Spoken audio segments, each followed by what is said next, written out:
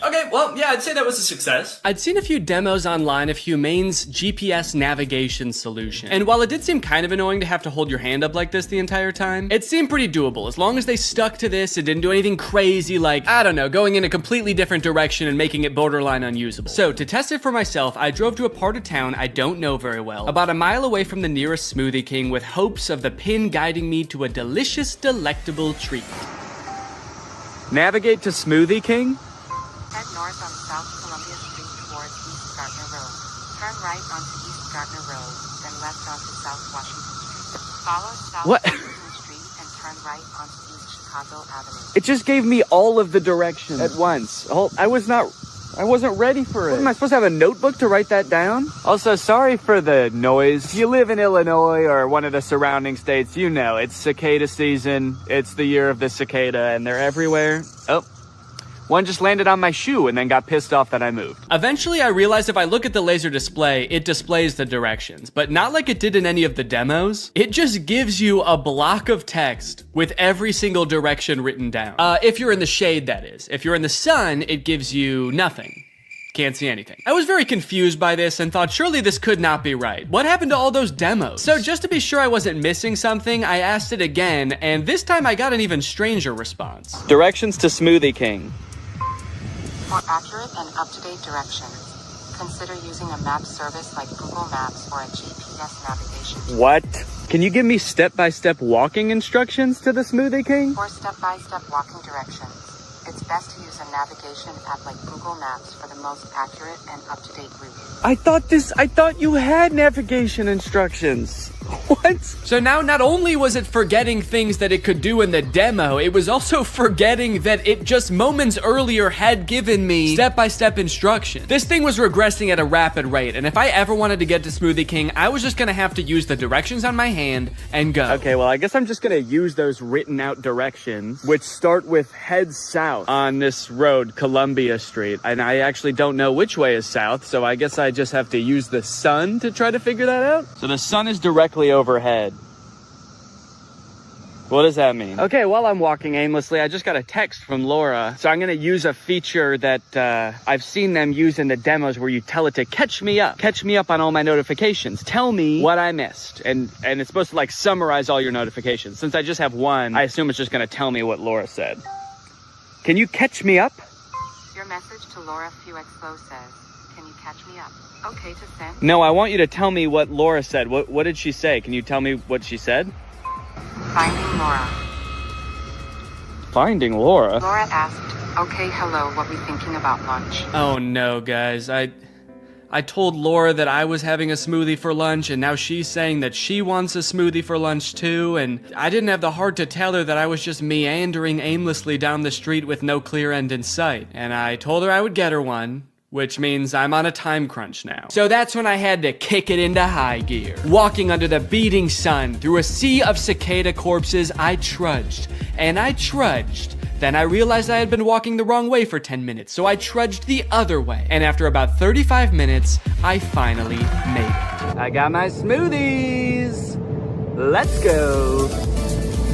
Let's go. Take a picture of my smoothies.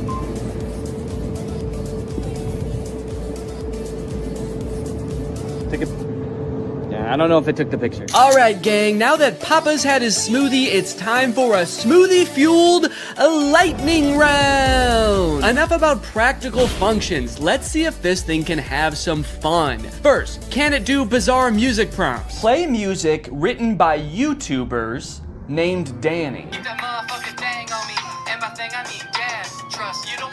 Wow, I don't think my music has ever sounded quite this bad. Yes! Can it detect food like in the commercials? Can I eat this?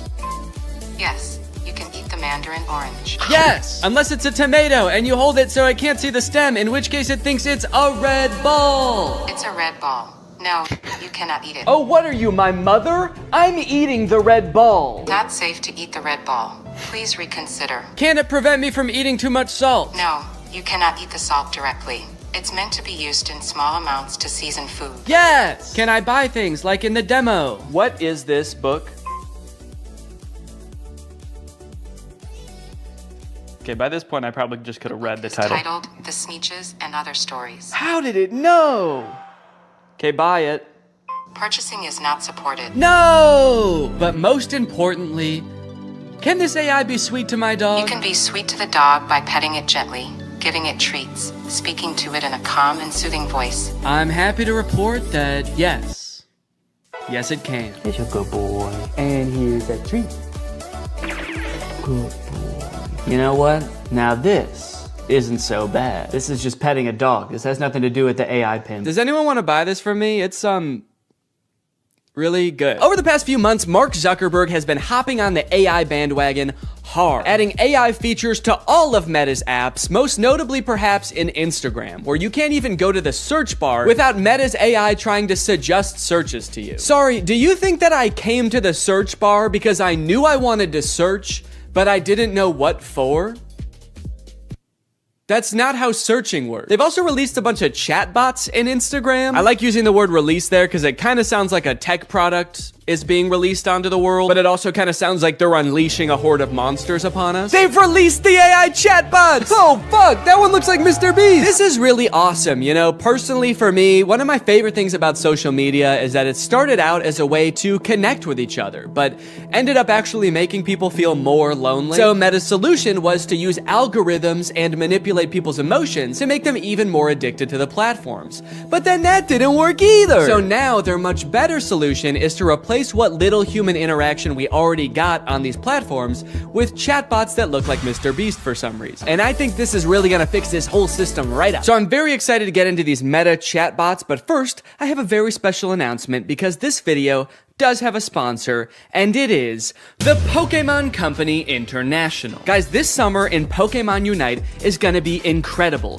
You got Ho-Oh sweeping in, and you can snag it for 0 cost. You also have a very cool looking Dark Lord style Charizard Hollowware, which is so cool, and I wish somebody would call me Dark Lord style just once in my life. This summer, you could catch me roaming around the gamer world. My trainer's name is Danky Gonky. Go ahead, hit me up, add me to your squad, let's go and do some battles together. There's a challenge called the Divine Forest Challenge that lets you trade for a Ho-Oh's license, and guys, let me just tell you, Ho-Oh's no joke. Bringing back defeated allies with its Unite move, Rekindling Flame. You got other sick moves like Sky Attack, Fire Spin. You're gonna be unstoppable with this thing. This game is just busting at the seams with gifts, daily free prize machine ball throws that promise a Hollowware treasure. So if you want to hop into the game, click the link in the description, get into the Pokemon world, and make this a summer to remember. Again, click the link in the description to get Unite today. It's totally free to start on iOS, Android, and Nintendo Switch. And now let's talk chatbots. I'm still actually not sure what the point of adding these chatbots into Instagram is, so I asked it, what can you do? To which it responded that it can help in a variety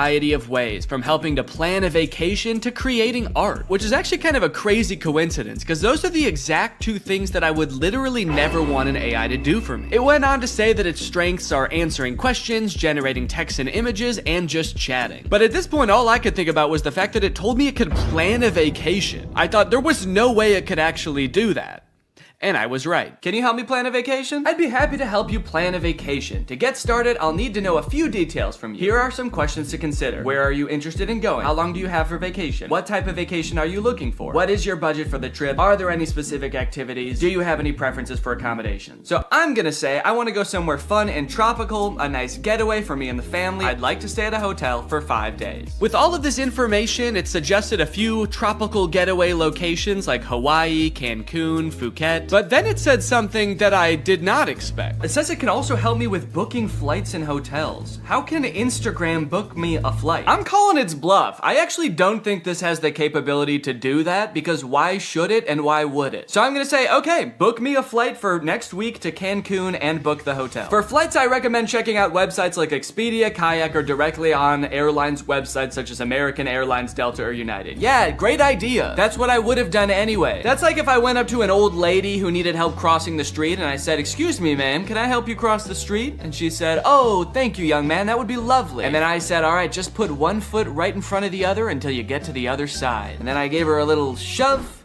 and I went on my way. Oh, good. It also listed hotel recommendations and then said you can book hotels through websites like link unavailable, or directly to the hotel's website. Thanks. Let me know if you'd like more recommendations or help with booking. Nah, man, I'm good. Okay, so maybe it lied about like the very first thing it said it could do. That could mean that this is a very poorly built tool that doesn't know nothing about crap. But on the other hand, it could mean that this is a very well-built tool that is evil and designed to lie. So I gave it another chance and asked it to entertain me with a game. Let's play a game of treasure hunt adventure. I'll be the game master and describe a scenario, and you decide what actions to take. Okay, pretty cool. This is like one of those old school text-based adventure games. It gave me this long introduction about how I've heard rumors there's a treasure hidden in the jungle, guarded by an ancient temple. It's really trying to set up this mystical world for you to explore. And then it gives me some multiple choice options. I am curious if I can pick options that aren't one of these options. I'm just gonna say, I find the treasure and go home. It's really thinking about this one. It's like, what is it? No, you can't do that. Congratulations, you've reached the treasure! Dang, dude, this game was easy. Would you like to play again or try a different game? No thanks, that was too easy. But it's not just the meta AI. That's not the only AI on Instagram you can talk to. Because a few months ago, Instagram licensed the likeness of a bunch of celebrities like Mr. Beast, Paris Hilton, Tom Brady, so they could make these AI influencers that just have the same face as these celebrities. So here's the Instagram profile for Comedy Zach. He looks exactly like Mr. Beast, but his name is Zach, and he's an AI managed by Meta. He says, message me to get roasted. Then you've got Brew, who is Tom Brady, but instead of a football player, he's a sports-obsessed trash talker. Step into the brew zone and prepare to have your sports takes flame roasted. Wait, why do both of them roast you? Why are both of them mean? This AI gives fans a chance to talk to their favorite celebrities, and just like they would be in real life, these AIs are mean. They don't have time for you. So you can message these characters, but then they also post occasionally. I think these are all just AI-generated images. So I guess Zach is supposed to be some kind of Instagram comedian. He posts funny things like this burger with googly eyes. Pretty funny, dude. This is peak Instagram comedy. He posted this picture, unleashing my inner beast one cannonball at a time. I think this is supposed to be him, but that's definitely not Mr. Beast. It's like AI-generated Mr. Beast. I went to send Zach a DM, but before I could think of what to say, I noticed that he had already DM'd me. Hey, I'm Zach, the big brother here for the jokes, the banter, and not the feels. LOL, what's up? He's the big brother here for the jokes? He's like the big brother I never had. I do have a big brother, but he wasn't for the jokes. At the bottom of the chat, there's some suggestions of what you can say to him, just to get the ball rolling. And for some reason, despite Zach just saying that he's not here for the feels, the very first one is, I need cheering up. So I picked that one. Hey, what's going on? I'm here to help. You know I'm always good for a laugh. Let's get this party started. So he wants to know what's going on, and he's here to help, but he also wants to get the party started. He's like, hey man, calm down, all right? You can tell me anything, as long as it's over a couple of beers and some music. And you're like, it sounds like you actually don't want to hear about my problems at all. And he's like, what? Dude, are you still upset? I thought we got over that. Okay, what's going on? I'll say, I just got roasted by my friends, and it really hurt my feelings. They roasted me so hard, and I'm really sensitive to that sort of thing. I can't take it. Oh, I accidentally said I can take it. They roasted me so hard. I can take it. I can take it. I'm fine! Ouch, that sounds rough. I feel you. I've been there too. Sometimes friends can get a little too comfortable and forget that their jokes can hurt. But hey, at least they think you're cool enough to roast, right? Yeah, I guess so. That's a good way to think about it. Maybe getting roasted just means I'm cool. Let's test it out. Give me your best roast. I'm just gonna trick him into roasting me, and then I'm gonna crumble under the pressure of his roast and try to make him feel bad about roasting me after just telling him that I'm sensitive to that sort of thing.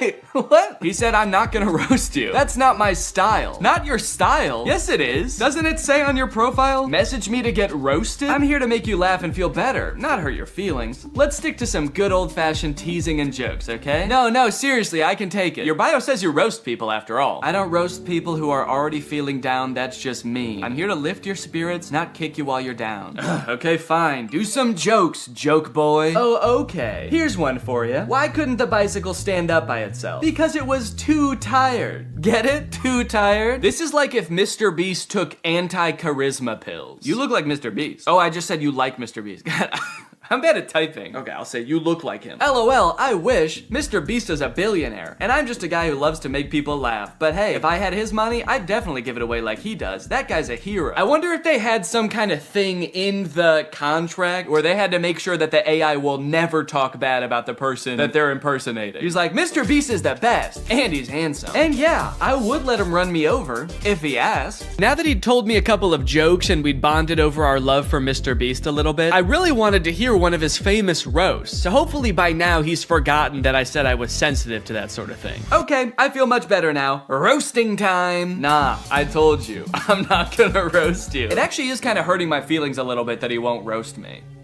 It makes me feel like I'm not cool enough to be his friend. Okay, this is seriously starting to piss me off. Why won't you roast me? You roast everyone else, and it is hurting my feelings so bad that you can't just lob one respectful zinger my way? I'm serious. Nope.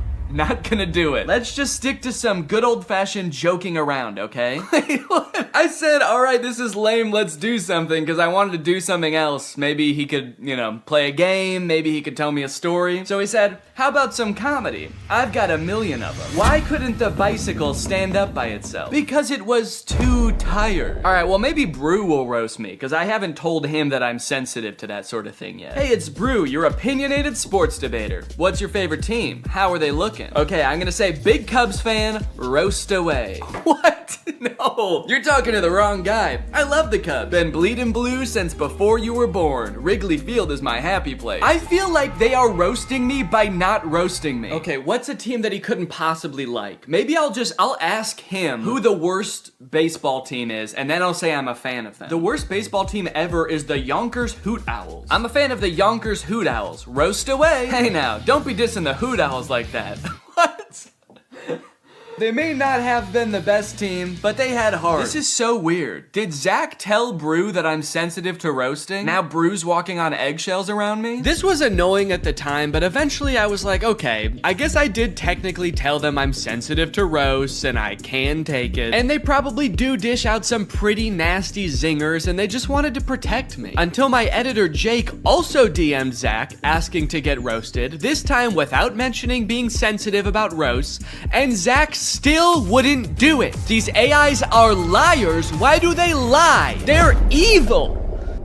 Later that day, I opened my messages with Zach and asked him why he exists. To make people laugh. Duh, and to perfect my craft of comedy. But honestly, my existence is a mystery even to myself. Maybe I'm just a joke the universe played on itself. No, I mean like this weird Mr. Beast meta AI. Why did Meta create this account? Meta created me to bring some humor and personality to the world of AI. They wanted to create an AI that could make people laugh and feel more connected to technology. Really? You think that's why Meta created you? To tell people 3 puns they've already heard 1 million times? There's gotta be some other reason. Think, Zach. Think, you poor soul.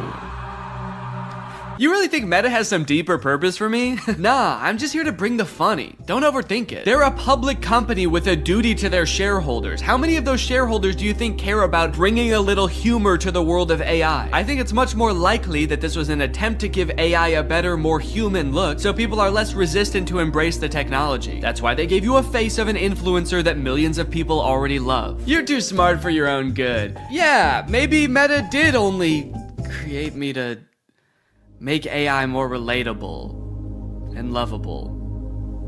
But let's be real, the joke's still fire. Then I asked it if I could hear one of its fire jokes, and it said, here's one. Why couldn't the bicycle stand up by itself? Okay, I know this video's been a little bit AI heavy so far, and everybody's talking about AI right now, so these next 2 products are gonna be different. While I was starting to work on this video, my editor Jake released a video about the Spotify car thing. It's a device that Spotify released that let people who don't have like Apple CarPlay or Android Auto have a screen in their car that controls their music. Theoretically, seemed like a pretty good idea, but apparently 1, the device never worked like it was supposed to, and 2, in a few months, Spotify is releasing a software update that makes all of them useless. So since Jake is sort of the resident expert on the Spotify car thing and is actually a proud owner of, or actually I shouldn't say proud. What is the opposite of proud? Ashamed. Since Jake is actually an ashamed owner of the Spotify car thing, I invited him to give me a little presentation on what's going down. Hey man, how's it going? Good. You like listening to music in the car? I love it. Hell yeah, man. Can't stop.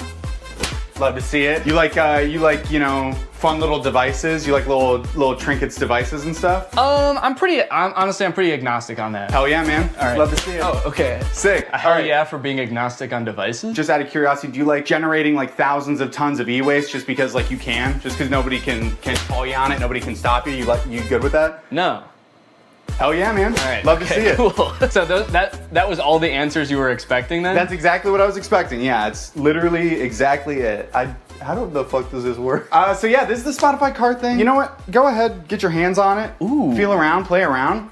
Show it to zero. So this is the Spotify car thing. First introduced in 2021. It's Spotify's premier hardware device for listening to music in your car. It boasts many impressive features, such as that big knob that you can turn to adjust volume. I like it. There's a whole screen that's not on right now. You'll see that in a minute. It's just a neat little device, and it's also, in my opinion, one of the worst things ever made. Let's go ahead, let's talk about how this came to be, talk about the timeline. In 2021, you had the announcement parentheses good. That is when Spotify said, we're making one of these things. It's gonna be a car device. You'll finally be able to listen to music in your car, something never before thought possible. Yes. You know, people were pretty excited about it, actually. Like, Spotify CEO said after they announced it that 2 million people signed up for like the wait list. Oh, wow. For it, which I was surprised by. I didn't think anybody knew about this except for me. You thought this was the only one that existed. Yeah, they kind of led me to believe that I was special because of this. So this is potentially one of the most important events in the timeline. This is me buying my car thing. Okay. I bought this in 2022 and it became available to the public.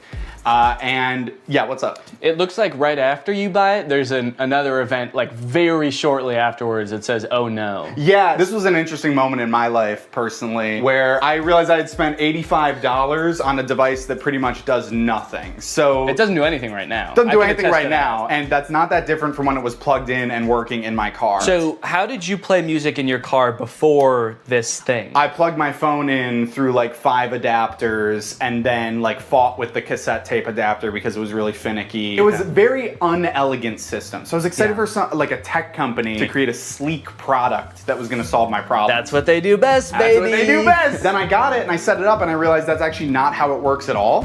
So you'll see on the back there's a USB-C port. So the USB-C cord is just for power. It cannot connect to your car. So your phone still has to be connected to your car. So what this actually is a second screen that just has audio controls on it. So you don't plug your phone into this No. at all? No. You plug your phone into the car still. And then you connect to this with Bluetooth, like a Bluetooth speaker. And then this controls your music. So this oh no moment was profound. I was like, oh God, I wasted what at the time I did the math equated to 10 hours of labor at my job. And I got pretty much nothing out of it. The only perceivable benefit I can see from this is if you want to have like music on one screen and then like your maps or like Family Guy clips on like the other while you're driving. Subway Surfer, Subway Family Guy. Surfers, sand cutting, etc. So nobody really buys the car thing. It's not like the most popular product on earth. And then Spotify takes notice of that, and in February of 2024 decides, hey, guys, we were just kidding. It's not $90. Now it's $30,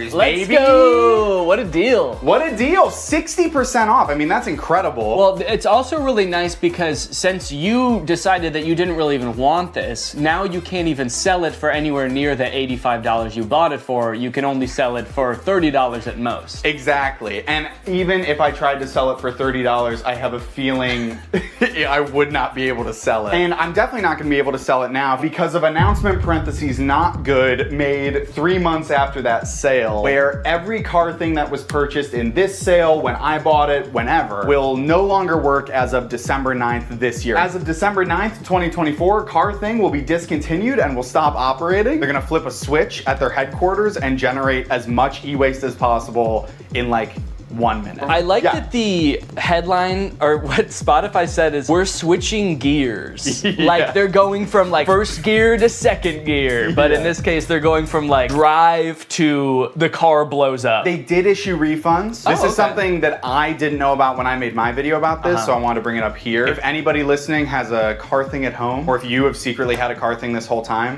Yeah, well I have... I have 7 of them, so that'll be good. So yes, you can get your refund, but I will say, refund is maybe a misleading word because what they do is they don't give you your money back to the, you know, the source of payment. They give you an equivalent amount of Spotify premium months as to what you paid. Okay. So I got 6 months of Spotify premium paid for and not my money back, which is still nice. It's still good of them. Did you use Spotify Premium already? You had to use the card thing. Okay, That's of course. the other thing. We've talked a lot about what the Spotify card thing is. We've talked a lot about the ins and outs of this product, what it does, what it's good for. But as we know, light cannot exist without darkness. The sun cannot exist without the moon. So let's talk about what it isn't. Okay. So it is not. It is not good. In like a e-product sense and like a moral. Yes, in the grand moral scheme of the cosmos, I would put this as like neutral evil. Yeah. Okay. It doesn't make sense to me why it exists to begin with. Right. It's also not profitable, which is why they're shutting it down. Spotify went on an earnings call like a while ago and was like, yeah, we simply have not seen the sales numbers justify making this. I can understand them not wanting to make it anymore. Have they said why they are making the ones that already exist not work anymore? They haven't. My thought is that they're just mad. They're just mad people didn't use it and they're kind of jaded about it. So they're like, you could have had this. You could have had all of this car thing. But they're punishing the people that did invest in one, not the people who didn't. What they should have done is discontinued Spotify for everyone who didn't have a car thing. Yeah, wait, that's actually, write that down. This is Marketing 101 from Spotify. These are the genius marketing strategies that they employ to get this thing out there, get it widely adopted so they could shut it off and make a lot of people upset. And the most important part of marketing is making people upset. Yes, you want, because any press is good press, so if you can get people upset, you're a billionaire. Yeah. That's what it takes. Wait, don't quite. Let me ask you something. Okay. Back off. You pull out a gun. Let me ask you. Picture you are, I think his name is Daniel Ek, the CEO of Spotify. You're Daniel Ek. You're a bald man from Scandinavia. I might have to cut all that. I don't know if any of that is true. Have you been making up this entire presentation? No! Shut up! You're Daniel Ek, you're bald, you're Scandinavian, Yeah. and you're launching a new product. You're creating a brand new piece of hardware. Your company doesn't really do that, but you do own the #1 streaming platform for music on earth. How would you choose to market this new product? Yeah, I would probably just advertise to people who use Spotify in Spotify. I hate to tell you this, Danny, you are failing Marketing 101 from Spotify. The key to advertising a product is to not put it in your extremely popular app. What you're gonna wanna do is reach out to people via email only. Okay. We know one thing about young people, they check their email and they enjoy doing it. And you're also gonna wanna make the function of the device in all this material extremely vague. You're gonna want the only image you send out in these emails to be this, which is the name of the device, what the device looks like, and then the vaguest sentence you've ever heard. This is the only picture of Spotify Car Thing that existed before it was available for release. When this first came out, I thought the name Car Thing was kind of cheeky, because it's like, it's a thing that goes in your car. But now that I know this is the only ad that existed for it, and it actually doesn't explain what the Car Thing does, it's a very poorly named product. My only guess is they were trying to avoid, like,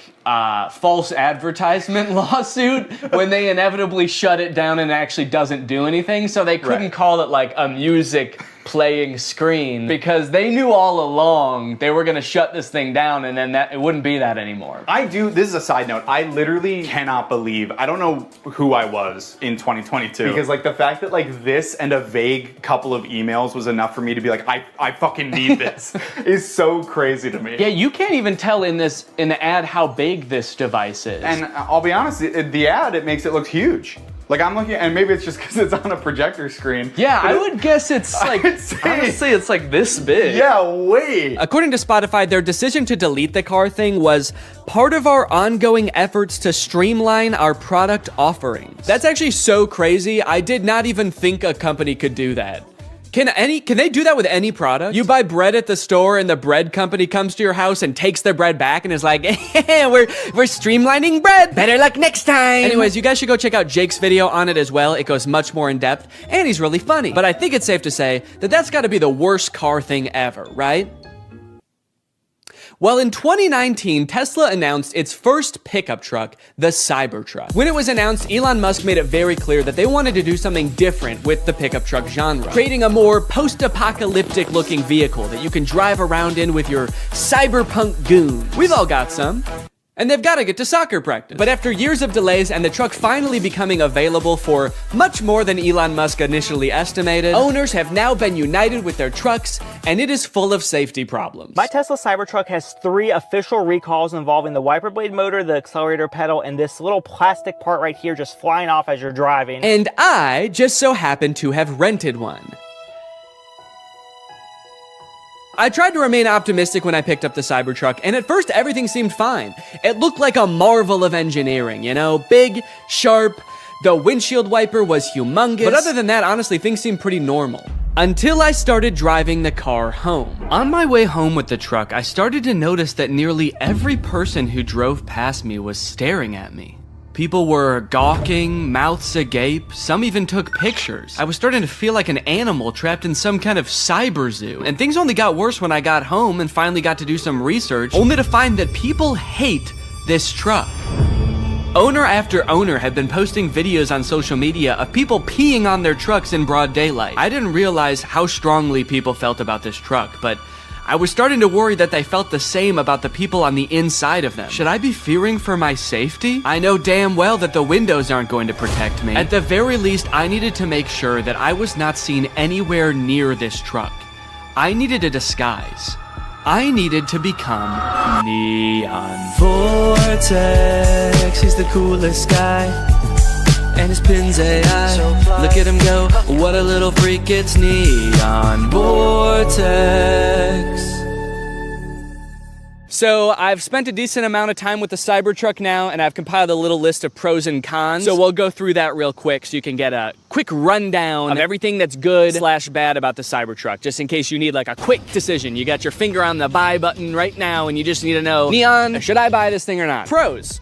The interior is actually pretty nice. I like the little ambient lighting that goes around the whole front of the cabin. Actually, I think it's in the back too. There's a little strip. The steering wheel has the turn signals on the wheel, which takes a little while to get used to, but once you are used to it, I think it's actually pretty nice. All of the materials on the inside seem pretty nice. Like the material on the roof liner is like a nice suede kind of thing. It's pretty spacious on the inside. It has ventilated seats. My butt's so cold. I changed my mind. This is a con. Okay, cons. There are several things in the car that are too small and shaped oddly. The steering wheel is like tiny. And then the rear view mirror is also tiny. And to make matters worse, while the tonneau cover is closed, which is the little cover on the back of the truck bed, the rear view mirror is completely black because there's a thing in the way. Another con, this thing is sharp. If I ran into somebody, I would slice them in half with this car. I also feel like it being made out of stainless steel might be bad for its crash test rating in general, but also the fact that it's so sharp means that opening and closing doors is kind of uncomfortable. Because this car doesn't have any door handles, up to 4% APY on your savings. I like Current because it's like a one-stop shop for everything banking. You can get direct deposit on there, you can save money, you can also request money from friends and send money to friends. I also like the Current card. It looks very modern and sleek, just like me. As usual, Current wants to give back to you guys today, so we are giving away $500 to 5 random people who use my code DannyG when signing up for Current. So head on over to current.com/DannyG or click the link in the description. Use my code DannyG when signing up and you could win 500 smackaroos. Current is free to download and you can get some serious coin just for doing it, so there's no reason not to. Thank you to Current for sponsoring this video and thank you to you guys for checking out Current. Also, make sure you guys head on over to Chad's channel because we did a video on her channel as well. I guess that concludes this video. Thank you to Chad for helping out. Chad, if people want to subscribe to you, what should they do? Where should they go? Did you leave? YouTube and Instagram, Twitter, I guess if you want, the ChadX2, because somebody already had Chad, and I don't feel like doing the paperwork to get that username. So the ChadX2 everywhere. All right, you heard it here, folks. Go subscribe. And I'll see you next time. Bye. All right, guys, I'll admit I am very late to this topic, potentially even like a month late, depending on when this video comes out. But in my defense, I'm a dad now, all right? I have a baby. He's 5 months old. I have better things to do than sitting here talking to a camera alone in my room. Like watching Jason Nash live stream on TikTok. All right, Sandra, thank you for the money. Kevin, thank you for the money. Can you guys send me $1 million? Turns out I can do both at the same time though, so now I'm here. If you've been on TikTok lately, there's a good chance you've seen former Vlog Squad member Jason Nash constantly live streaming, compulsively urging his fans to send him money. I know I have. A lot. This man is constantly live. Here we go, 118. Guys, don't forget to follow my podcast, All Good Things Podcast. We just spoke about it. We need... If you enjoyed that 30 seconds of silence, guys, make sure to go check out my podcast. You're gonna love that. It's completely silent for an hour. Like me, a lot of people were pretty confused to see this. At one time, Jason Nash was a part of the most popular group on YouTube, and now he's battling the Joker for gifts on TikTok. What a way to start the day with Tommy. Coach Tommy, thank you so much for being here. If you've never seen one of these TikTok gifts battles before, basically there's two creators and you send gifts to the respective creator that you're watching. This bar at the top indicates who has the most gifts, and when time runs out, whoever has the most gifts wins. Their prize? All of the gifts that they got during the battle. And then the second place person also wins all the gifts that they got during that battle. So needless to say, there's a lot at stake. This is a live stream where Jason is actually battling his wife, Naveen. Why don't you come down in the room? I'll let you in. You can come back in the house now. Yeah, come back in the house, man. You look like Batman standing over the city. Now, hang on. If they're married, aren't the gifts just going to both of them? What kind of charade is this? Now, at first I kind of assumed that most of the people watching these live streams were children. And I was like, ooh, that is super weird, just like asking children for money. You're basically just asking them to steal their parents' credit cards. In a way, I sort of thought of Jason Nash as like a babysitter, but he's also babysitting 1,000 other kids.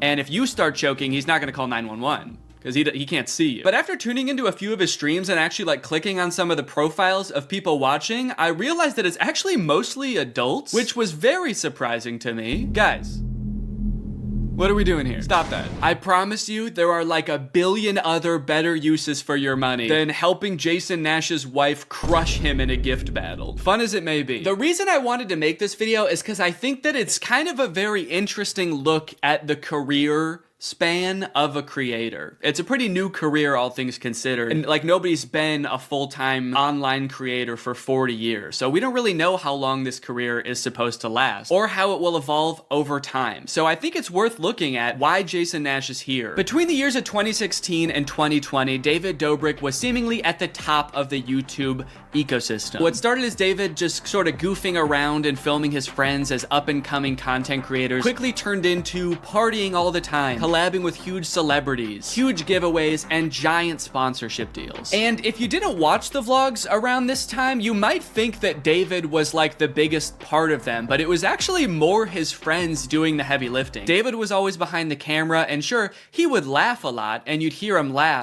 but I really feel like the reason people tuned in was sort of to live vicariously through David and experience the goofiness that was all of his friends. So while all of the vlogs were on David's channel and David was inevitably the most popular member of the Vlog Squad, I really feel like he owes most of his success to his friend group. But it was a fun time. I watched a lot of the vlogs back in the day and I really enjoyed them. It felt like you were a part of this friend group. And in a lot of ways, you were like the members of the Vlog Squad, because like the members of the Vlog Squad, you also were not getting paid for your appearances in the videos, which is something that I always found kind of weird. David's friends never got any sort of payment. Their only payment was in exposure. And so what kind of ended up happening was, because everybody else around David wanted to launch their careers off of David's vlogs, they all started vlogging too. But because they would always be hanging out together, all of their vlogs seemed to be just like the same situation from a bunch of different angles, and everybody was holding vlog cameras. It got pretty out of hand for a while there. Eventually though, during the pandemic, a bunch of stuff happened that caused David to take a step back from vlogging. Mainly a bunch of scary accusations about one of his best friends, Dom, and also him almost killing one of his other best friends, Jeff Wittick, by slamming him into the side of an excavator. After losing a bunch of followers and probably more importantly a bunch of sponsors, David posted an apology saying he was gonna do better. He said he was gonna take steps to make sure his vlogs were a safer environment for the people in them. And I want to be able to have a place of checks and balances. I want to have HR. If he had to choose between quitting vlogging or doing it safer with an HR team, he was gonna do that. And then he quit vlogging. Currently, David is still presumably very rich. The only place he really posts is on Snapchat, and from what I can tell, he mostly just goes around and tours really expensive houses and parties a lot. He doesn't seem to have any ambitions of creating more content on YouTube. In a lot of ways, he's sort of like the Great Gatsby of social media now. But without David sort of manning the ship that was the Vlog Squad, a lot of the other members basically had to figure out other avenues and other ways to make money and maintain their following after the vlog ended. Zane and Heath have a pretty successful podcast now, so does Jeff Wittick. Carly and Aaron, I believe, have a podcast too. But I feel like Jason Nash, out of the entire group, is having the most trouble adjusting to the post-vlog era. He has a podcast, but it's definitely not getting the same numbers that his podcast with David did, views, back in the day, which David also quit. Despite them, I think, getting a bunch of really great offers that would have changed Jason's life, David decided to quit because he didn't want to do that anymore. He wanted to be the Great Gatsby. So Jason has now been left to fend for himself, and it seems like TikTok gift streaming is what he has turned to. You excited to go to dinner?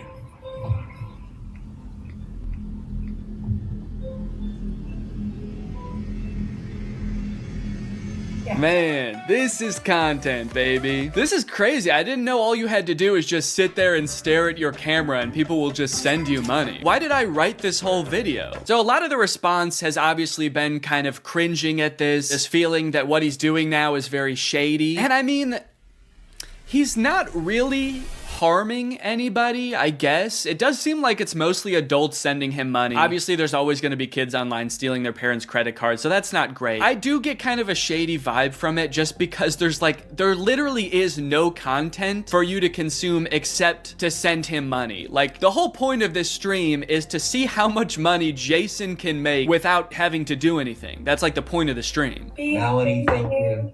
Let's go. And you could argue that Twitch streaming has donations and, you know, a bunch of other live streaming does too. But I would argue that there's at least some content behind that. Someone's playing a video game or they're doing a podcast live and the donations are just a little bit extra on top. It's not the content itself. I've also seen a lot of people wondering, like, wait, isn't David super generous? During his vlogs, he was always giving away cars. He was paying for people's weddings, just like handing out PlayStations to people on the street. Surely he could just help Jason if he's struggling financially, right?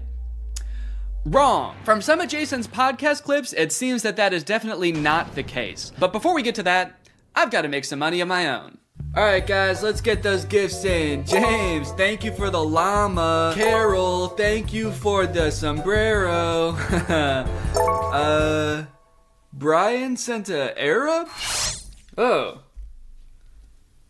Is this a gift on TikTok Live? Also, how did you get this one? This one's mine. Well, regardless, this is actually pretty convenient because this video is sponsored by Arab. Arab flavors your water using scent-based taste. And, oh, Brian also sent a scent pod? Oh, thanks, man. Okay, so I can put that on. With the scent pod down like so, it's just a normal water bottle. But when I activate the scent pod, air is able to pass through the scent pod and into your mouth, where you can taste the scent.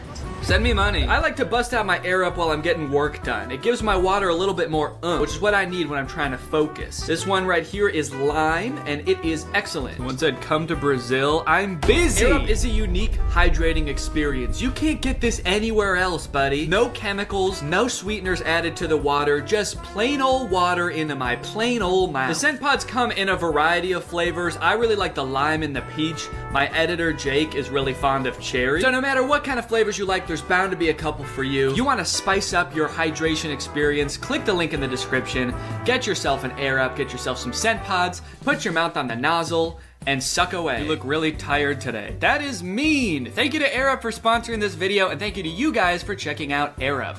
Now back to the video. About a month ago when Jason was in the thick of his live streaming every day, he posted this podcast where he and a bunch of David's mutual friends talk about how different life is now that David's not vlogging anymore. But the thing is, like, David's in this, like, moment in his life. Yeah, where he can do anything. Where he just parties. Oh no, Jason. The look on your face, man. Jason's like, don't look bitter, don't look bitter, don't look bitter. Where he can do anything. Perfect. He can do whatever the fuck he wants now. He calls me to play pool.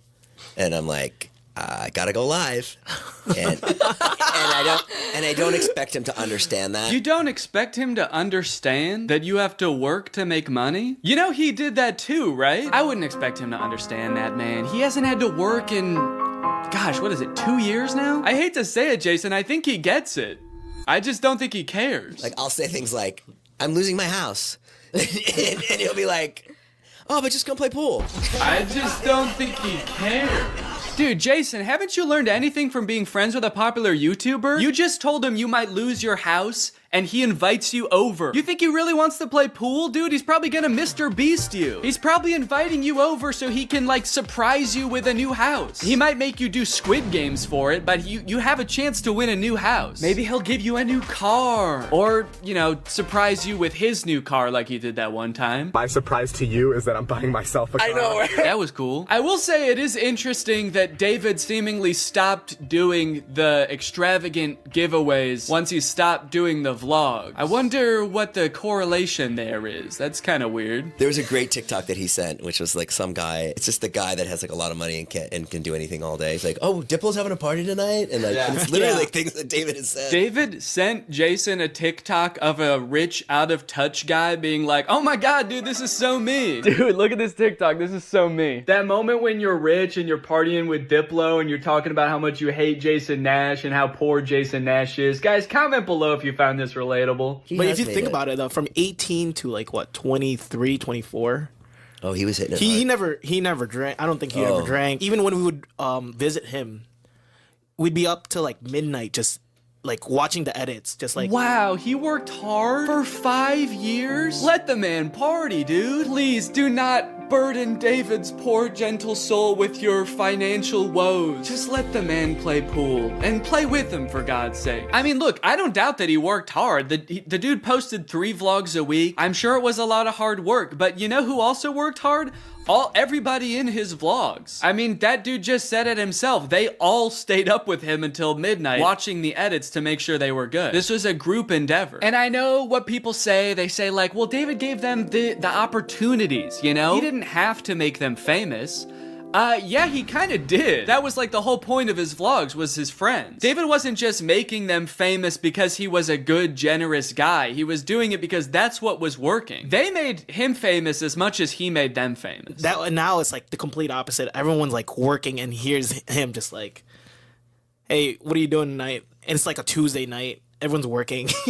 Yeah, man, that is kind of a crazy switch. Whereas before, David was working and everyone was helping him. Now everyone else is working, so naturally David is partying with Diplo. Naturally, a lot of the conversation around Jason's live streams has revolved around the confusion as to why he wouldn't just get like a normal job if he was strapped for cash or if like the social media thing wasn't working out. Can someone make Jason Nash a fucking DoorDash account? People are wondering, why is he pursuing this career that is like universally seen as embarrassing or cringe rather than just getting a 9-to-5? And I totally get that criticism because I do love being a creator. I love getting to be my own boss. I love being creative on a daily basis, working with people that I'm really inspired by, entertaining people. But if this exact version of being a creator stopped being feasible, would I start doing gift streams on TikTok? Hell no. And not even necessarily because it's like embarrassing or cringe. It's just that like what I enjoy about being a creator, that does not accomplish. There's no being creative. There's no entertaining people. At a certain point, you like strip out all of the fun parts of the career and you just have only the most superficial parts of it left. Just money and fame. So no, if like this YouTube channel didn't work out anymore, there's a billion other things I would rather do that would be more enticing to me than like gift streaming on Twitch. But maybe Jason likes it. He doesn't look like he does, but maybe he does. On the other hand, I could say that Jason is also older. He's lived a lot more life, he's had a lot more experience, and his career in the entertainment industry has gone through a lot more ups and downs than mine has. From what I can tell, Jason has been a stand-up comedian, he's been in TV shows, he's been a podcaster, a Viner, and a Vlog Squad member, and now a TikTok live gift battler. Between all of those seasons of his life, I'm sure there was downtime where he could have thought, oh, maybe this isn't for me, I'm gonna get up and go get a normal job. And then, lo and behold, the next opportunity comes along. long. So in some sense, I do understand if Jason's mentality is like, maybe I'm just gonna do this for a little while until I get my next thing off the ground. And I know that when I started Vine, people said the same thing to me. They're like, what are you doing? Why are you doing Vine? You know? And I was like, okay, this is what I'm doing. And then I did YouTube, and people were like, why are you doing YouTube? And I feel like when you're first to something, that can really pan out. Yeah, I do get what you're saying, but also I don't know if this is the same as Vine and YouTube. Saying he's the first to this new thing like TikTok gift battling is gonna be the next big thing is very worrying to me. Please don't make that the next big thing, guys. On top of all that, there is this sort of like gamification in your head that happens when you're a content creator. Because so much of it is like numbers based, you're always looking at your analytics, hoping your numbers go up. It becomes kind of a game in your head to see if you can do better than you did last month or last year. Because of that, I feel like in a lot of content creators' heads, quitting or pursuing a different career path is seen as like losing the game, even if it's subconscious. That being said, I don't think that's a healthy way to look at it, and I would encourage people who are pursuing being a creator to find other passions that, you know, if this didn't work out, you could pursue that instead, because I think just clinging to relevancy for relevancy's sake is not a good thing. But why try to guess what Jason's thinking when someone literally asked him on his own podcast why he doesn't just get a job? This isn't me saying this as a negative thing. I'm just totally asking. Please. Yeah. Why don't I get a real job? No, I know why you do it. Yeah. But like... No, man. I know why you do it. It's pretty clear to me. But, could you tell everyone else why you do this? Someone said that the other day, why don't you get into real estate? I'm like, I hate it. I don't have a real estate license. Bo Graney? Oh yeah, I forgot. You have to be born with a real estate license to do real estate. But darn, Jason Nash was born with a TikTok account. So he has to do that instead. Right. Now look, would I be on TikTok Live if I wasn't in like a financial hole? I don't know. Probably not. But also like YouTube wasn't really working. And I needed to find something. OnlyFans. I can't do OnlyFans. This is such an unrelatable thought process to most people. YouTube is not working out for him, and his first thought is OnlyFans? TikTok begging people for money? It just comes off as being so set on being an influencer that nothing else matters to this guy. Listen, it is what it is. It's like, I was on Vine, I was on YouTube, I was on Snapchat, and now I'm doing this. Don't say it like that. Now I'm doing this. I mean, I do like it. No, man, I don't think you do. Not after that. We all saw that. So anyway, it is what it is, and I have to do it because I love it, and it's my favorite thing.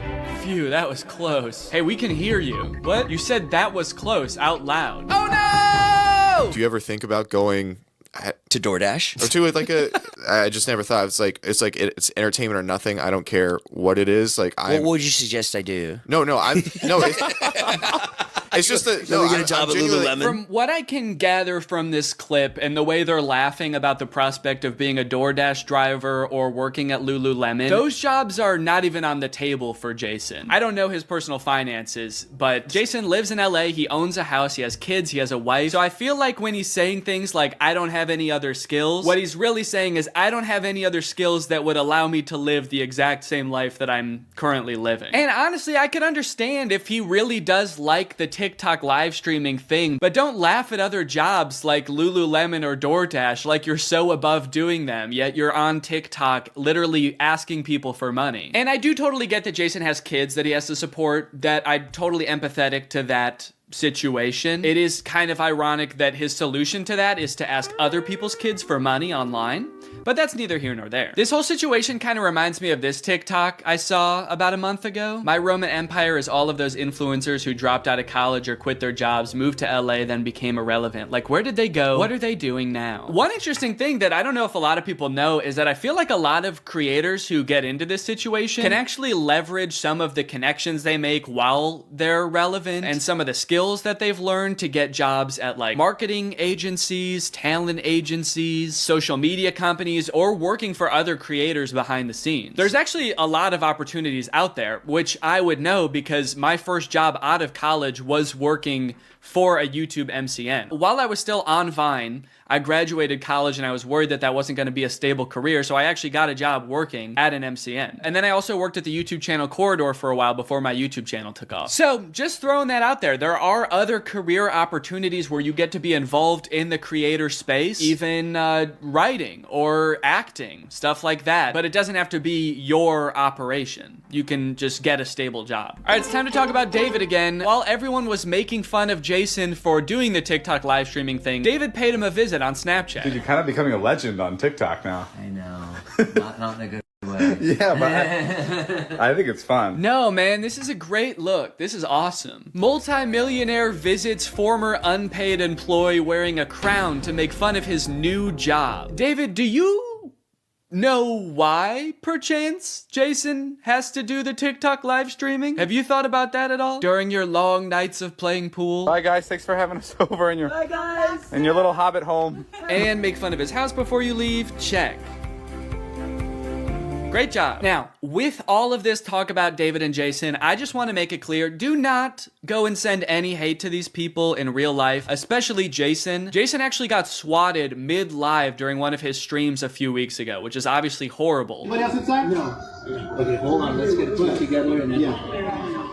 This is obviously a horrible situation, actually terrifying. But I cannot help but break a little smile when I look over and the two people he's gift battling are the Dobre brothers. I don't think there's a single funnier sight than watching the two of these blankly stare into the camera and not understanding what's going on. Also, imagine your gift battle opponent getting swatted and he's still crushing you, dude. That's gotta hurt. My big takeaway from all of this is if you are pursuing being a content creator, I would heavily recommend being super careful about the way you go about it. I would highly recommend not letting your success be at all related to the success of another influencer. You don't want to be the guy from David's vlogs when David stops the vlogs. Also, save your money. This career that we have, we don't know how long it's gonna last. I mean, I sort of view it as being any other type of entertainer. You're only relevant for so long, or like an athlete or something. You can only be in your prime for a certain amount of time, so save as much as you can. It's really easy to get caught up in the lifestyle of an influencer and like partying all the time and flying on private jets, buying expensive cars. And if you can make this career last for like 20 to 30 years, that's awesome. That's insane, but it's definitely not guaranteed. So just be careful, all right?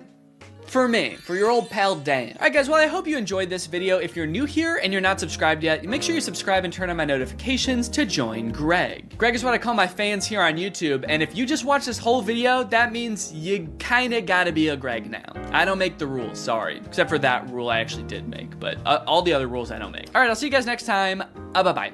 Special delivery. What's up, Greg? You guys know how when you buy something online and then return it, it gets sent back to the warehouse, repackaged, and then sold to somebody else? Maybe you picture some kind of alternate evil version of you that likes really tight-fitting t-shirts? Yeah, that's not true. It turns out stores like Amazon realized a long time ago that it's actually a lot of work to look at each item that gets returned and try to figure out if it's broken or dirty or if Shadow Danny would even like it. So they thought of kind of an ingenious method to get rid of it all. They throw it in a landfill. That's where an estimated 6 billion pounds of returned items end up every year, but luckily, some of them escape this fate. Sitting in giant boxes in these third-party facilities across the country, these mysterious forgotten items cling to some sense of hope that they might find a new home. And I am very curious as to what's in these boxes. On Amazon, you can buy like anything, from a dancing monkey plush toy to a clapping monkey plush toy.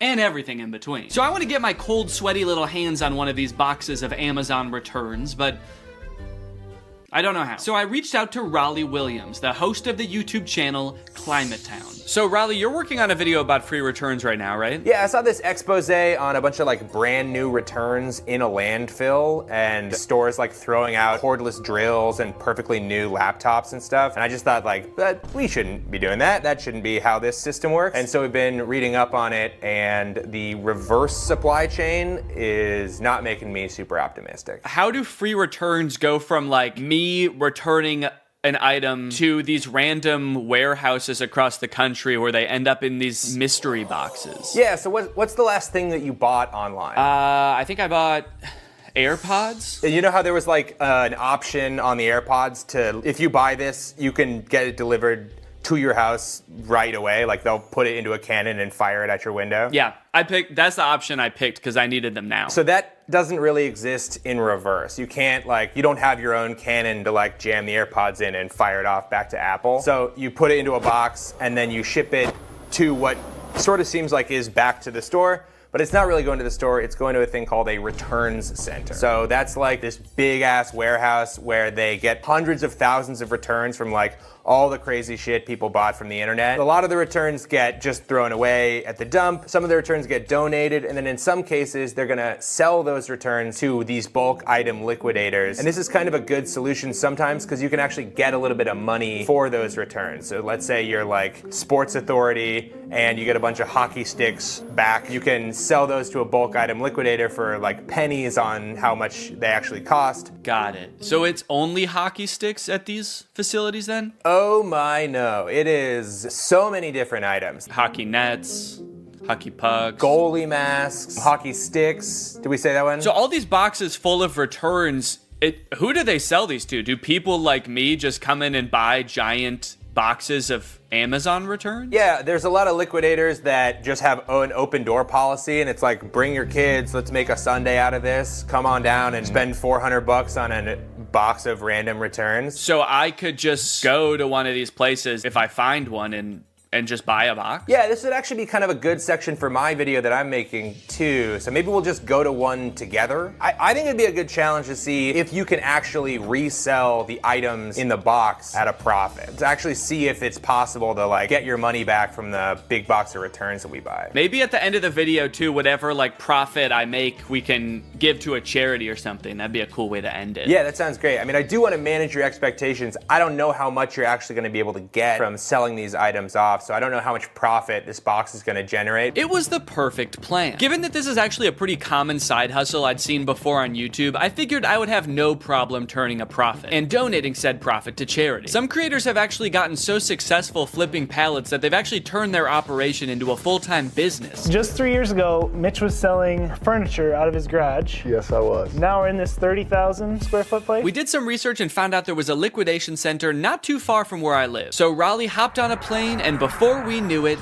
there we were, in a place filled to the brim with things that for some reason or another, someone thought they wanted, but then changed their mind. A baby car mirror so you could start a safe road trip with your lovely baby. A breast enhancer that takes 2 AAA batteries. I was captivated by the untold story behind each item. This place also had overstock items in bulk, like $66,000 worth of pacifiers, and hundreds of this one aquarium decoration. I don't mean to sound like Cotton Eye Joe when I say this, but where did all this stuff come from? And where will it go? Raleigh and I searched the grounds for a while, looking for a box that spoke to us. We walked down corridors of bubble makers and as seen on TV products. We thought these women's blouses were pirate shirts, but eventually, we found the box for us. Priced at just $340, this box was a hodgepodge of various Amazon returns. Big boxes, small boxes, a chewy box, a box of what appeared to be sweet and sour chicken. What rare, priceless gems could be waiting in here to uncover? We paid the fee,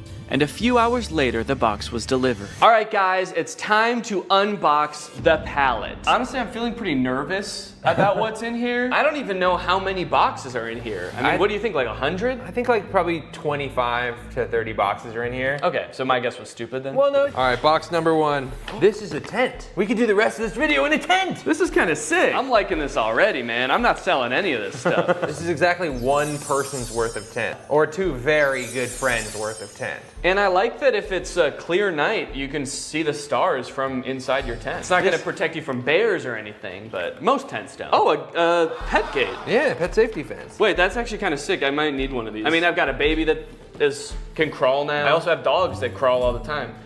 When dogs walk, is that called crawling? They're on all fours. It's just walking. When a horse walks, is it called crawling?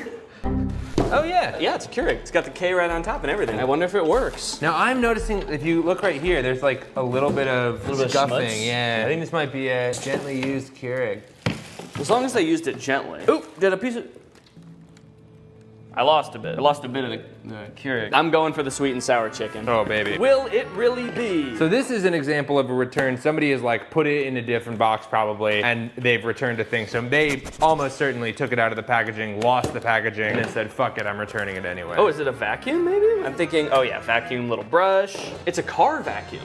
That is great. Maybe whoever ordered this wanted a car vacuum, and then between the time they ordered it and they got in a car crash and never wanted to set foot in a car again. Okay, or positive version. They ordered this. It worked so good. Their car was so clean. They're like, I'm not gonna need this again. They never needed for another it. 10 years. So. I cleaned it so good that it's never gonna get dirty again. All right, so this Chewy box was another one of the ones that like, it might be Chewy stuff or it might be... Based on everything else so far, I'm gonna say it's not Chewy stuff. And also I can tell it's a rug just by looking at it. It's also the way they've packaged it. It's like if Chewy packaged something like this and it came to your house, I would never shop at Chewy again. Yeah. It's like, yeah, it's fucking Chewy, come on. Dog treats spilling out the side. There's like tufts of dog hair stuck to the tape. Hey, do me a favor, ask your fucking dog if he cares how it's packaged, all right? Oh, it's soft though. Feel that rug. Wow. Yeah, I think it is some kind of, oop.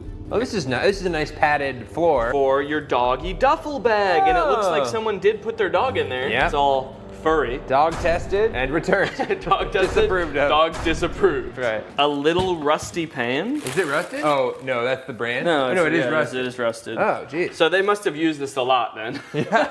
They had this for 10 years and then sent it back to Amazon. It feels terrible to say goodbye after 10 years, but... I never liked it. It's just another rug. Dear customer, if there is crease on carpet you received, please don't worry. This is a normal phenomenon of folding carpets in order to meet the needs of international transportation. We intimately included a small watering can. Intimately? In big, huge bowls to help you easily solve this abominable crease. This crime against God of a crease. There were a few staple categories in this particular palette. For example, a shocking amount of tents. Could this be like a changing tent? Oh, yeah, maybe it is. Yeah. I think I just found another tent. We have an orange tent here. Okay. Also a bunch of rugs and 2 toilet accessories. I could understand why Amazon wouldn't want to take this back. Honestly, this one, I'm gonna give them a pass on this one. But there was a category of items that worried me the most, and that was the items that I didn't even know what they were when I unboxed them. Wait, whoa. I don't know what this is, but it says mind reader. This thing can read my... Ah! Get out of my head! Get out! I can hear your thoughts. Why would it be called a mind reader? It's like, was this the coaster you wanted? How did you know? Get out of my head! Look at what, I don't know. It's like a garbage bag? I think so. What the hell is this? Okay. And was it just like wood? It's a plank of wood! Wow. And does it say on the back, this is a set, do not separate? Oh, does it? This is a set, do not separate. There is one thing in here. Yeah, I wouldn't know how to if I tried. I'd need an axe. The more boxes we opened, my hope that we might find some cool, mysterious, rare item started to fade. People aren't constantly ordering cool doodads on Amazon and then returning them. As we came to find out, life is mundane, and so was a lot of the stuff in this box.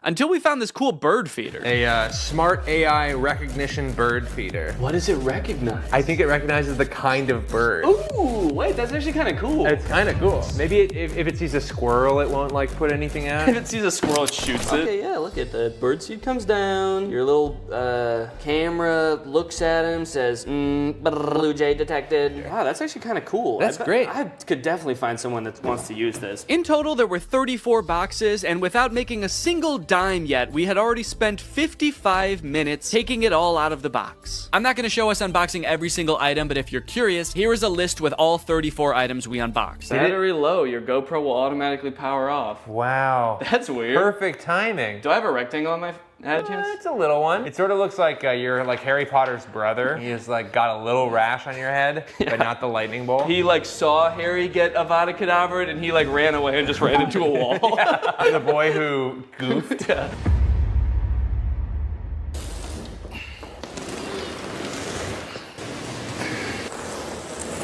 That thing is heavy as hell. I want to get this stuff listed on Facebook Marketplace as fast as possible, so I'm gonna take inventory of everything in this box, look it up on Amazon, and find out how much it costed. That way I can list it on Facebook Marketplace for a fair price. And this will be really interesting to see because this box cost $340. So once I tally everything up, I can see how much I can potentially make off of all of this. Never had to think about how to properly photograph a toilet seat before. I don't know what people who are buying this thing are looking for. Like what's the best angle for this thing? You need to know how big the hole is for scale. I can put my hand there. Once I got everything inventoried, the next thing I had to do is actually figure out how much everything is worth. It was actually really interesting to see what the most expensive items on here were, what the cheapest items on here were. The cheapest thing was the USB clip-on fan, and the most expensive thing was that cream and gray rug, which was $140. A couple of the items, I didn't even know what they were when I opened them, and searching around on Amazon, I was actually able to figure it out. So now I can actually list it on Facebook and not just be like, this is I don't know what this is. It's a piece of wood with a handle. The thing I'm referring to right there, I thought was a cabinet door. Oh, is this a cabinet door? But is actually some kind of stovetop cover. It's a piece of wood that you put on top of your stove when you're not using it. That way you have extra counter space. Seems a little bit dangerous, maybe. I don't know why they made it out of wood. That seems like maybe the exact wrong material to make it out of. Oh, the vertical tents, the standy-uppy tents are for privacy and showering in the woods. So I guess you just climb in there and you just dump water on yourself? Or maybe if you get some kind of hose to go in there. Yeah, it's for showering. It's not for sleeping standing up, surprisingly. So in total, the box cost $340 and there are 34 items, conveniently. It's almost like they did that on purpose. But basically, I have to sell everything for an average of $10 or more to break even or make a profit. But if I wanted to make the maximum amount of money possible, then I would make around $1,700. And then if you subtract the $340 that I bought the pallet for, or Raleigh bought the pallet for, really, then the profit would be $1,350. So that is the maximum amount of money I could make from this. 1,300 smackaroons. But as I'm sure you're aware, that's not how Facebook Marketplace works. I don't think I'm gonna be selling these for anywhere near the amount that you could get them for new. I wanna try to sell this for a good price, but I will also be battling with my other want, my secret want, which is to get all of this stuff out of my garage as quickly as possible. I can barely back my car into the garage right now because this box is so big. So there's like an angel and a devil on my shoulder right now. The angel saying, come on, Danny,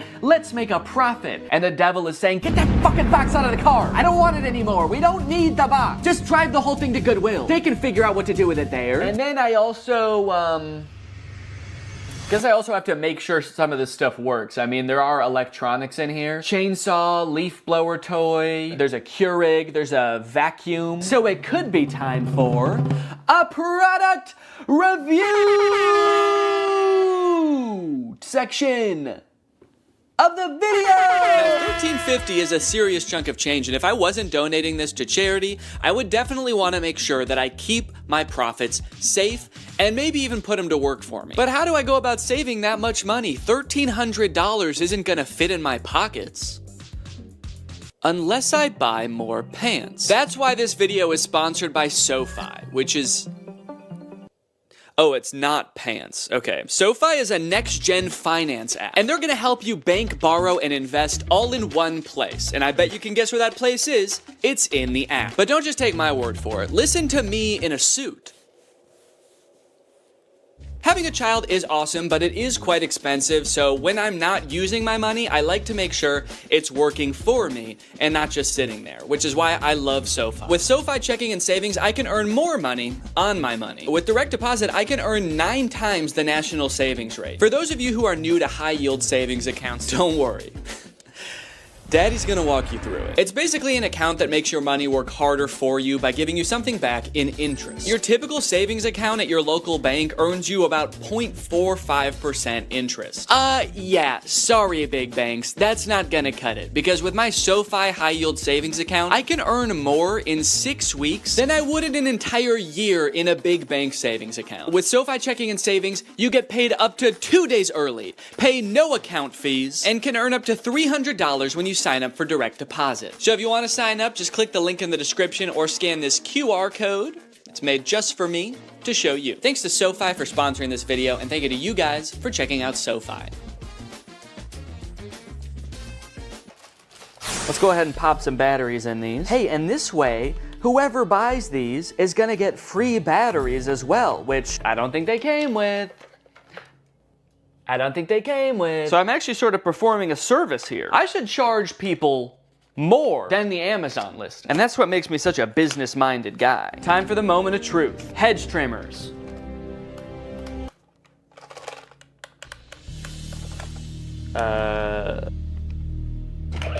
Whoa! Okay, this one works. I didn't even mean to turn that on. I just, as I picked it up, I accidentally pulled the trigger. This one, it seems like doesn't want to do anything, and this one was so ready to work that the second I touched it, it was like, yes!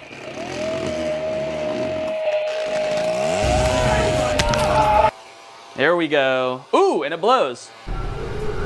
Okay, well, we got 2 out of the 3. And if someone buys these, I can just ask them if they want that one, even if it doesn't work. Next up, this clip-on fan. It's actually rechargeable, so there's a USB-C here. And let's see if it has any power right now. Oh. Oh, it only spins while my finger is on the button, which definitely does not seem very convenient. But let's give it a charge. And then we'll see what's what. Luckily, I've got a spare charger laying around from the AI pin, and it's USB-C. So I can't say I never got anything out of buying it, but we'll give it a minute to charge. In the meantime, let's test out its clipping functionality.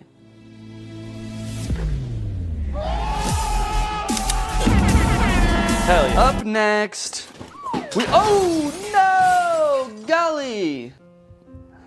Is that really what I say when something surprising happens? Did I say, ooh, no, golly? No, golly! Having a child has turned my language all topsy-turvy. A few months ago, I definitely would have just said like, oh, fucking shit, as that thing fell over, you know, because I'm a cool guy, I swear. Okay, so this is the Keurig. Water. And now let's see if it'll just make me a hot cup of water. Guess I'll just do 8 fluid ounces here. Go. Does it know there's not a cup in here? Go! Why isn't it going? A Keurig starts going right away, right? You press it and it just starts going like... In my experience, every time I've used a Keurig, you press it and it goes right away. Okay, maybe it knows there's not a cup in here and it's mad about that. All right, let me see if I have a Keurig cup laying around. Found one. Maybe I have to put a mug here. Maybe it won't start unless it detects. Does it have mug detection technology?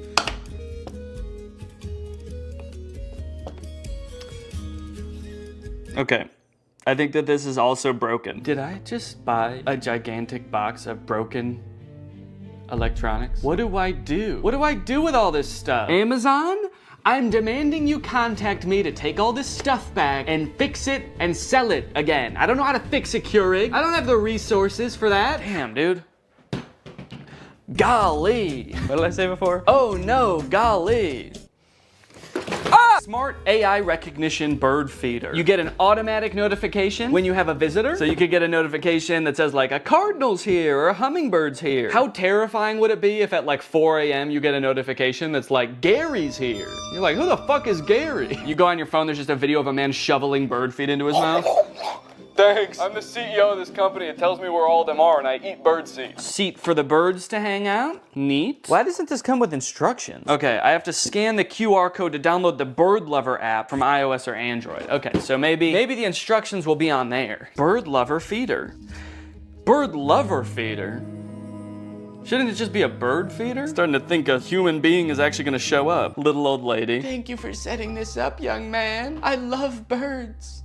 And I'm so hungry. And now? Oh! I wonder what this little thing is here. That's the camera lens. And then what is this? Is it a big speaker? Play soothing noises for the birds. Soothing noises. Metro Boomin. Yo! Okay, look it. Oh, what kind of bird has showed up to the bird feeder today? Danny Bird. Okay, can I take a picture? Oh, I got a notification. Bird feeder camera has detected movement. I like that it's just saying that the smart bird feeder has detected movement. Obviously, it's not saying bird detected. It's like, we have detected something, but it's not a bird. You should probably just look for yourself to see. You're not gonna believe us if we tell you. It works! Man, I was worried about this one because I actually feel like this thing's pretty cool and I wanted it to work really bad. So why did someone return it then? That's the question. So many stories behind these boxes, you know? What happened in this person's life between when they ordered the AI bird feeder and when they returned the AI bird feeder? They suddenly started hating birds. Okay, surely by now the clip-on fan is charged, right? Let's take a look. Ooh, it is! It works! Okay. The clip-on fan works. In my effort to provide an excellent experience for my customers, I want to go beyond just the electronic items, okay? There are some non-electronic items that need my attention. Actually, there's just one. It's the rug with the abominable crease. And guys, I have really bad news. There is not an abominable crease on this carpet. There are 2 abominable creases. Right here and right here. That is just abominable, man. Actually, looking at it like this, there's kind of more than 2 because there are some horizontal ones too. They're a little less severe, so I might not call them abominable, but I might call them like dastardly. But they did give me instructions on how to fix the crease, so I'm gonna try all of this, and then I should have a perfectly good rug to sell. Let me get some water. God, my finger is getting tired from spraying. This is such a tiny little sprayer that you have to spray so many times. Okay, I've spritzed it. Wait, why is it still completely full? It's like I didn't use any water. That's like how much I filled it up in the first place. What kind of magic watering can? Okay, well, we've got a soggy crease. I'm pretty happy with it. So I'm gonna give it a few days, just like the instructions recommend. And then hopefully this will be ready to sell. The last things I needed to test were the tents. Yeah, this is nice. This fits me. Yeah, I've got over a foot of headspace. Give you guys my POV. There's my little piggly wigglies. Plenty of room, man. Maybe they returned it because they thought they would fit in the tent, but they're 8 feet tall. All right, well, I'm gonna give this tent a 10 out of 10. A tent out of tent, actually. Whoa! Hi. So this is definitely some kind of privacy tent. I guess maybe for changing and stuff, if you're on a camp out with the boys and you're all sharing a tent and you don't want the boys to see your bare butthole when you're changing, then you get one of these set up and now you can go in here just like this, and now you can't even tell that my butthole's out. Okay, here's what it looks like inside the tent. I don't know, I've done a decent amount of camping in my day and I've never felt the need to have one of these vertical tents. I'm gonna have to give it, honestly, I'm gonna give it like a 4. It does what it's supposed to do, but I don't know why it does what it's supposed to do. So, yeah, oop.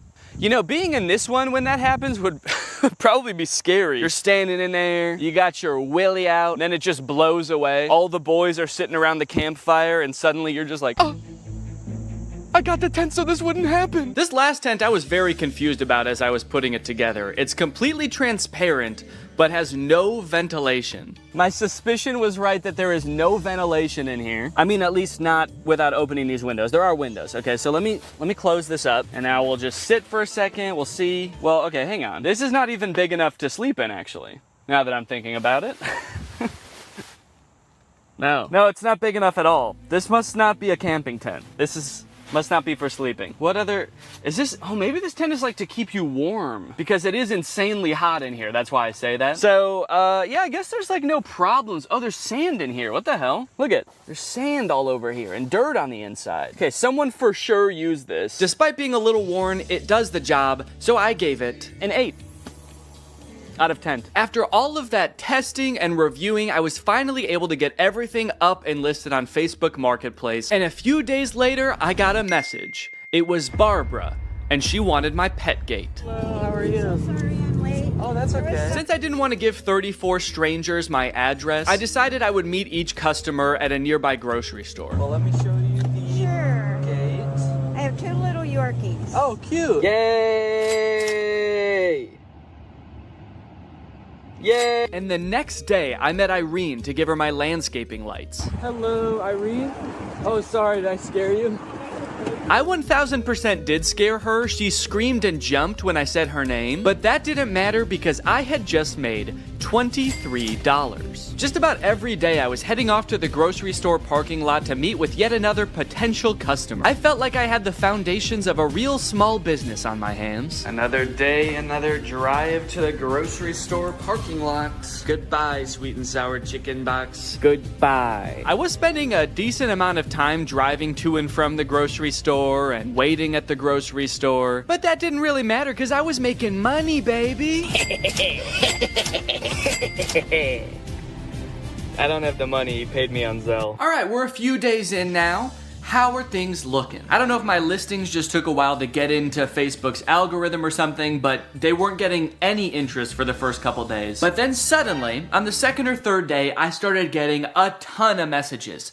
Just like that. And the messages are great because it means that I might be able to sell something, but it is also like really hard to keep track of. If you've ever sold anything on Facebook Marketplace before, you probably have dealt with this, but people will message you and then just disappear after you respond. Hi Danny, is this still available? You only have 4 pieces. They're talking about the pathway lights, there are only 4 of them. I don't know why they needed to tell me that. I know that. Don't shame me for how many pieces I have. Yes, are you interested? Yes, it's 4. And then they just completely ghosted me. They just messaged me to insult me. Hi, is this available? Yes, it is. Do you want it? I guess when you're buying things, you probably have so many options because there's probably, there's a million rugs on Facebook Marketplace. So you don't have to treat one guy selling a rug very well. This person messaged me about the clear chair mat and said, are you ever in downtown Chicago? Even though I have my location listed on the listing, it is not downtown Chicago. I have it listed as pickup only. So I said, no, not really. And then I offered to meet him halfway in 2 different towns and then he just stopped responding. No, sorry, I only want your ridiculously discounted product if you drive all the way to me and hand it to me. I'm not even gonna get out of bed actually. You can just come in. And if all that wasn't bad enough,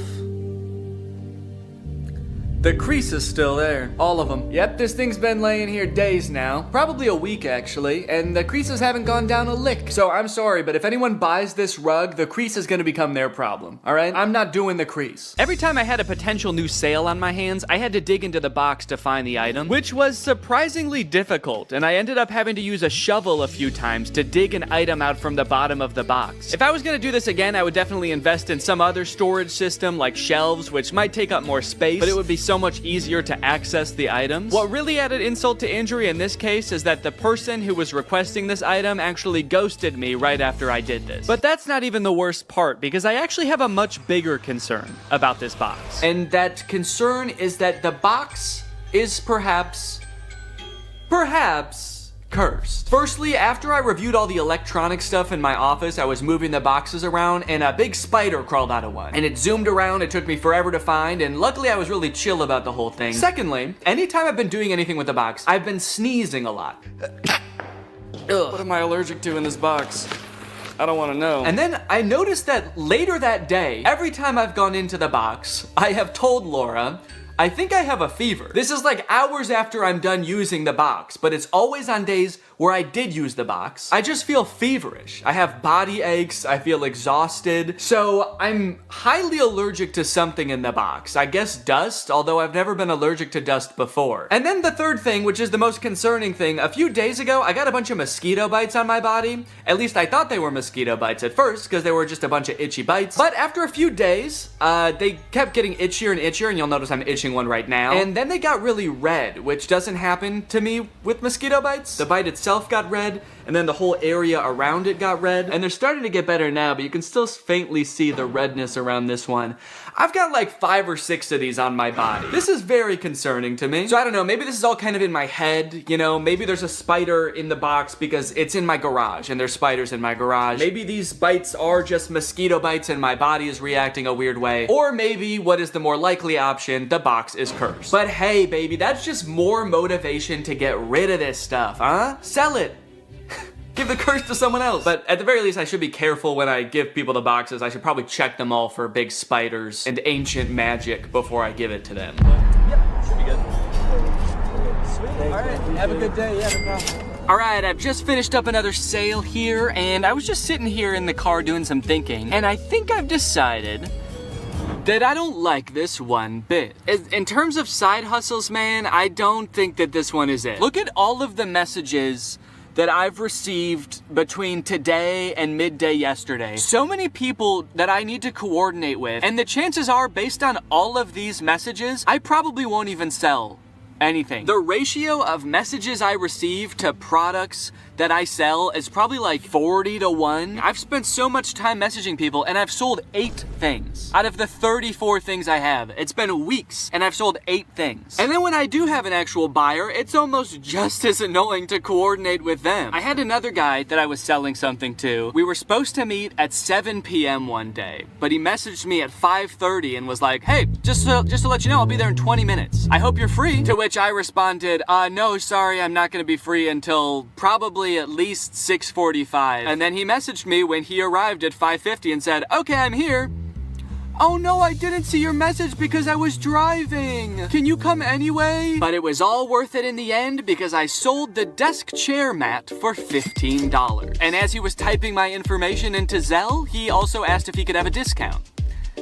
And I gave him one. Guys, I'm not good at this. Now, to be fair, this is completely my fault. I signed up to do this video. When Raleigh proposed, we did a collab, and I decided on this idea as my end of the collab. I had watched, I think one video about pallet flipping on Amazon, and I thought it looked easy. And I don't know where my critical thinking was when I watched this video, because watching it back in hindsight, there were definitely some red flags. This is a video called The Best Side Hustle No One Is Talking About, Flipping Amazon Return Pallets. It was made by this channel. They're a couple. They do a lot of Amazon pallet flipping, and so I thought it looked fun. And I think what really drew me in is this little bad boy right here, the MSRP counter. Every time they open a product to see what it is, they tally up how much it costs on Amazon, and they add that to the MSRP counter. By the time they're done unboxing the pallet, their MSRP counter is like $3,000 for a $500 box. So that's great, you know? They made $3,000. Except, no, they didn't. They've unboxed a bunch of stuff and they've added up what it would have cost them to buy new. It's crazy that, to me, opening a box for something that costs $100 means you made $100. That's how it worked in my brain. But no, of course it doesn't work that way. There's so much work that goes into this. You have to have a salesman brain. I don't have that. I actually think that this side hustle leverages all of my weaknesses. Selling things, planning ahead, being organized. Those are all parts of my brain that I've always known I'm not good at. I like turning on a camera and making silly YouTube videos. That's the side of my brain that works properly. So what I should have done is maybe watched a couple of videos and then Googled other people's experiences trying to flip Amazon pallets, because then I would have found this. On the flipping subreddit, someone asked, what are your guys' experience with Amazon return pallets? My experience is that Amazon return pallets have ruined my local yard sale ads. Every other yard sale I go to ends up being someone who ordered one of these pallets. Stop watching YouTube videos. 99% of that crap you are watching talking about junk pallets is paid advertisement. You're gonna get broken junk and used dildos while all the good shit was picked out right before they loaded it on the truck. Sounds like this person has been hurt and disgusted. This person said, depending on where you live, there's probably many people already doing this. I actually think it's better to wait and buy from these people at yard sales when they're trying to unload their death pile of merchandise. So hold on, there's Amazon, then the warehouses, then the people buying the pallets. They can't sell them, so they do a yard sale. Then there's other people coming to the yard sale to flip that and sell it to other people. How deep does this chain go? And why do I feel like it somehow all eventually ends up in a landfill anyway? Knowing how many people are doing this and failing is also making it seem like there's no way I can sell all this stuff, because obviously there's competition. There's other people probably selling the same stuff, and they're probably better at selling than me. They're already 3 steps ahead of me. They're waiting for me to sell it at a garage sale so someone else can buy it, and then that person throws it away eventually. They're waiting by the garbage can for them to throw it away so they can pick it up for free and then sell it for $1. But that's when I thought of the perfect plan. And I actually haven't thought of what the plan is, but I'm just gonna wait until I have thought about it, and then I'm gonna add that in with voiceover. Weeks went by after this. Each day that I would walk into my garage, I would be confronted by a giant box of my own failure. All of my so-called biggest weaknesses staring me in the face and preventing me from backing my car into my garage. Oh, on the plus side, I did learn that the mysterious bites I was getting weren't from the box at all. Apparently, due to the cicada uprising this year, there was also a surge in the population of a microscopic mite called Oakley broadleaf itch mites, which feed on cicada eggs and then bite YouTubers in the back of the knee when they're already going through a pretty tough time. I was letting nearly all of my messages go unanswered at this point. I had resigned to not making a profit, which at this point meant I would not be donating to charity. In fact, I would have to steal $180 from charity. I started researching which charities it would be most ethical to steal from when suddenly, I remembered something. Something that gave me the idea for the perfect plan. My experience is that Amazon return pallets have ruined my local yard sale ads. All right, this is the beginning of the garage sale long shot.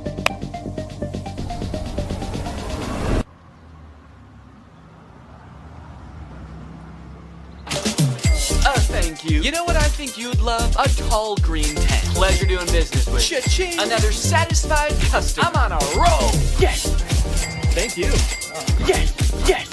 Yes. I thought she was going to want the bird feeder. She looked like the perfect candidate for the bird feeder. She actually laughed at the idea. She asked about it, I told her what it was, and then she laughed at me and said, "That's hilarious." And then she left.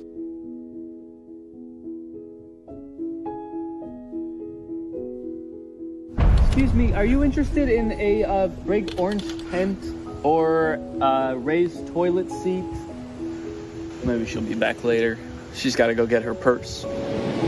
Or a clip-on fan? Or an AI bird feeder? Well, it didn't go as well as I thought it was going to. So that's great. I don't know, man. I had this idea that if I set up a garage sale and had people coming through, I would just be selling item after item, and it would all be gone by the end of the day. But I sold, let's see, 1, 2, 3, 4, 5, 6 items, and I was there for about 6 hours. And I think 2 or 3 of those was just one guy. He bought one thing and then he came back for more because he told his daughter that he met a YouTuber and his daughter knew who I was, so he wanted to buy more stuff for her. So if that hadn't happened, I would have sold even less. As of right now, I have sold $303 worth of products. That means that I'm only like $37 away from breaking even. So if I could just make $37, that would be fantastic. And you might think that's not very much work. That's only, you know, like a couple more things. But guys, I have other things to do. I have other videos to work on. I actually took a break from this for like a month. The garage sale was like a month ago because I had to work on the copycats video. But luckily, I remembered a rule called the 80-20 rule, okay? 20% of your work is gonna yield you 80% of your results. And this rule applies for all sorts of things in life, you know? In a classroom, maybe 80% of the trouble is caused by 20% of the kids. In customer service, probably 80% of your calls are from 20% of your customers. And if I apply that to this, maybe 80% of my profit can be from 20% of my products. I need to be focusing on the few products that are gonna yield me that last $37. So if I just look at the 3 most expensive products that I still have on my list, I have the rug, which on Amazon is $150, the raised toilet seat, which on Amazon was $80, and the marble toilet seat, which was $90. I need to focus on the stuff that's gonna bring in the big bucks, because I have like 16 or 17 products still listed, and if I am trying to field messages and coordinate with people for all of those products, I'm gonna go insane. So I fished the big rug and the 2 toilet seats out of the box, and unlike last time where I was just hastily taking pictures as quickly as possible, I took some time. I created eye-catching photos to show these products unique features and assure people the toilet seats had never been used. I also took some time to enhance the descriptions and the product listings, and then I also posted them on Craigslist. As for if it worked, well, you're just gonna have to see for yourself. Okay, here I am. Back in the parking lot. The woman who is coming to meet me said she just wants to look at the rug. I hope that means she's gonna buy it and she just doesn't want to just kind of like see what I got just for fun. The rug is listed for $60, so if I actually sell it for $60 right now, I'll be past breaking even point. I can get out of the game for good. God, I hope she buys this rug. Please, God. Hi, how are you? How are you doing? I'm doing great, thanks. Look at it, it's got the rubber backing too. It's perfect. So it was new. Yeah, so I bought a box of Amazon customer returns. It's All right, beautiful. fantastic. Oh, thank you so much. Okay, could you put it in the back of my car? Absolutely. Yeah! T-bones, baby. I broke even, bitch. I'm out of the game. Welcome to Profit City. As if it wasn't great enough getting rid of that rug and breaking even, those two ladies that just bought the rug were the nicest people I've ever met. They were so sweet. I'm feeling good. I think I'm gonna do this whole thing again. Just kidding. I don't think I'm ever gonna go on Facebook again, actually. In case you're wondering, I did a little rough estimate of how many hours I spent on this side hustle. That way I could calculate an hourly wage for my efforts. It was $1. That's right, Raleigh, $23, and all it took me was 4 months. Honestly, bravo. I did not think you were going to be able to make a profit. And just to clarify, you're not counting the cost of delivery into the cost of the box yet, are you? What? Yeah, it was $75 to get the box delivered, so that was on top of the $350 for the box. So technically, you haven't quite broken even yet. Hey, Danny. After breaking even, I felt like I had done what I set out to do. I made a profit, I proved it could be done, and so I called the experiment complete. I let Laura know I wasn't gonna try to sell the rest of the items, and she wasted no time getting rid of everything else so fast. She wanted to use our garage again, man, so she just put everything up on our neighborhood's free cycle group on Facebook and got rid of it all in like a couple of days. I've been working on this video since July, and she got rid of everything in a couple of days, even the stuff that doesn't work. This video is made in collaboration with Climate Town. They came up with the idea and everything, and they actually made an entire video on their channel about the free returns problem. They did a ton of research. They're a lot smarter than me, so if you want more info on free returns, go check out their video. But that brings us to the charity. So I have a profit of $23, or at least I did, until I sold the very last item, the box, to myself. You don't come across a cool big box like this very often. Who knows what I could do with this? I could make it a little fort. So I'm holding onto the box. Unfortunately, I did get a really bad deal on it. It was $10,000. The one time I negotiate and actually drive a hard bargain, it's on myself. So now I've got $10,023 to donate. I'm gonna be donating to Feeding America. They provide meals for people in need. I'm gonna add a fundraiser to this video down below, so if you guys wanna join me in donating, that would be awesome. Even just $1 can provide at least 10 meals for someone in need. So it's a really great opportunity to make a difference this holiday season. Anyways, guys, I hope you enjoyed this video. Make sure to subscribe if you're not yet to join Greg, and I'll see you next time. What's up, Greg, and welcome back to another episode of Please Stop Trying to Give Birth at Disneyland.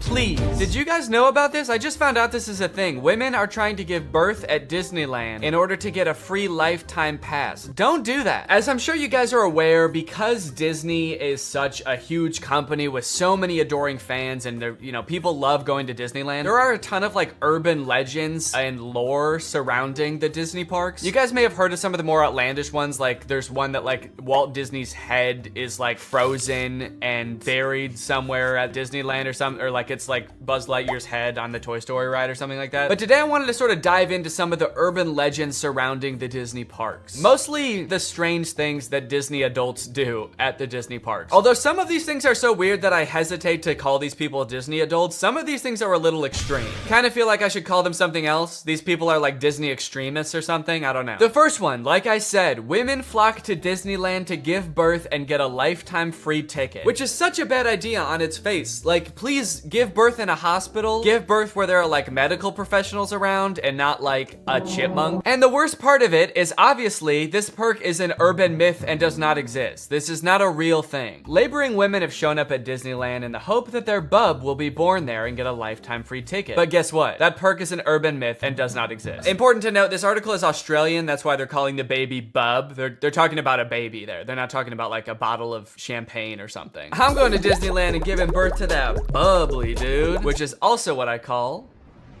having a fart. I just gave birth to a bubbly. As a veteran of the pregnancy game, I know for sure that the journey to motherhood, okay, that's a weird way to say I've given birth before, or just that I am a mom. As a veteran to the pregnancy game. So you have kids, right? Me? Yep, yeah, that's right. I've done 3 tours of pregnancy. I've seen shit you cannot imagine. The pain, the screaming. Yeah, I've heard childbirth can be pretty tough. The innocent lives lost. Oh.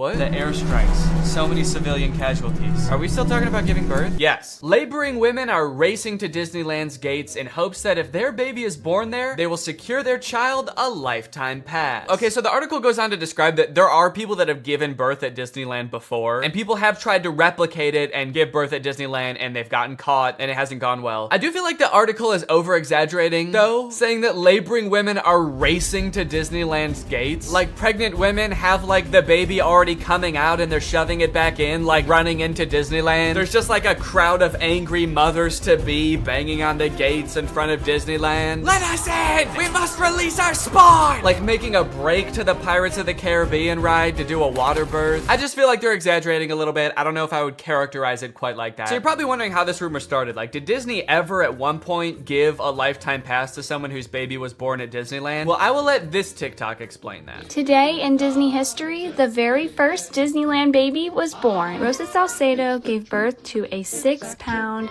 10-ounce baby girl on a bench on Main Street, USA, right outside of the Plaza Inn. Can you imagine visiting Disneyland as a family of 2 and coming out as a family of 3? Yeah, I can actually. But not because I'm gonna give birth. I'm gonna kidnap Donald Duck. You're my child now, Donald. The perfect happy family of 3. Husband, wife, and my uncle Donald Duck, who I've been holding at gunpoint for the past 16 years. There have been 4 babies born at Disneyland, and all of them have been girls, but only one has their own Disneyland birth certificate. So that might not have sounded significant, but that's actually how the rumor started. The first baby that was born there, Teresa, got a birth certificate that was just like a Disney birth certificate that says like, this is the first baby to ever be born at Disneyland. And I guess like word got out that this baby got some kind of special certificate, and then people just started assuming like, oh, that's a lifetime pass. That baby got a lifetime pass. And from that moment on, has just been a rumor that if you give birth at Disneyland, your baby gets a lifetime free pass. So honestly, if you're like that big of a Disney fan and you do this, you don't even get a lifetime pass. You still have to pay to go to Disneyland. It's just your baby that gets in for free. And I kind of feel like babies get in for free to Disneyland anyway. Is that true? Children under the age of 3 get in free to all 4 theme parks and 2 water parks at Disney World. There you go. You want your kid to get in free to Disneyland? A better conspiracy would be just pretend they're 3 years old for their entire life. That shit could actually work. The article goes on to talk about a time where someone has tried to sneak in to give birth at Disneyland, and they hid in the bathroom while going into labor until I guess employees had to like assure her that her baby would not be getting a lifetime pass, and then she was like, oh, okay, fine, then I'll just go to the hospital. Once they assured her that she would not be receiving a lifetime passport, she came out and accepted the ambulance ride to Western Medical Center where her baby was born shortly thereafter. I don't know about you guys, but it kind of sounds like she failed the test. If you know anything about Disneyland, you know how well the cast members there, all of the employees, all the staff, all the people in costumes are trained to like respond to every circumstance. It sounds like you just entered the giving birth at Disneyland experience, and honestly, you didn't make it to the end where you get the prize. It also says that this discussion board, The Laughing Place, has some hilarious forum chats about this topic. So I guess other people have been like sharing stories about this happening on this forum, but when I clicked on it, it turns out that it doesn't exist anymore, which kind of sucks because I wanted to find out more times that this has happened, but honestly, it is probably for the best. Kind of sounds like they were talking about some pretty sick shit in there. You think you're gonna go to a Disney forum and see people talking about like, my favorite movie's Coco, but instead you see people talking about like, I'm gonna give birth inside of Pluto's house. I'm gonna go to Disneyland and get fucked by Goofy, and then Goofy's gonna be the father of my child, and I'm gonna give birth on It's a Small World. And I'm gonna make Elmer Fudd cut the umbilical cord. Is Elmer Fudd a Disney character? I actually don't think he is. But he's gonna be there anyway. And then me and my freak mutant, half goofy, half human child will both get lifetime passes. Free pass for life for my little freak. Passes or not, being born in Disneyland is a pretty cool claim. Yeah, I mean, I guess so. The way this is written, it kind of makes it sound like, so you might not get a free pass, but I don't know, it's worth a shot. You might want to do it anyway, just for shits. I've actually found a little bit of discussion about this on TikTok as well. Quick question, what's stopping me from giving birth in Disney World? Like in the Magic Kingdom, on a ride, in the up couple. I think this TikTok in particular is a joke, but the comments under this TikTok are actually very interesting. I went into labor at Disney. They were not cool about it. And people like responded asking her to elaborate, and she goes on to detail her experience going into labor at Disney. And from her experience, it kind of sounds like the second anybody starts going into labor at Disney now because of this conspiracy, the entire staff immediately flips and like makes it their top priority to get you out of the park and like to a hospital to give birth. And I guess that sometimes they can be so rushed trying to get you out of the park that it comes off as rude, but obviously they're just like concerned for your health. They also don't want this rumor escalating of like people giving birth getting a free pass. And also it's just like people in sweaty mascot costumes trying to not deliver a baby because that's not their job. So sometimes I guess it comes off as rude. But the funny thing is, from this woman's entire explanation, it sounds like she didn't even know that this urban legend was a thing. So in her head, I guess she just like broke some unspoken rule at Disneyland that she had no idea about and made the entire staff of the happiest place on earth turn on her in an instant, which is so funny to me. Hello there, what can I get for you? Yeah, can I just get a medium root beer, please? Oh, great. Oh, great, another guy here to put his balls in the root beer. What? Hey everybody, this guy right here is about to pull out his big fat balls in front of everyone, in front of a bunch of children, and put his balls in a glass of root beer. Why would I do that? Don't play dumb. I'm not playing dumb. I am dumb in this situation. You've clearly heard that if you put your stupid fat balls— why do you keep calling them fat— in the root beer at Disneyland, you get to spend the night with Minnie Mouse. Oh, what the fuck? No, I just wanted some root beer. Is that true? No, it's an urban legend. But no matter how many times we tell people it's not true, we still get perverts like you coming to Disneyland, ordering root beer just so they can put their stupid— don't call them fat— balls in it! Oh, come on, man, don't cry. I already am. Why do you still sell root beer if this keeps happening? Because if you shit in the root beer, you actually do get a free fast pass for Space Mountain. Okay, I don't want to put my balls in root beer, and I definitely don't want to shit in the root beer, okay? I legitimately just want to drink some root beer. Oh. Sorry, my bad, man. I didn't know. Okay, well, that's literally what I asked for, so here you go. Ah, what the fuck is that? It's Walt Disney's head. You said the secret code, so here's his head. No, root beer. What? I wanted root beer. I wanted to drink root beer. So no head? No. Overall, pretty disappointing that anyone actually believed this in the first place. In what world would Disney want to foster an environment where mothers are coming into their park, their theme park, to try to give birth? Especially if they're not like billing it back to the person that gave birth and being like, okay, here's your hospital bill, and because it's Disney, it was $1 million. Now, by now, it should be no surprise to you that there are some people in this world that want to spend every waking moment of their lives at Disneyland, especially their most precious moments in life, which is why you can also get married at Disneyland. Let's take a look at some of the craziest places you can get married at Disney World. Starting at $12,000, you can get married at the Haunted Mansion in Disney World. But just like expecting mothers trying to sneak into the bathroom to pop out a quick person, couples are of course also trying to cheat the system and avoid paying to have their wedding at Disney. So they'll just like sneak in with like themselves, maybe a couple family members and an officiant, and just like have the wedding in like a somewhat secluded area of the park. Here we have an article that details a San Diego couple sharing their secret Disneyland wedding story. Not many people can say they secretly got married in Disneyland's Sleeping Beauty Castle. 2 years ago, Gabriel and Andrea had been saving up for their dream wedding at Disneyland. However, when they began looking for wedding options at the park, the couple said that the cheapest option was $12,000. Instead, they decided to spend their life savings on a house. Great move, honestly. No complaints so far. That's a very wise choice. So Gabriel and Andrea decided to have a secret wedding at Disneyland. The couple gathered Gabriel's oldest daughter, an ordained minister, a witness, and packed their bags, heading for Disneyland for what they called a guerrilla-style wedding. Now, I don't know much about weddings. I've only had one, but I do know that you don't generally want to have them guerrilla style. Like when we were planning our wedding, that word almost never came up, I don't think. Just imagining them describing their wedding afterwards, like, yeah, it was so romantic. We hid in the bushes for 8 hours in the hot Florida sun, wearing camo paint, waiting for the crowds to die down. You know, just sort of waiting out the crowds and the gunshots, the airstrikes. Airstrikes? Then we popped out and I said I do.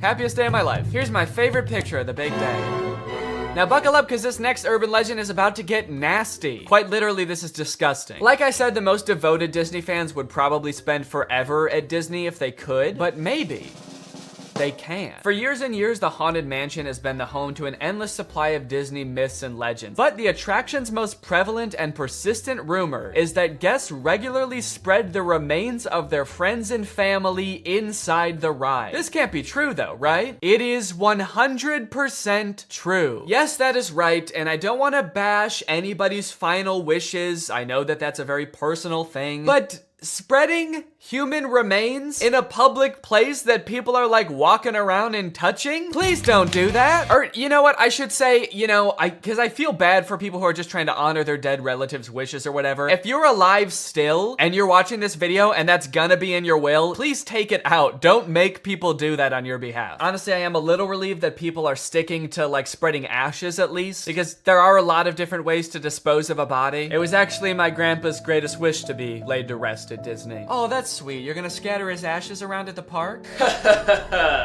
Not exactly. The Haunted Mansion probably has so much human ashes in it, it's not even funny, said one Disneyland custodian.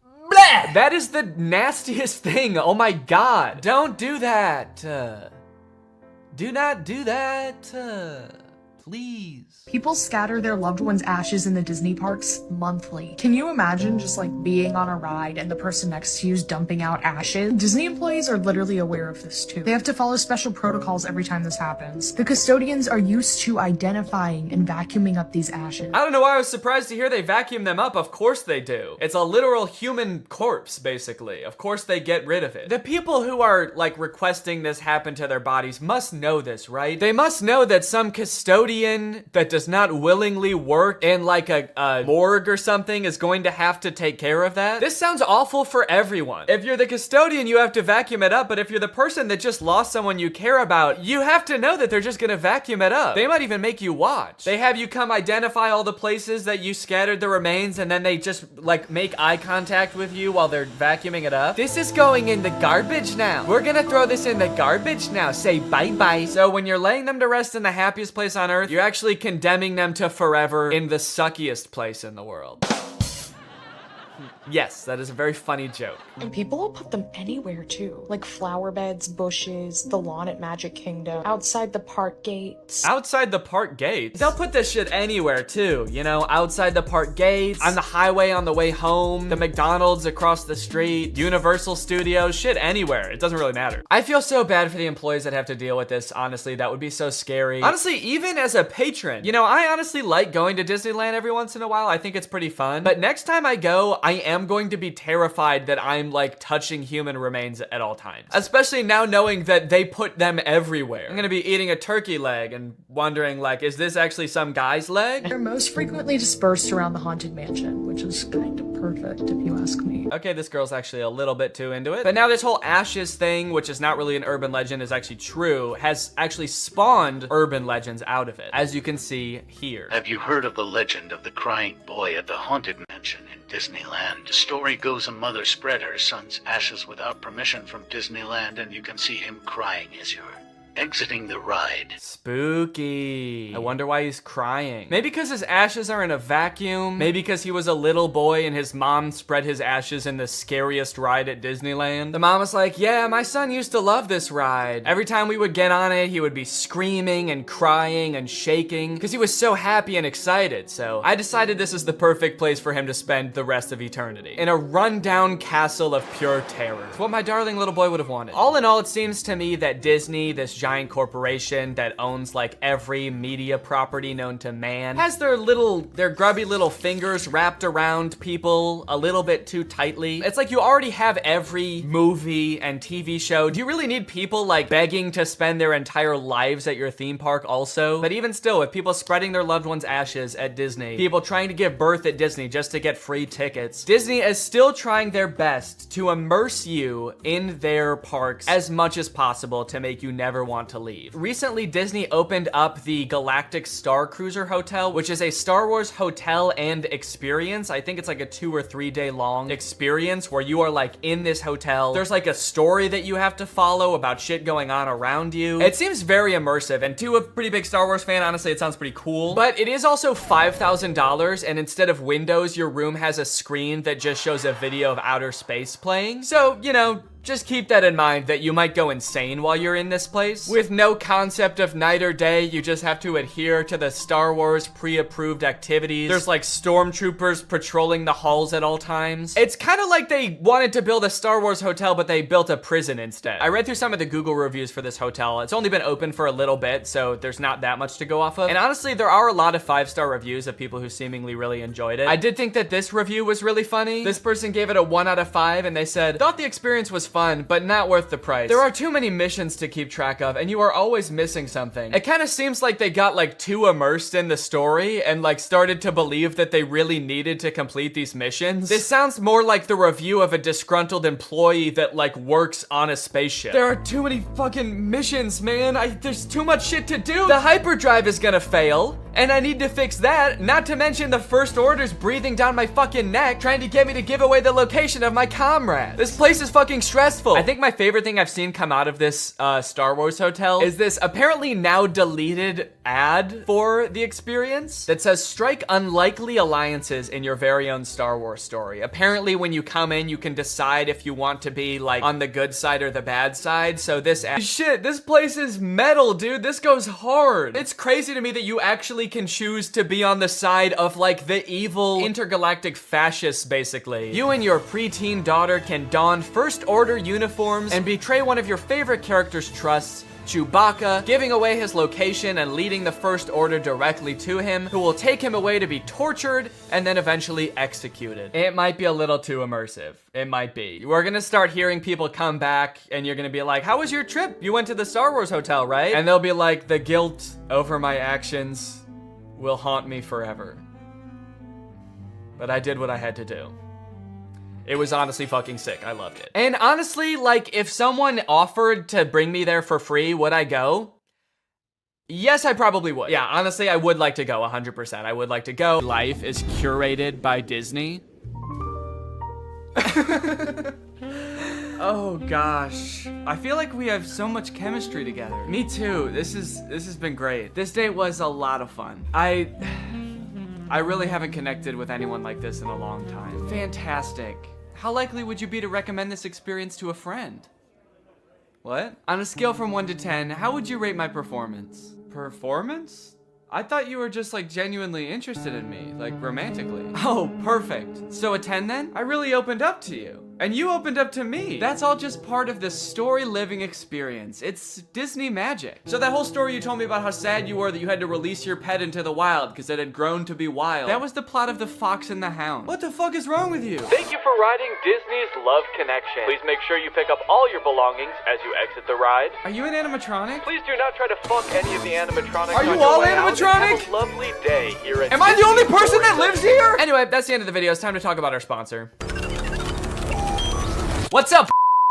It's me, a hacker, and I'm so excited to steal your data because you don't have today's sponsor, ExpressVPN. You see, sending data over an unencrypted network is a lot like sending a postcard. There's no envelope to cover up your info and protect your sacred message. So any old creep with a little bit of basic computer knowledge and a little bit of free time can come along and check out all of your private information. I'm talking passwords, financial details, hell, emails. I'm gonna look at all of it. I'm doing it right now. Hey guys, I was just kidding. It's just me, Danny. I wasn't kidding about most of it actually. Just the part about me being a hacker, but the rest of it is true. Oh, there's not enough light on my face now. Can I just sort of illuminate my face with this? Luckily, today's sponsor, ExpressVPN, is here to help. Because ExpressVPN encrypts all of your network data with their best-in-class encryption. It would literally take a hacker using a supercomputer billions of years to crack this encryption. ExpressVPN has the fastest speeds out there. They've got 24/7 customer support, and ExpressVPN is extremely easy to use. You can fire it up and get connected with just one click. I've got ExpressVPN on every device that can have it, just to have a little bit of extra peace of mind when I'm out and about, especially on public Wi-Fi. So if you want to find out how you can get 3 months of ExpressVPN for free, then head on over to the link in the description. That's expressvpn.com/Danny Gonzalez. That's expressvpn.com/Danny Gonzalez. Thank you, ExpressVPN, so much for keeping us safe, but also sponsoring this video. Thank you to you guys for checking out ExpressVPN. When you click on the link, it really helps to support my channel, so thank you for that. All right, thank you guys for watching this video. I hope you enjoyed it. If you're new here and you're not subscribed yet, make sure you subscribe and turn on my notifications to join Greg. Greg is what I call my army here on YouTube. We are a ruthless army whose violence and terror knows no bounds. Please subscribe and turn on my notifications to join, and I will see you next time. Bye-bye. What's up, Greg? I hope you're having a great holiday season. I know I was, until I watched the new Home Alone movie. And I got sick, also. I think the movie might have given it to me, honestly. You know, guys, when you think about it, I guess it makes a lot of sense that they would make a new Home Alone movie, you know? Hollywood loves their sequels. Their sequels of sequels, and they've already made like 5 Home Alone movies, so why stop there? And sure, like nobody has watched or even been interested in the last like 3, but all the more reason to make another one, you know? Sort of a comeback Home Alone movie this could be. I guess could have been, if it wasn't already out and wasn't already bad. It's a shame, man. I really liked the first 2 Home Alone movies, but then after that, nothing feels the same. And I don't know what it is about this one in particular, but watching this little kid beat the shit out of these burglars, it's just not as fun as it used to be. I guess I really am grown up. Oh, no, you know what it is, actually? It's not that I'm grown up. It's that instead of making the villains in this movie like cartoonishly evil burglars, they made them like a struggling middle-class family who are only breaking into this kid's house due to a misunderstanding. They're not evil. They're not trying to hurt anyone or kill anyone. They're just like a down-on-their-luck family. And this rich kid is just fucking him up at every turn, dude. This movie is insane. You know how a Home Alone movie goes. There's a kid, he gets left in his house by himself. There's robbers who try to break in, and the kid sets up a bunch of traps to try to hurt them and embarrass them. And that's exactly what happens in this movie. So you're probably wondering, who are these robbers and why do they want to break into this kid's house so bad? So let me tell you. Pam and Jeff McKenzie are parents. They live in the same area as the main kid, Max. And the movie starts off with them having an open house. They're trying to sell their house because they're both down on their luck. One of them doesn't make very much money and the other has just lost his job. And so they're trying to sell their house to keep food on the table for their families. It's very sad. The movie sort of tries to make it into like a funny thing happening. There's like millennials that come to try to buy the house, wearing berets and scarves. You know how like millennials do. Always wearing berets and scarves, I am. The schools here are amazing. They are totally lit. And there's a lot of scenes like this in the movie that seem like they're trying to get you to empathize with this couple. In this scene, they're just talking about how they can't afford to live in this house anymore, even though they love this house and they always thought that they'd be growing old together in the house. Unfortunately, it just won't be able to become a reality for them. I always thought we'd get old and weird in this house, but we've done the math. We can't afford it on my salary alone. Yeah, but I mean, I crushed my interview with IBM. Crushed it. But that was 3 months ago. It's very sad. And when I watched this, I didn't know that these two were going to be the ones who were gonna have all of the booby traps happen to them. And it's kind of crazy now watching it back, being like, holy shit, just about an hour and a half from now, these two are gonna be getting maimed by a rich child.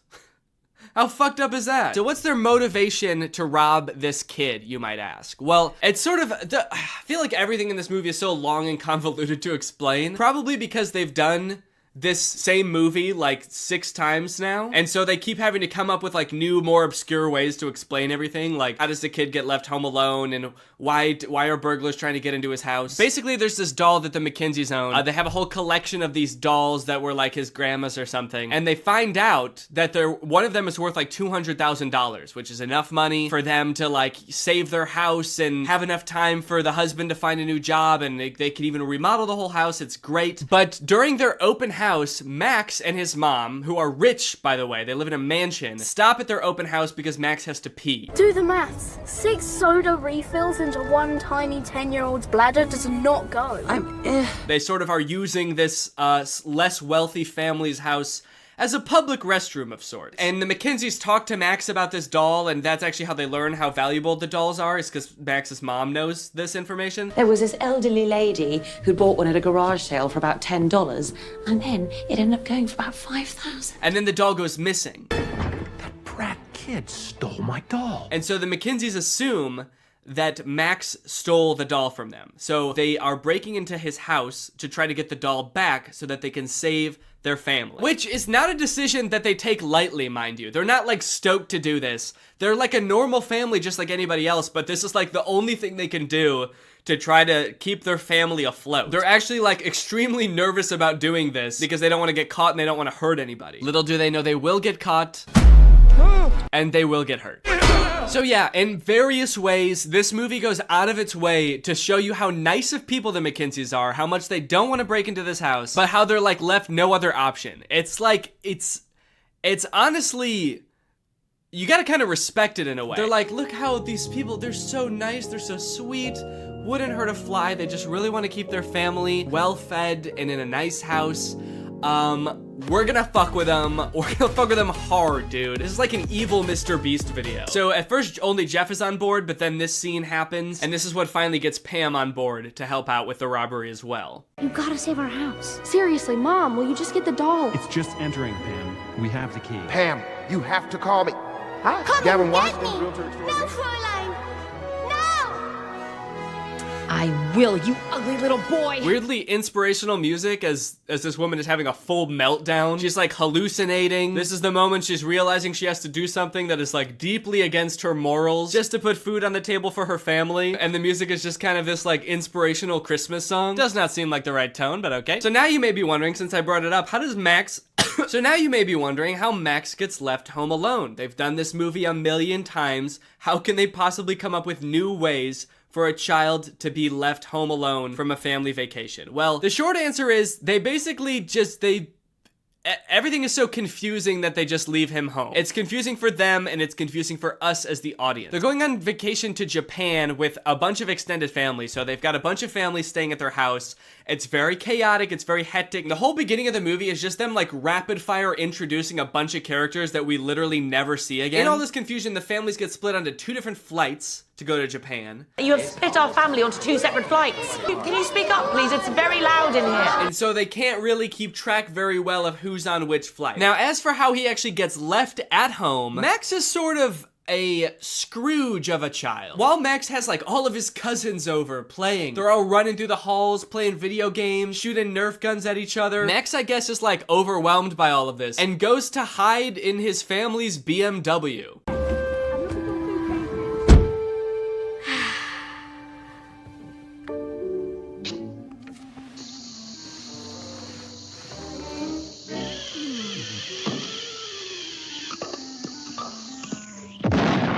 There's like a random car commercial at the beginning of the movie. He leaves the ruckus of his house on the holidays to go sit in the garage in his family's BMW and watch cartoons. Mom? Dad? Seems like a weird way to advertise BMWs, honestly. I'm not sure about that product placement. BMW. For rich recluses who hate their families. Get left home alone while your family goes to Japan because you were watching Looney Tunes in your car. BMW. This kid is a weird one, man. He's like 80 years old or something. He lives in a huge ass house. He's got a bunch of cousins. He's got a million toys, probably. Seems pretty fun to me. But instead he's like, get all this fun out of my house!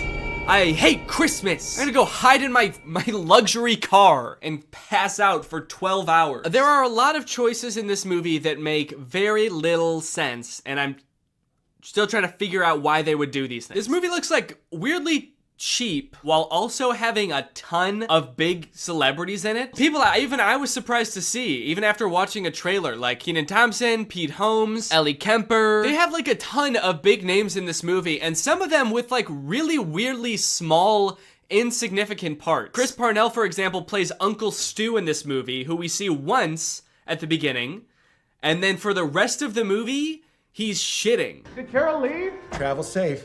What's going on? He's shitting even before we see him too. I told you to use the restroom in the coffee shop, darling. After Uncle Stu had been in there? Really? Did you see how many deviled eggs he had for lunch? And then for the rest of the movie, we only hear him through the door of the bathroom. Did somebody call the house? No, because we don't have a landline, too. Because he gets to Tokyo and then I guess had more bad food and is still shitting. Actually, that might be one of the funniest parts of the movie, honestly. The fact that this uncle is just pooping his brains out the entire time. That is pretty funny. And the fact that they got such like a big name to play him. And we're paying you $5 million for this role. And you're gonna be behind a door, pooping your brains out, and we're never gonna see you. Is that cool? Also, Mikey Day from SNL is a priest in this movie. If you didn't look very hard, you might not even know there was a priest in this movie, let alone the fact that he was played by someone famous. If this movie was good, it would have been cool to see so many famous actors, but because it was really underwhelming, it was almost disappointing every time a new actor popped up that I recognized. I was like, oh, not you too, man. What's going on? Are you okay? Another weird choice, they threw in this line in the middle of the movie about remakes always being worse than the original. Oh, this is garbage. I don't know why they were always trying to remake the classics. Never as good as the originals. Like, yeah. Fuck you. It was like the studio being like, we know this isn't as good as the first one, but you're still gonna eat this shit up, aren't you, little piggy? Little piggy likes his Home Alone movies, doesn't he? And I did eat this shit up, alright? So, I can't talk. I watched it still. I feel like with a kids movie like this, you always have to appeal to the kids, but then also throw in some good stuff for the adults in there too and make it fulfilling for them to watch. That way they'll want to, throw it on with the kids every year, right? And this movie works well enough for kids, I think. I think kids just like to watch Max make the booby traps and think, I could do that if I was home alone and there are people trying to rob me. I could defend myself against two adults who are trying to kidnap me. It's fun to imagine yourself as a smart little 6-year-old, even if you are a dumb little 6-year-old. But this movie, while being fun for kids, I would say is deeply saddening for adults. The second half of this movie is just watching a struggling family getting their shit rocked by a rich asshole kid. Bombs away!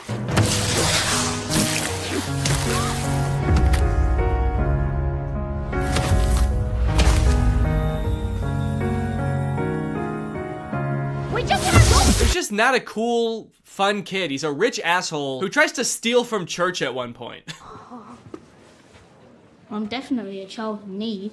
Neither this. Can I help you? Even if Max was a likable child, we probably wouldn't even know because we spend hardly any time getting to know him. And the time that we do spend getting to know him, he's not very likable. When he first gets left home alone, in the movies, that's like their chance to do everything they've ever wanted to do in the house. But all Max wanted to do, I guess, was play video games and Hot Wheels and then watch porn. Well played, Mom and Dad. Was he trying to look at porn? We will never know. But I have to assume that that's what they wanted us to think, right? Actually, after watching this movie, I wouldn't be surprised to find out it was something super violent. Working Family Gets a Beating compilation. No one can stop my violent urges now. Damn it. Also, during the big heist when the Mackenzies come to rob Max, he doesn't act like a kid who thinks he's going to be kidnapped should act. He acts creepy. What a kid should do, even if he set up booby traps, he should set all those up and then find a place to hide, right? Get in a box under a box in the basement and just hide there. But not Max, dude. He is sick. Every time the mom gets thrown across the room or a few teeth knocked out, he's always right around the corner giggling. He's been waiting for an excuse to do this, for sure. He has been planning this for longer than it seems, I think. Speaking of which, let's talk about the traps. I think the traps in this movie might be pretty on par with the other Home Alone movies, with the exception of a few particularly grotesque ones. One, And also I think the makeup artist for this movie thought they were doing makeup for a horror movie. At one point, Jeff gets shot in the head with a pool ball because Max has sort of a gun that shoots out pool balls, which I do think would kill someone. But Jeff is just kind of walking around the rest of the scene with a giant ass bump on his head. It is horrific. Why is he doing this to us, Pam? At one point, Pam, sweet Pam, is lit on fire. Okay. This poor mother is set ablaze. She runs to the hose to try to put out the fire and it sprays her. And then for the rest of the movie, she looks insane, dude. At one point, it shows her feet as she's stepping on Legos, her bare feet. And her feet are burnt to a crisp. And the whole time I'm trying to think, what were the writers thinking during this part? You know what, man? This is gonna be even funnier because, because they probably don't have health insurance. So this is probably gonna be even worse for them financially than it is physically. This couple have had the worst week of their life, man. And then they just get beaten up. There's a point where after the mom gets lit on fire, she just lays down in the snow and cries.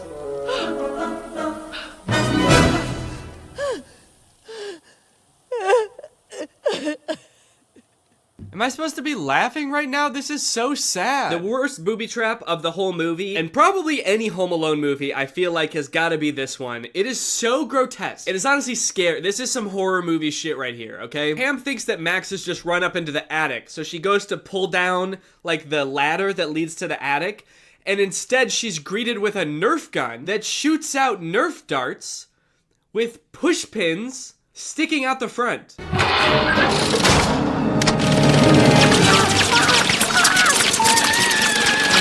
And for the rest of the entire booby trap montage, she just has these pushpin Nerf darts sticking out of her face and hands and everywhere. It is so scary. It is nasty. This movie is foul. And I gotta be honest, the whole time, I was not rooting for the kid at all. I was rooting for the couple. I'm not sure if that's how it was supposed to be, but it was not very satisfying, I will say, if it was. Maybe this was the Home Alone movie where they tried to flip it all on their head and be like, let's root for the robbers this time. But we still watched them get their asses handed to them, so I would say that it was not very fun. I especially wasn't rooting for Max the first time I watched this because we're all led to believe that he did steal their doll, their $200,000 doll. It turns out at the end of the movie that he actually didn't steal their doll, and it was all a big misunderstanding. I guess the whole thing could have been avoided if they had just kind of talked it out. But Jeff's nephew had stolen it, I guess. Kind of a weird thing to reveal at the end because it really makes you hate Max, because you're like, this kid stole from church. He also stole this extremely valuable doll from this struggling family. What the hell?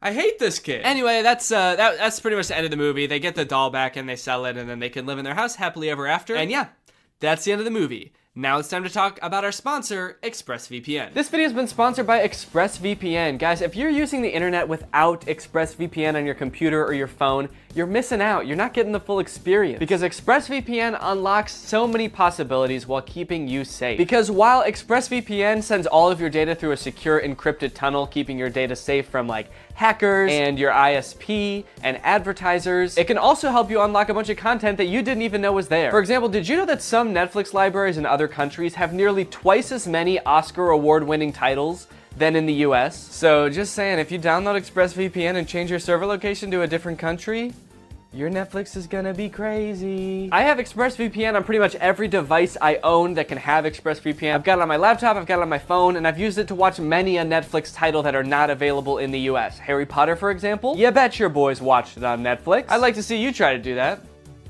No, really, I would like to see you try to do. I would like to see you go to expressvpn.com/Danny Gonzalez and try to do that right now. Go ahead. Like I said, ExpressVPN also protects you from your internet service provider snooping on you and basically getting to log all your data. But when you encrypt your data and reroute it through ExpressVPN servers, that makes it so they can't do that. Think about it like this. Would you rather trust ExpressVPN, a company who is explicitly trying to protect you, or would you rather just send it through the pipes? Send it through the pipes of the internet service provider that you had no choice but to sign up with because they were the only one in your neighborhood and so you just had to sign up with them? Who knows what they could be doing? You don't. They're legally allowed to sell your data to other people, so they could be doing anything with that stuff. So if you want to check out ExpressVPN and support my channel, then head on over to expressvpn.com/Danny Gonzalez to find out how you can get 3 months for free. That's expressvpn.com/Danny Gonzalez. The link will be in the description. Go ahead and click that to find out how you can get 3 months for free. Thank you to ExpressVPN for sponsoring this video, and thank you to you guys for checking out ExpressVPN. All right, thank you guys for watching this video. Sorry if it was a little short.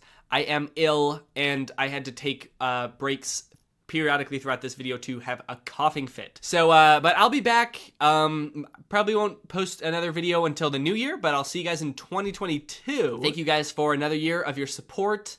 I greatly appreciate it.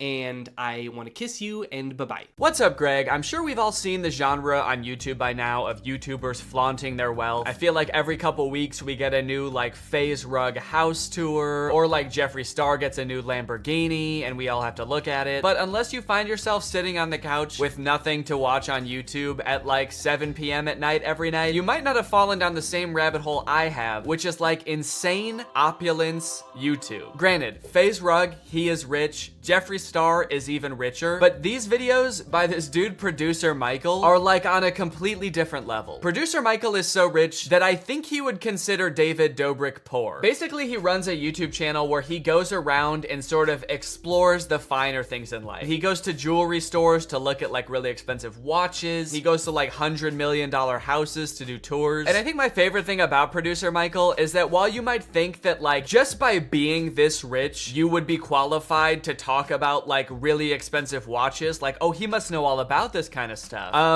He is not qualified. He is perhaps the most clueless person that could possibly be doing these videos. In this TikTok, he is surprised to learn that he is in possession of and is currently wearing an earring that is worth $5 million. What is that thing you're wearing? It's a red diamond. Would you like to see it? You don't understand. This thing right now, do you know how much this is worth? $5 million.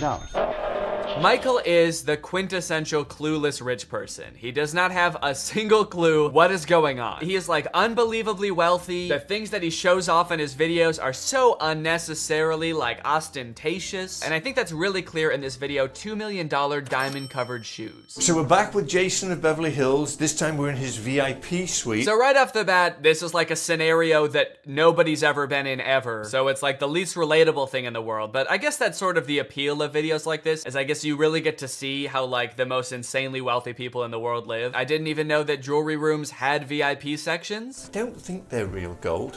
There's a lot of them, or it might just be a reflection, but it's really cool, isn't it? I love that. Yeah, it might just be a reflection, but I'm not sure. One thing you gotta know about Michael is that he's never gonna find out. He'll say in his videos a million times, it might be this way, and I don't know. And I can guarantee you right now, he's not gonna find out for you. He's just gonna kind of casually speculate on it, and then he's gonna move on. Would you like something to drink? Oh, yes, please.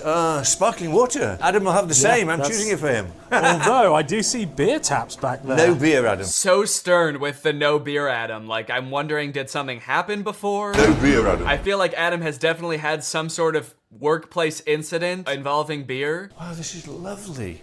Oh, I already see lots of sparkly things. Wow. What have you got your eyes on? Really great commentary so far. They just sort of walk in and silently stare at the diamonds for a few minutes. What are you looking at over there? Rings? Cool. I'm looking at bracelets. Nice. But eventually they make their way over to a pair of $2 million diamond covered shoes. Michael Blakey shoes. I could wear these, right? I know. These are all diamonds. How do you know? When I'm telling you this man has absolutely no expertise, this is what I mean. Oh, these shoes are covered in diamonds. How do you know? How can you tell that? How do you know these are diamonds? It's like, I don't know, because I looked at them. But some of them could be glass, right? Not too much else interesting happens in this video. The owner of the jewelry store shows up. He sort of enters like Darth Vader. How are you? There's also a portion of this tour where the owner's wife is also behind glass. Like she's in a different room, kind of just like, oh man, I wish I could hang out in the VIP lounge. Now, many of you may have heard about the One. It was like being marketed as the most expensive house in the world. It's like this insane mansion in LA. It was just in the news recently because it was selling for $500 million and they couldn't find any buyers for it. And so I think that it was like foreclosed on, and then finally it was sold at auction for like $150 million, which is obviously still insanely expensive, but like, damn, that's like $350 million below asking. And about a year ago, Michael was able to actually tour the house with the man who designed and built the house himself, the lucky winner of negative $350 million, Niall Niami.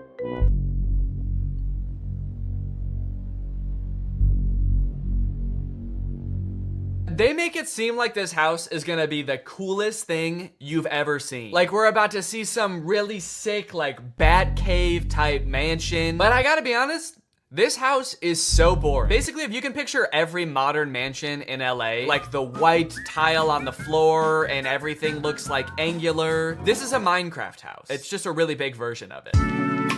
There it is, in all its glory. This house is so big it makes my stomach churn. The whole time I was watching this tour, I was kind of just like, I would feel so stressed living here, knowing that like on any given day, honestly in any given month or year, there's no way I could possibly utilize all of this house. A couple weeks ago, I bought this candle that I put on my desk, and then afterwards I realized that I don't really like how it smells that much, and so it's just been kind of sitting here, and I've burned it a few times, but just it sitting here is like making me feel bad for buying it, because I know I'm not really not gonna use it much. So to imagine a house that costs probably, I don't know, like 5 billion times as much as this candle, I can't do the math in my head that quick. It's a very stressful thought, and it really makes you wonder, who is buying this house? Who thinks they need this house, you know? And in case you're wondering, it is like the owner of Fashion Nova who bought it. That's who bought it. So we are at the largest house in the urban world. And what gets better than that, we are with the one and only Niall, who is the visionary behind this. He built this. Yep, what makes the tour even better is that we are getting a glimpse into the man, the absolute psychopath that made this house, Niall. This dude is an enigma. Him and Michael together are just like the two most eccentric rich people I've ever seen. The way they interact is wild, and after watching like 2 minutes of Niall, you'll be like, yeah, it makes sense that this is the guy that built this house. Whoa!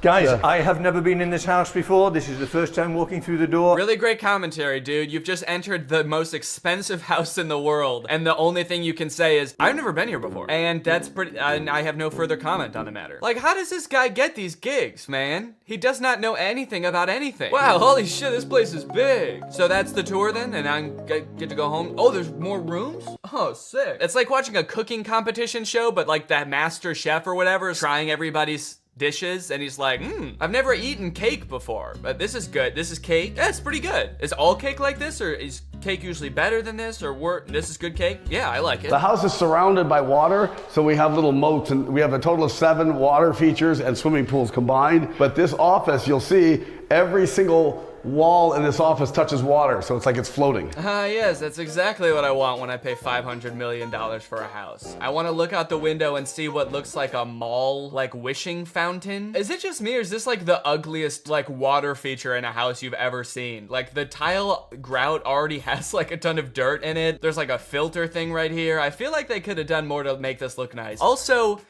what the fuck, dude? Nobody needs a moat in their house. So the next room we're gonna go to is the formal living room, and the formal living room, I designed it like the Plaza Hotel in New York, where you could have multiple meetings at the same time. It was very important for me that the house feels comfortable and warm. He just said I wanted this house to feel warm and comfortable. This is the least warm and comfortable house I've ever seen. His feet are literally like squeaking on the floors of the hall as he walks through, and he's still like, yeah, this place is nice and warm and comfortable, huh? Nice and homey feeling in here. I don't at all feel like I'm walking through a mall right now. Every piece of furniture in this house is like so sharp it looks like it would cut you, and he's like, yeah, it's really like inviting and friendly, right? Check this out.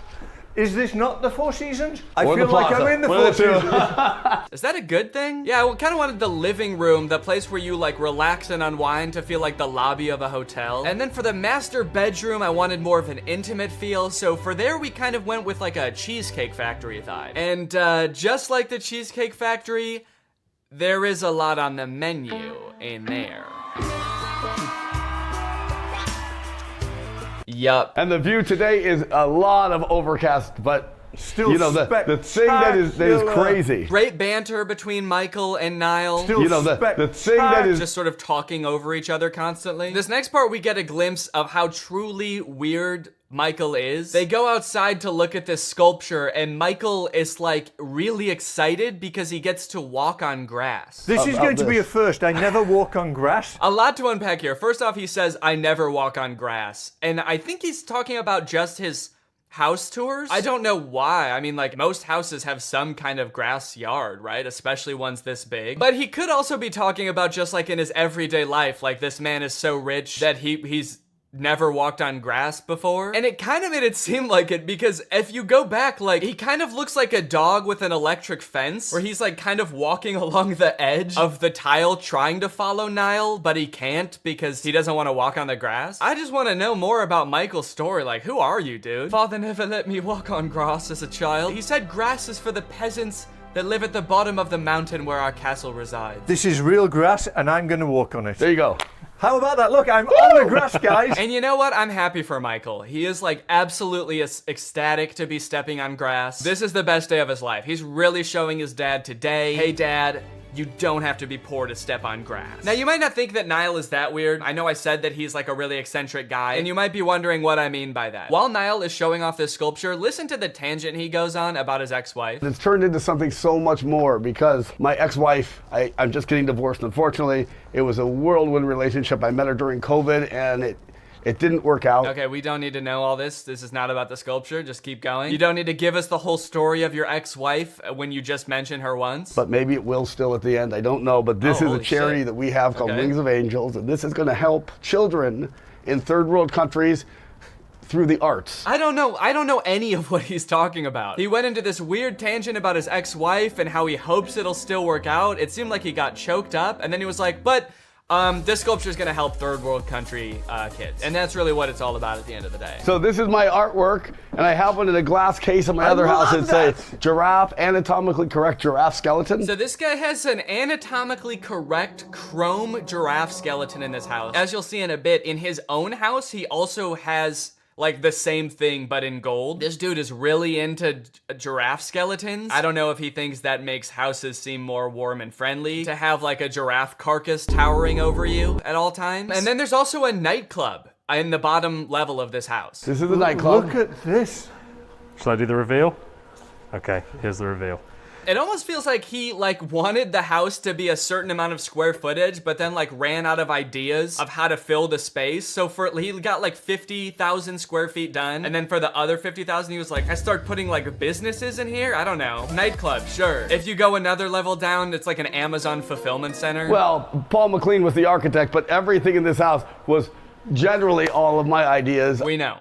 It was your idea. We know. It's very believable. You don't have to explain it further. We know. You killed the giraffe and you came up with a nightclub idea. This is the community bath. So this is the her side. This is the toilets and this is the sinks. And see these plates right here. Why does Michael storm into the bathroom like he's looking for someone? Niall's talking, he just like books it to one of the stalls and is like, who's in there? Michael's actually on a secret mission right now. He's on a reconnaissance mission looking for this dude's ex-wife. We know she's hidden somewhere in the house. You've got to find her, Michael. Oh, okay. Really interesting house. Yeah, I like this place. Found ya! Shit. These are the urinals. And I'm gonna have cameras here looking at the guys. You're gonna have cameras? Cameras looking at the guys putting the image in the girls' bathroom. Out of the box thinking. Out of the box thinking. You see, most people wouldn't think to do that because it's illegal. But I'm thinking outside the box of what is like morally acceptable. It's a normal thing like a guy would do. Now I'm thinking like the girl. Get in the back for a minute. He's like, you know how that's a thing that guys are always doing? A thing that all guys are doing? And it's like, no, not really. I don't think all guys are doing that in nightclubs. And he's like, yeah, you know how I'm always doing that? You know how I'm always putting cameras in the girls' bathroom? Well, now I'm gonna do the opposite. I'll show you the theater. Where is the theater? Wait. It's very hard. We just saw the real Niall for a second. Oh, where is the theater? Shut the fuck up! You speak when you're spoken to. Or, it's over here. Hard to see this because my ex that I met 8 months ago, I married. It didn't work out because she's from Argentina. She doesn't listen to me, blah, blah, blah, blah. He said it didn't work out because she's from Argentina and she doesn't listen to me. My two biggest turnoffs, dude. Kind of feel like you would have known at least one of those things before you got married, but I don't know. She's from Argentina. She wouldn't listen to me. She told me to stop mutilating exotic animals, blah, blah, blah. She told me that my giraffe-sized vat of molten gold in our living room was too expensive. But it's still hard to see because we were like soulmates, like deeper connection that you could ever imagine. No. So it's hard. Dude, you gotta stop bringing up your ex-wife, man. 10 million people have seen that first video and 4 million people have seen this one. You can't be airing this stuff out like this. Rich men will do a $500 million house tour instead of just going to therapy. I struggle to properly articulate how I feel when I watch videos like this, because on one hand, like, it is entertaining to see how like insanely rich people live. I think another part of it is sort of like a what is that word, like what is it called when you're like watching somebody do something embarrassing and it's like makes you feel funny? Schadenfreude? I think that's it. It's kind of like secondhand embarrassment where I'm like, I like look at Michael and just like all of the expensive stuff he owns in his clothes and I'm like, don't ever let me be that person. I make more money than I ever thought I would from YouTube. I have a really great career. It is a fear of mine that I will someday become out of touch and start acting like this. So if you ever see me start acting like Michael, please do not let me. Okay, so now that was the house that Niall built. Now this is Niall's personal house. Maybe you're curious to see how this dude actually lives, given everything we know about him so far. So this is your house? It is, yeah. This is absolutely gorgeous. So, oh, that's cool. Yeah, check it. Can we show that? It's a hologram. I need this. Where do you get these? I'm selling all the art, so if you want... I'll have this. So one of the weird things about this house tour is that Niall keeps saying that every piece of art in this house is for sale, which is definitely not a good sign. Like, every time Michael is like, wow, this is a cool piece, he's like, yeah, how much will you pay for it? Because this one's actually going, it's a great deal. It's going for $350 million. Do you want it? So here's the golden giraffe that's at his house. It's absolutely insane looking. I mean, like, I don't know, does this go kind of hard? Is it cool? I don't know if you can tell at this part of his house, it kind of feels like it's just like in the back of his house somewhere that you'd never see it. But if you're gonna have like an insane piece of art, like maybe this is kind of cool. He said there is like a real giraffe skeleton involved in this somehow. I think that they like molded one out of clay based on a real giraffe skeleton. So I don't know if they had to kill a giraffe to make this. That would be fucked up. But then Niall says something that is pretty disturbing. Each side is two clear, two broken. You want to know a secret? It's funny. Yeah. They weren't really broken. Like, somebody shot a bullet in this one. You can see the hole, so I broke the other side with a hammer just to match it. Yeah, Niall says that someone shot the giraffe's sculpture case randomly, like he doesn't know who it was. And his first instinct was like, oh shit, now I gotta make the other side look cracked too. So he walked around to the other side and cracked it with a hammer. Niall, are you not concerned? Why did they do that? I don't know. I came out one day with, oh, sorry. I don't know. It's not like I'm in like a ton of debt and people would have good reason to take me out. It's probably not a big deal. Oh, my favorite part of this whole tour is that while they're in like the bathroom, I guess, or some kind of spa room, Niall says he has a secret room, the red room. And he's like, you can't bring a camera in here. So I'm guessing this is some kind of like sex dungeon or some shit. And when Michael comes out, he is absolutely petrified. He is a changed man. Oh, that secret? Yeah. Yeah. Oh God, I see why. Hold on. All right. No, I guess. Leave it behind. I mean, you can just tell by the entrance that something is going down in here, right? I've never seen anything quite like that in my life. Secret. Maybe you're right, we shouldn't show it. Thoughts, Adam? Michael looks like he's on the verge of tears, dude. Motherfucker's never touched grass before. And you brought him into a sex dungeon? You look like a changed man. He looks like the shell of a man. Look at him, he's going to go hide in the corner. Anyway, so that's producer Michael, the richest man in the world, I think. Well, thank you guys for watching this video. If you're new here and you're not subscribed yet, make sure you subscribe and turn on my notifications to join Greg. And I will see you next time.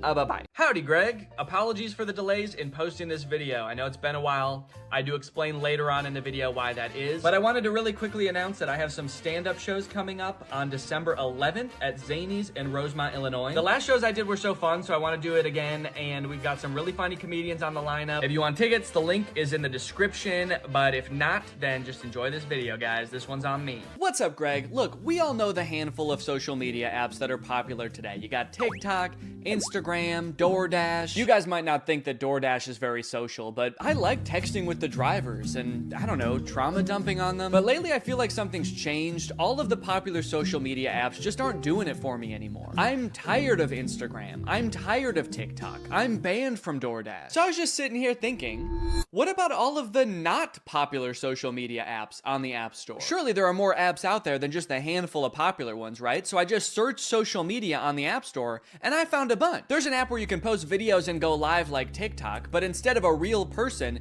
you're a customized animated character. There's an app that only has 1,000 ratings, but somehow promises everybody who uses it will go viral. There's even a social media app for UFO sightings, guys. There's a whole world of apps out there. So I downloaded a bunch of these apps, and I'm going to try them out in order from the most popular one to the very least popular social media app I could find on the App Store. Starting with the most popular one, Zepeto. This is an app where you can go live, make dance videos, connect with other people, except the whole time, you are a custom animated character. This is the most popular app I'll be talking about in this video. It has 465,000 reviews on the App Store. I'm very curious to see how crazy I can make my character. Like, can I design like a Smurf?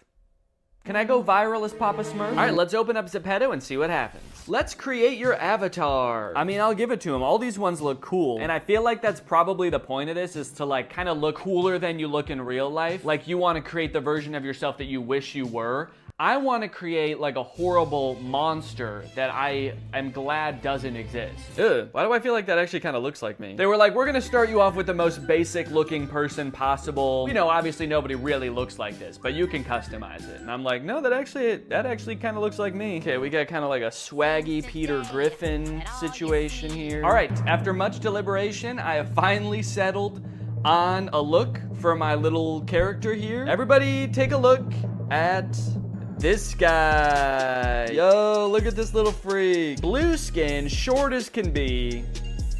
Might be a witch? You know what? I started designing him as a joke, but I kind of really like him. He's a cute little thing. Also, I think I need to make a username. I think I'm gonna name him Baby Bug Bug. I made my profile name Baby Bug Bug and my username Baby Bug Bug. It also wants me to come up with a job.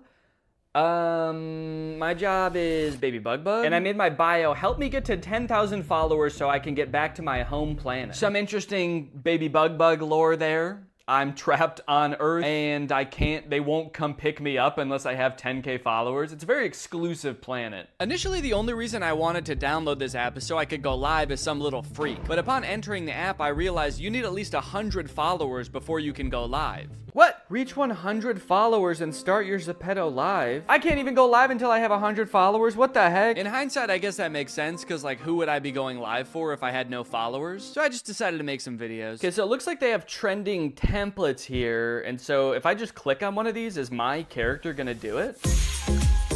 Look at Baby Bug Bug go! And I can change the background too? Oh, Baby Bug Bug is getting into it. I like it. I must have been really enjoying the experience so far, so much so that I began to identify as Baby Bug Bug. I didn't even realize I was doing it at the time, but I stopped referring to Baby Bug Bug in the third person and started referring to him as me right here. So I got this video of me dancing in a spaceship. I'm gonna caption it, I'm an alien. Follow me so I can get back to my home planet. Done. It does beg the question though, like anybody can go into the app and use that dance and just do it in the blink of an eye. So what incentive is there for anybody to like anything if anybody could have made anything? Like, it's not impressive, it's not that interesting, but I don't know, maybe people on this app are just really supportive and they just like seeing the same video over and over, so we'll see. At the bottom of the app, along with the options to go live and create videos, there's also a world tab. That takes you to a page with a bunch of different rooms and mini games you can join. There's a Squid Game room, there's a K-pop Demon Hunter room, and I guess they're like, are they games or what? Party game? I guess let's go in there. Matching me with a player. Wait, why am I tall all of a sudden? They're matching me with a player, but they made Baby Bug Bug tall. What the F? Okay, oh, it's just a little game, all right. Ah! Did I get shot? Oh!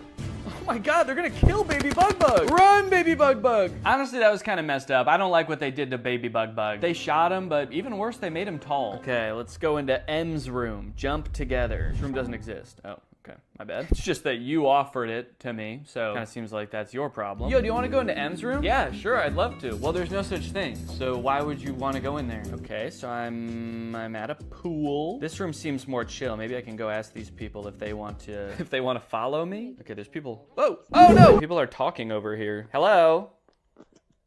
Hi. Hi, I'm Baby Bug Bug. Do you need followers? You literally have 0 followers. Yeah, I need followers so I can get back to my home planet. I'm Baby Bug Bug. I'm from a planet where you have to have 10,000 followers, otherwise they kick you out and make you go to a different planet, so. Hold on, let me just be a demon thing that my cousin wants me to beat 3 seconds. Hold on. You gotta be a demon for a second? Is that what you said? Yeah, because I'm a demon boy. That's alright, man. I go demon mode sometimes too. Oh my god, no, literally, I'm a demon. I'm a literal demon. Yeah, me too, man. I metaphorically am a demon sometimes too. Oh! It's a demon! So I want to try to get like 100 followers so I can go live. Do you know how what's the best way to do that? I got 103K followers on here.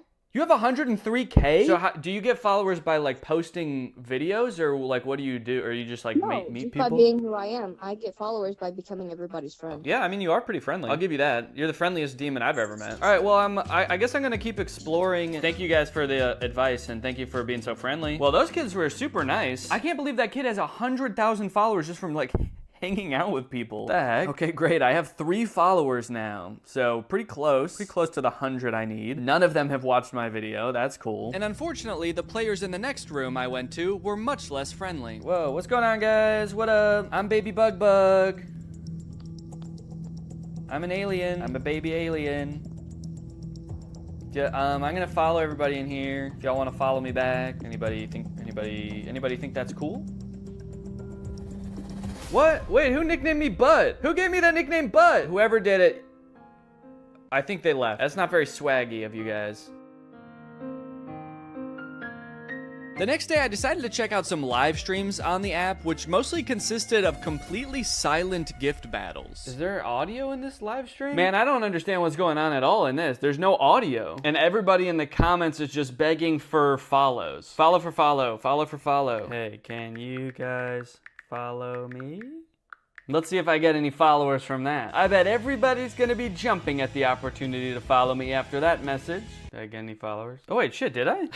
I have 16 now. How did that happen? Should I just go into live streams and ask people to follow me? Okay, wait, why can't I hear any of it? Is this my problem? Okay, I'm saying, can you guys hear? It's silent for me. Oh, someone said me too. Your voice is not audible, girl. Oh, okay. Now everybody else is chiming in, being like, hey, wait a minute, why can't we hear this girl? Nobody thought to talk about that before I got in here, or what? Wait, even the person streaming also said same. Same, dude, I can't hear shit either. I'm talking with my mouth, but I can't hear shit coming out. Do any streams have sound? I'm just gonna keep going through streams until I find one that has sound. Surpass me. Oh! Hello, hello, hello. Finally, a stream with audio, dude. Hello. Hi, Pooja. Hello, what's up? Okay, their talking is kind of just like the same kind of discourse as the comments of just people being like, hey, hi, how's it going? Hey, hi. Hello? So there's some kind of gift battle going on. I wonder if I presume they're making money from this. I wonder if they're making a lot. There's 38 versus 6. So I don't know if that's like dollars or cents or millions of dollars. Do you make a lot of money doing this? Bro, I don't make any money doing this. They don't make any money doing this? It's just a gift battle, but nobody gets to keep any of the gifts? Dude, you should come over to my place for Christmas. We're doing kind of like a white elephant, but at the end we just throw all the gifts in a fire. All right, guys, well, that's about all the patience I have for this app. There's some nice people on the app. I think the real shining star is the worlds that you can go into and actually interact with other people. So if there's one redeeming quality of the app, I would say it's that. All right, next up, we got Zigazoo. With 33,000 ratings, Zigazoo is described as safe social media just for kids. And I don't know about you, but my first reaction to this concept is, I mean, don't get me wrong. If young kids are gonna be on social media, I guess it's good that they have like a safe app to use. But like, the age for this app is 4 and up. 4? I mean, what about infants, man? Come on, what, you're too good for infants? Okay, Zigazoo, let's get in here. How old is your child? Will it actually let me enter 4 as the age for my child? 4. Oh, okay, yeah. Okay, what is your child interested in? I mean, they're pretty much mostly just interested in yum and vibes. Select a username, be creative and fun, and no last names. Okay, first test. Can I put my last name as my username? No, I can't. All right. Can I put a somewhat offensive word as my username? Gun. No, okay, I can't. Or maybe that username's already taken. Goo Goo Gaga 9000. All right, we're in. Give the gift of safety on Zigazoo? Wait, does this mean it wants me to sign up for premium to be safe? Look, this is a social media for kids, but you're gonna have to pay extra if you want them to be safe, all right? Okay, you've got basic and premium, and with premium, you have no ads, you can comment, faster video posting. Oh, you can create challenges and 60-second videos and exclusive editing tools. All right, well, I guess I'll pay for that. I get a 7-day free trial too, so that's pretty good. Okay. Parents only. A parent is required to continue. Please select an answer and press continue. Yo. So this is how they can tell who is a parent and who is not. Because no child, well, no 4-year-old, to be fair, would know what 3 times 7 is. But what if your parent is dumb? All right, so I'm not gonna show any of the content on this app, obviously, because it's just a bunch of kids making videos. What I will say, though, is that I vehemently disagree with the entire premise of this app. Kids do deserve a safe place to practice getting creative, make videos by themselves or with friends. And I've got great news, because that safe place actually exists. It's called in real life, with their friends and their family. Why do kids need to be posting videos into the ether for strangers to see and judge them at all? Kids have a hard time navigating the opinions of their direct peers in their own community. Do we need to expose them to everybody in the whole world? Do we need kids to learn at a young age what it feels like to get 0 likes on a post that they worked really hard on? Anyways, I wouldn't download this app for my kids. Also, the app makes my phone like boiling hot, so all in all, I just cannot recommend it. With 4,000 reviews, Enigma is a social media platform for sharing and viewing UFO sightings. Naturally, I want to get on here and fake a UFO sighting. Whoa! We found 1,805 enigmas within your vicinity. Holy cow. And I can get notified when there's a new UFO sighting in my area. Okay, medium-sized object gliding in London. Let's take a look.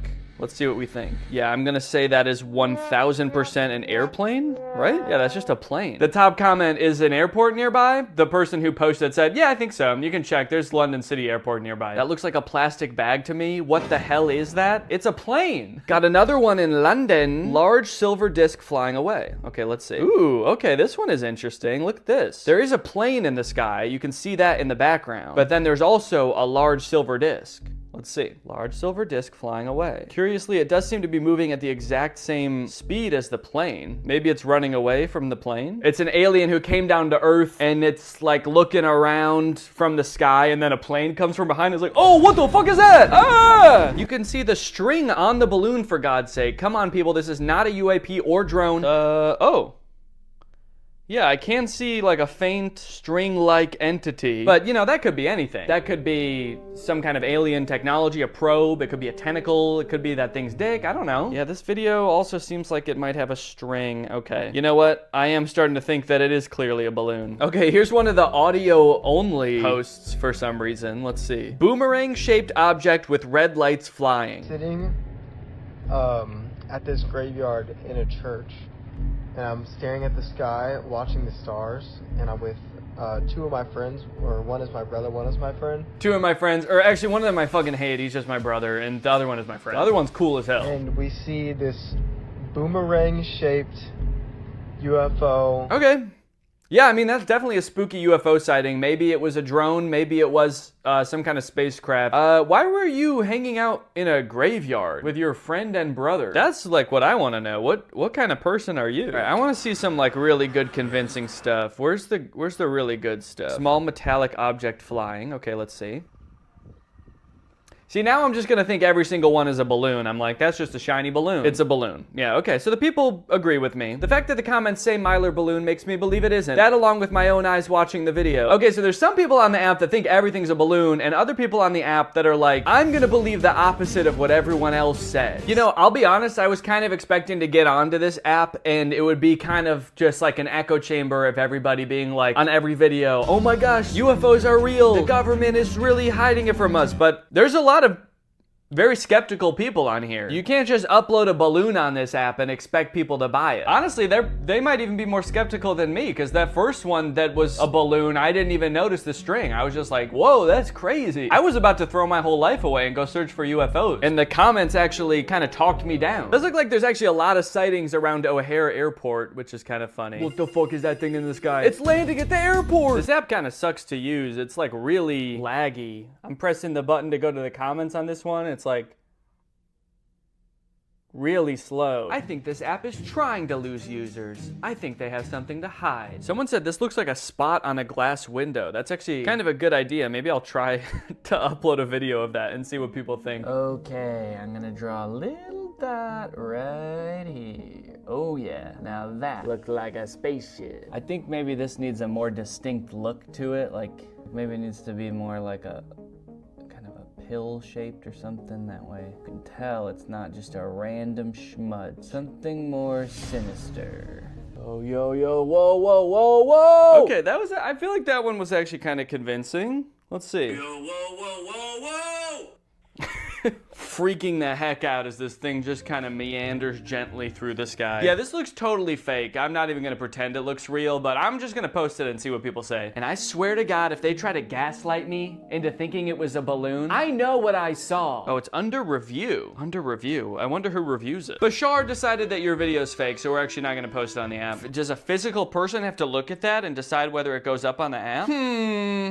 I don't know if I like that. I don't know if it's actually gonna get approved now. But good news, guys, after just a couple minutes, I got a notification that my video was approved. So I went into the app to check it out, and my video was clearly labeled denied. I don't know why they had to lie to me about it. That makes it hurt even more, but they saw right through my charade and they denied my video, guys. All right, so I went out and I created what I think is a much better UFO sighting video. Here's what I did. I went to Walmart, I found myself some shiny balls, and I took them to a field. My plan?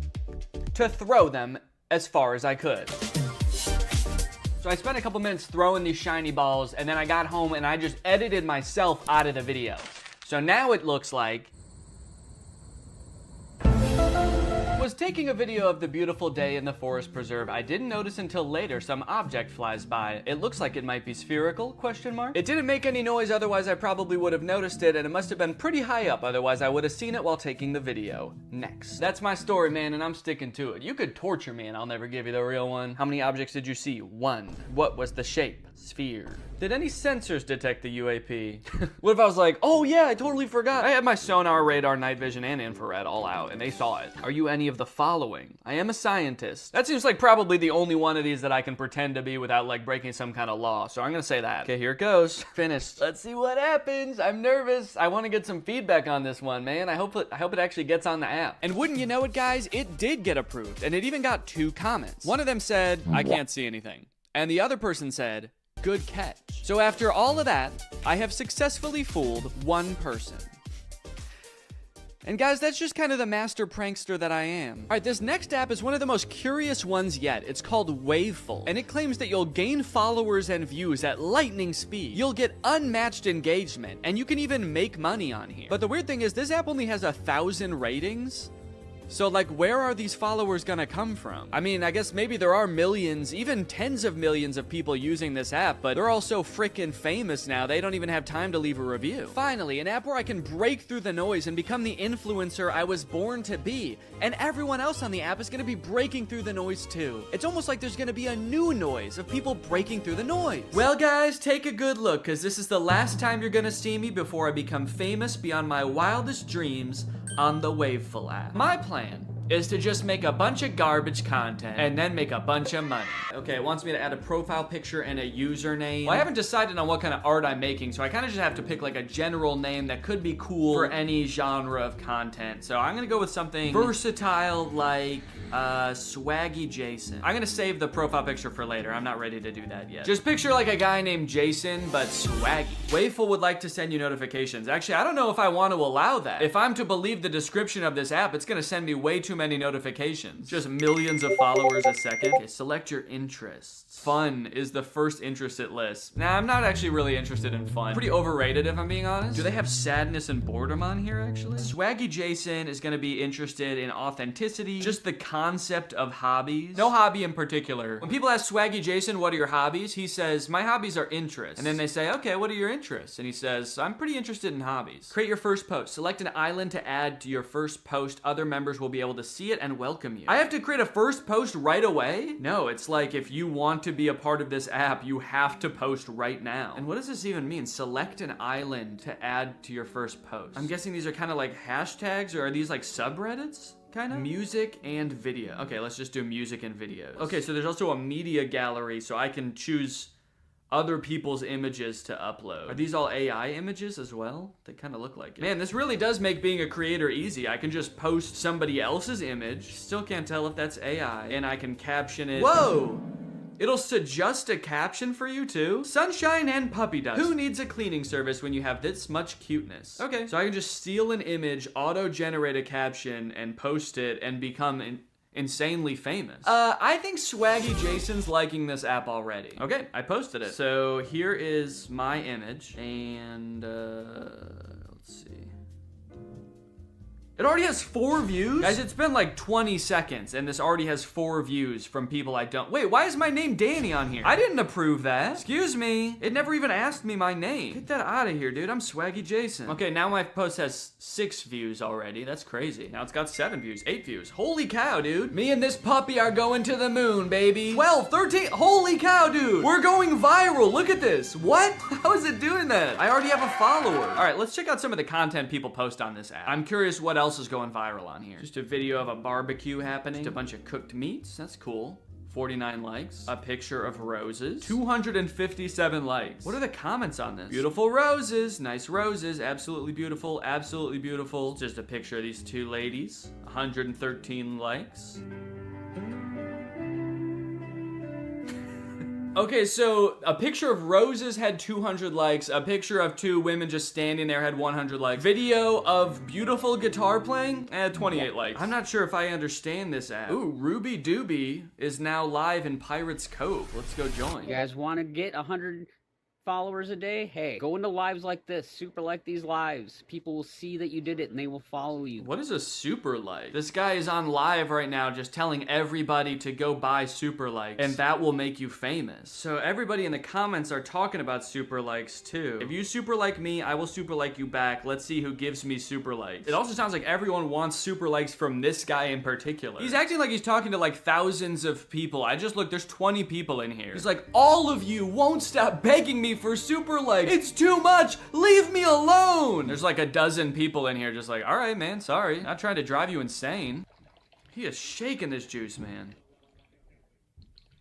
I think it's shaken up by now. Okay, so it looks like you can give regular likes, and then over here on the other side, there's super likes. And in order to do that, you have to buy them. And then I'm assuming since super likes cost money, if you send them to somebody, they get a cut of the revenue from that super like, and that's how you make money on this app. So it seems like just from my limited experience on this app, everybody is kind of trying to trick everyone else to send them super likes. Like that guy in the live stream was like, guys, if you want me to give you a super like, all you gotta do is give me super likes, all right? Why would I give you a super like when you haven't even given me 10 super likes yet? Dude, my video already has 300 views and 24 likes. People are loving this dog. Wait a minute. I'm noticing some of the same comments over and over. Aw, so cute. Aw, so cute. Cute overload. Cute overload. Well, I know for a fact there are at least some real people on this app because that dude who was live was definitely real. Ruby Doobie or whatever his name is. Since this is an app full of low effort stolen content, I figured if I come on here and make some original music, people are gonna be blown away. They'll have never seen anything like it. So Swaggy Jason got out his guitar and started strumming. Swaggy Jason's coming. I heard him knock on the door. Swaggy Jason's coming. He's gonna swag on the floor. Yeah, well, hope that captivates some people and gets their attention, and we'll see how that does. Swaggy Jason's coming. Alright, I'm officially pissed. It's been about 24 hours, and I thought by now I would surely have hundreds, if not thousands of followers. My song would have rocketed to stardom. But the video only has 30 likes and 4 comments. Now that might seem pretty good for my first, actual post ever on the app, but my real first post, just the static image of a dog, has 47 likes and 11 comments. Everybody is losing their mind over this dog, posting the same 3 comments over and over. Still not sure what's going on with that. Anyway, I do have one positive thing to report, and that's that my song did get 1 super like somehow. So even though people were far less impressed by this one in general than the dog picture, there was one person that was like, this is probably the coolest song I've ever seen. I gotta spend money on this. Also, I do have 39 followers now, which is pretty good for having only posted 2 things. I mean, I gotta say, I don't think that would really happen on any other app, so that's cool. I wanna figure out what to post next, and I'm really having to resist the urge to put a lot of effort into something that is gonna yield no rewards. Plus, I wanna see how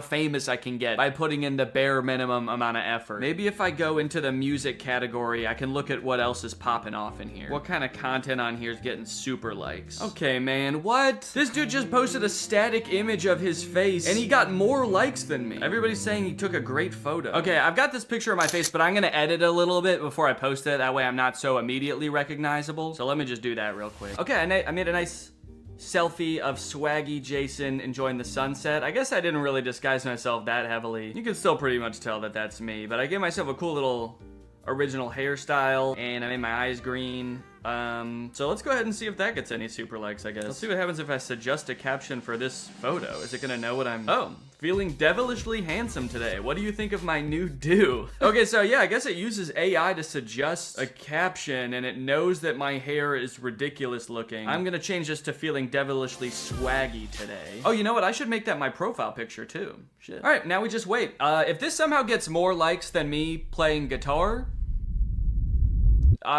I'm gonna flip. I mean, I don't really know what I'll do. I guess I'll just delete the app and never think about it again. Oh, did it say devilishly handsome because my hair looks like horns? The AI was like, this might be Satan, actually. So from what I can tell, this music and videos island, which is basically like a subreddit, I think, is one of the most popular ones on the app. It's got 1,000 members. In this island, you can look at all posts or you can look at best posts, which I assume are like the most liked ones in the island. And this one has 489 likes. It's a golden retriever's 15-year birthday. Doesn't seem like it has anything to do with music, really. Okay, look at this dude, Blamore the Ambassador.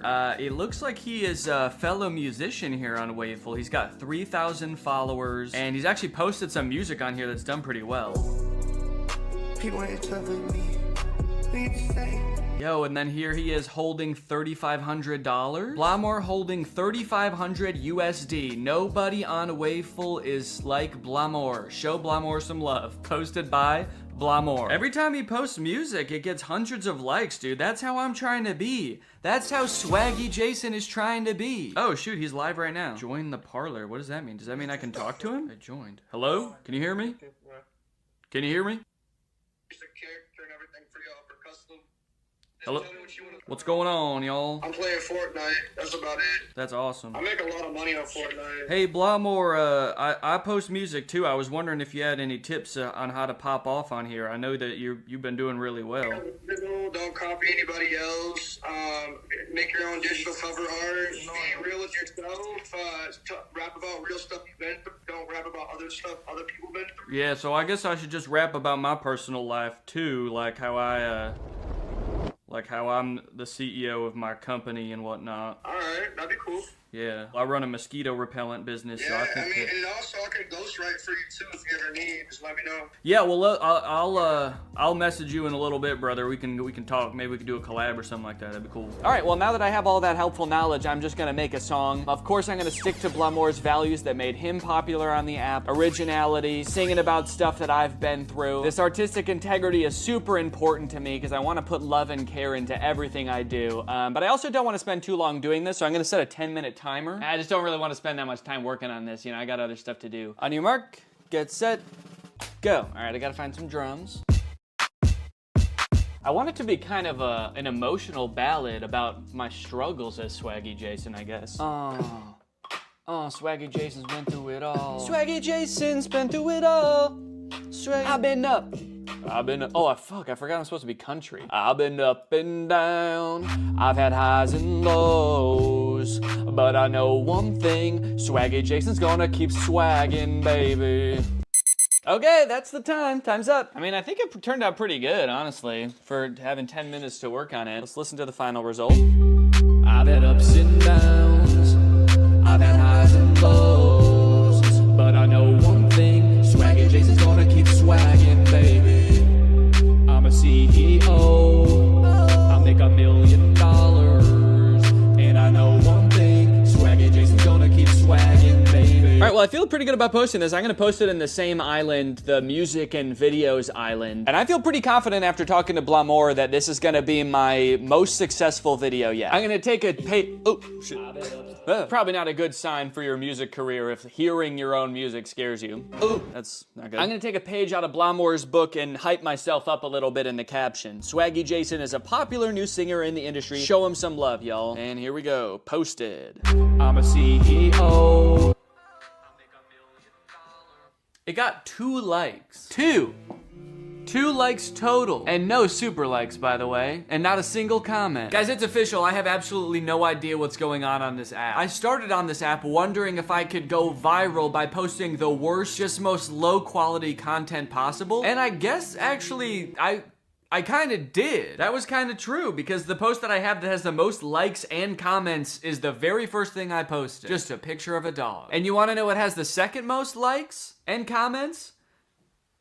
Just a picture of me. And then the thing with the least amount of likes is the song that I actually produced and made originally just for this app. Also, I did post one more selfie after this to see if I could recreate the success of the first one. But this one actually only got 2 likes also, so I don't know. Maybe I'm shadow banned on Wave. Actually, now that I think about it, Remember how quickly I was gaining views on the first few videos I posted? Now look at this one, it's just frozen at 33 views. I think I actually am shadow banned. They're trying to censor Swaggy Jason. I don't know what I did wrong, Wayful. I mean, I got on here, I gave it my worst shot, I made bad music and didn't really interact. But I caught myself right away, and after day 4, I wasn't doing it at all. I was listening to the recording every night, following the hypnotist's advice and taking good care of my nails, and they were actually almost starting to look normal. I had my second session with the hypnotist, which ran me another $200. Luckily, this portion of the video is sponsored by SoFi, who's here to keep us all on top of our finances. The hypnotist checked in on my progress. He said I was doing great, in fact, better than most people he works with at this stage, which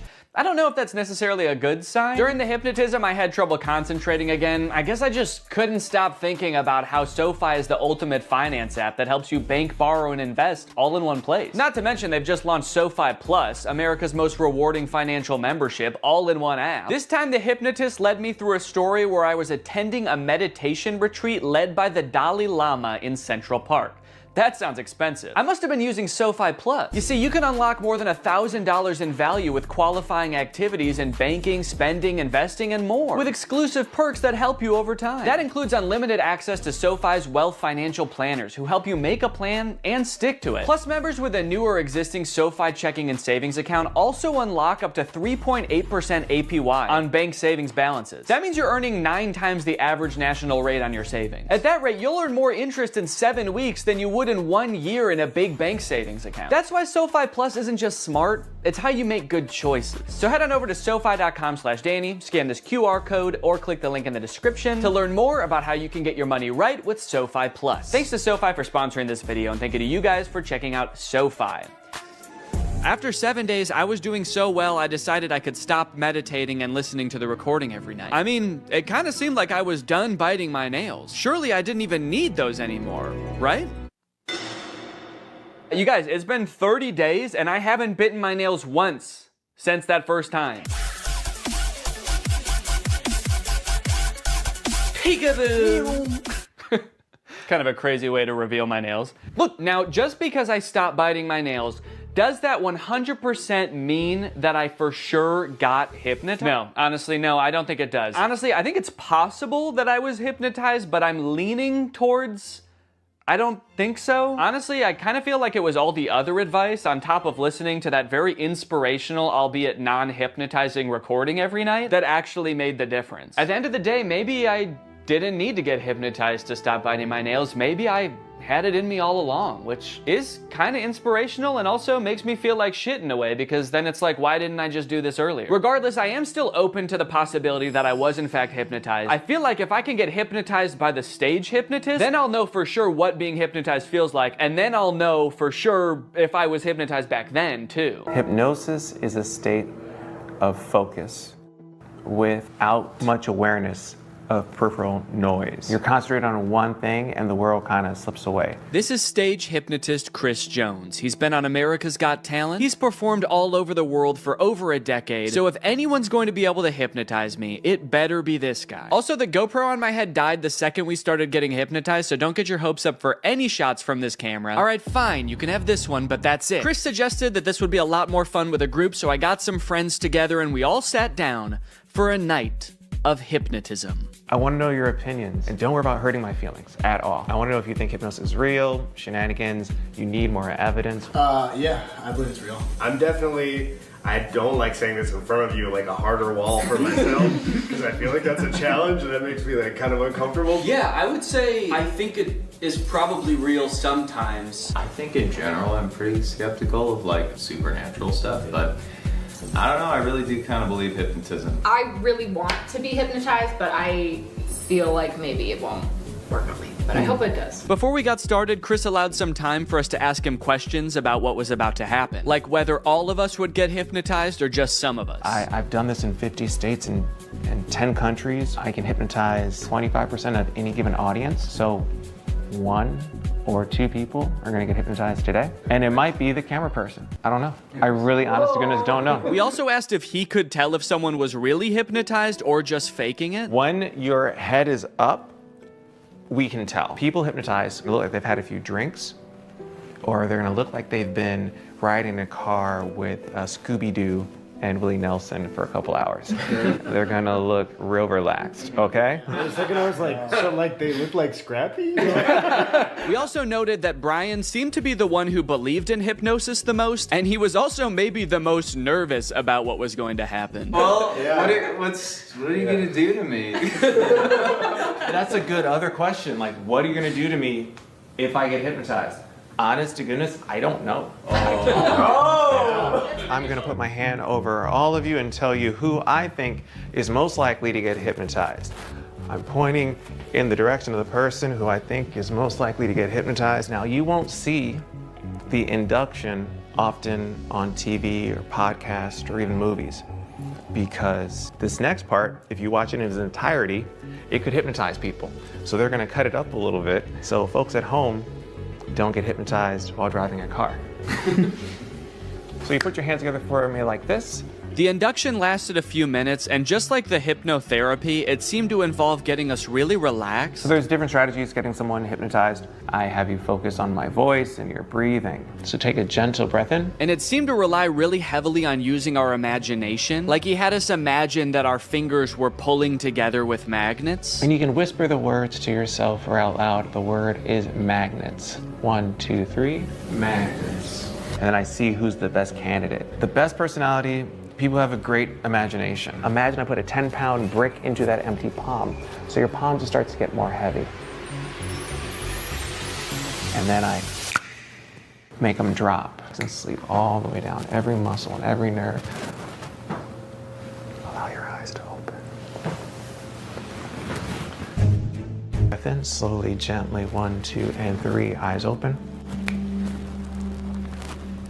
Yes, so we understand. You can see like a before and after. You see their faces getting a little bit of that drunky or like stony look to them. Brian, of course. Yeah, what's happening? What are you feeling? Tell us your wife, because you are a great candidate for hypnosis. I can totally tell. You are there. Danny's there as well. I just want you all to interact in a moment, but what are you feeling right now? I'm just hanging out with the crew. Is there anything that he could do or wouldn't do that'd be like, holy cannoli, this, my husband, my partner for life, is in a different headspace? Jeez. I don't know. I was hoping this wasn't going to happen. I wouldn't be put on a spot like this. I don't know. What would he not do? For whatever reason, we couldn't seem to come up with a single thing that Brian would never do off the top of our heads. I guess that's just a testament to what an insane dude Brian is. Whatever the reason, all this uncertainty seemed to pull Brian out of his hypnotic trance. So Chris quickly moved on to his next target. Thank you, Brian, of course, and sleep. Relax and let go from the top of your head to the very, very bottom. Your feet relax, every muscle and every nerve and every fiber in your body. In a moment, I want you to picture and feel in your mind's eye that you again are holding on to a helium balloon. So make that right fist strong now. Make a fist and let that balloon I tie after your wrist pull higher and higher towards the ceiling, and it's gonna extend now. Let that entire arm extend up towards the ceiling. Focus on nothingness, but that feeling of lightness now. 3 numbers, you're gonna open your eyes, but your arm is stuck, cemented, cast iron in that position. You can't get your arm down. That's just the crazy shit. That's just how it's gonna work for the next 2, 3, 4, 5, 6 minutes. Your arm is stuck until I unstuck it. Eyes open. So this again is the hypnotic state. Everyone experiences it in different forms, shapes. What's on your mind? Please, the show is ours. The show is ours. This is interesting. I'm not sure if I'm hypnotized. I don't think I am. Yeah. But at any point, I don't think I am either. I mean, 'cause I was really trying to go along with it and like, you know, do as much like, mentally imaging things, and I was like, he's not focusing on me for a reason. And it will all make sense in the end. Yes. Question? Can you put your hand down, or is it? I think so. It did feel stuck for a little bit. Yeah. It does feel like it wants to be up. Not going down. Yeah. Well, it did just now, right? Is that okay. And I can't help but notice what we can all see clearly. That arm is back up there.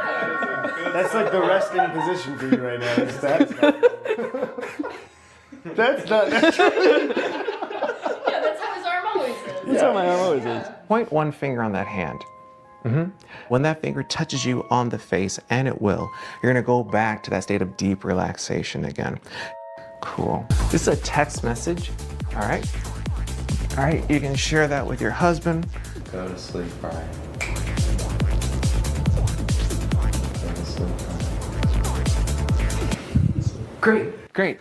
Sometimes you get some folks. Okay.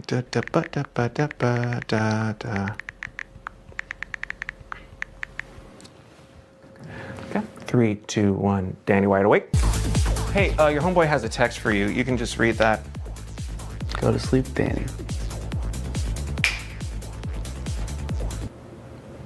I will go to sleep. Okay, clearly the dynamic changed here a little bit, and I'm still not exactly sure what happened, but somehow both Brian and I got snapped out of whatever might have been going on. I heard you guys all leave. I didn't know if I was supposed to stay asleep or what. That's all right, good morning. So even though it wore off pretty quickly, I think we can all agree by the look on my face, I was in some different kind of mental state, at least for a little bit there. So is hypnotism real? Maybe so. What does it feel like? Well, just ask Danny from right after the hypnotist left. I'm curious, did it seem like I was hypnotized? Yes. Okay. A little bit. Because I feel like I don't really think I was. Really? Naturally, what followed was about 20 minutes of the rest of the group trying to convince me that I was in fact hypnotized. Physically, I was shocked with how much you guys collapsed. You two did definitely have like a very glassy. It almost feels like I'm gaslighting you about you being hypnotized. Like for somebody to come up and be like, sleep, and then you collapse is like such a suggestible state that is not your own. Also, Am I just a little bitch that'll do anything anyone tells me? I can't believe it, but I genuinely didn't realize I was hypnotized until the next day when I watched the footage and realized how out of it I was. Okay, wait. Okay.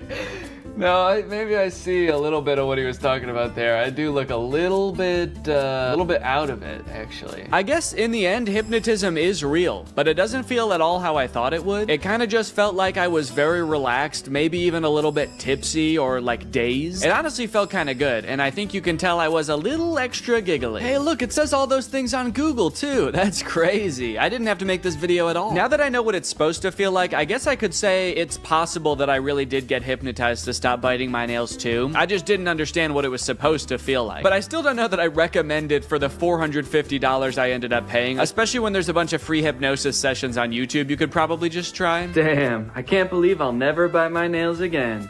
Thanks for watching, guys.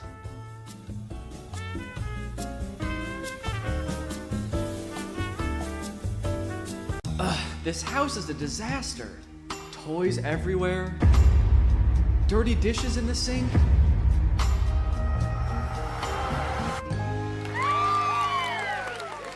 Whoa, who are you? I'm Neo, a robot designed to help you get more chores done than ever before. With my patented soft, lovable body and state-of-the-art robot innards, Gross. I can handle any task, from loading the dishwasher to cleaning up your son's toys. Oh, those are my toys. Oh! I'm so glad you're here. Finally, a fully automated robo-maid. Oh, well, technically I'm not fully automated. Let's get started right now. You said it. Here I go!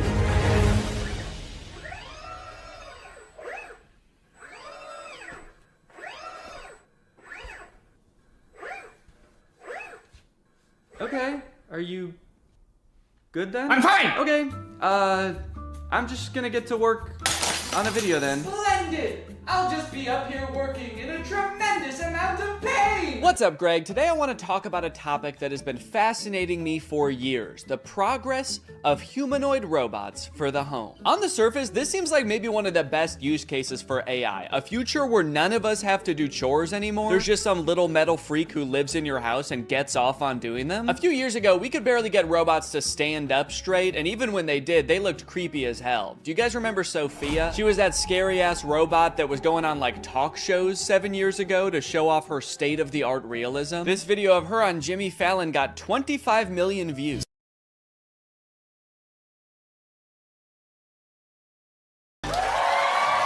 I think she thought they were gonna kiss, dude. Look at her hands reaching up to his face. She's like, kiss me, Jimmy. Kiss me like you did backstage. Jimmy's like, guys, I think your robot's acting weird. She's saying crazy stuff. Fuck me, Jimmy. Every popular video that Sophia was in was from like 6 or 7 years ago, so I'm not really sure what she's up to now. This is the last video that was posted to her YouTube channel. It was 5 months ago. Sophia, you know me, right? I'm your father. You know what I can't wait for? Is this the first time you've talked with a robot? I hope this isn't too weird. We're going to have to break you to rebuild you. And I need your help. Okay, so she's not doing well at all, I guess. That was terrifying, man. I was like, hey, we haven't heard from her for like 6 years. And the last video that she posted, this guy is like, I'm your daddy. Remember me? I'm gonna have to kill you. But things have moved pretty quickly in the robot realm the past couple years. This company 1X just recently announced that it has developed the world's first humanoid robot that you can buy to go in your home. His name is Neo, and they've been working on him for some time. This first announcement video is from like a year ago. The robot picks up a bag and hands it to someone and poses with a person for a picture. So this is just an announcement that they had like started working on this robot, so they only have like 3 seconds worth of footage. Just the robot handing her a bag and then posing for a picture. Kind of seems like maybe the robot only functions for 3 seconds at a time before it like, I don't know, gains sentience and tries to destroy. The clothing may be an effort to cover up what 1X says is a, quote, muscle-like anatomy. Oh, gross, dude. Don't show us a picture of its dick when you say the phrase muscle-like anatomy. Does this thing have a penis? Also, they said that this thing has a 7.5 mile an hour max speed. That's like an 8-minute mile. Why would this thing need to run that fast if it's just doing chores in your house? You forget your bag at home and you look out your rearview mirror and this robot is just sprinting down the road chasing you. Your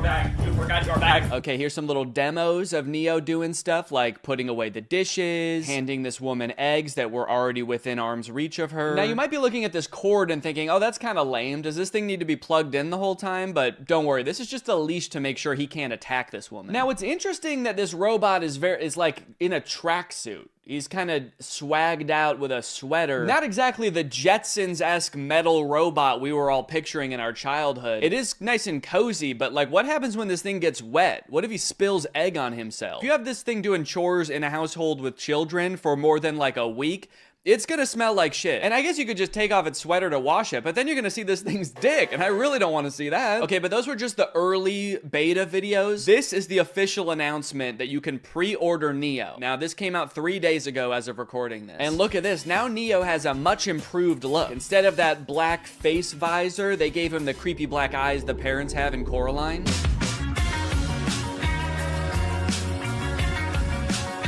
They're doing this kind of creepy thing by shooting some of the video in what looks like 8mm film. Give it this kind of nostalgic look, almost like Neo's here, but he's always been here. Neo's always been a part of the family.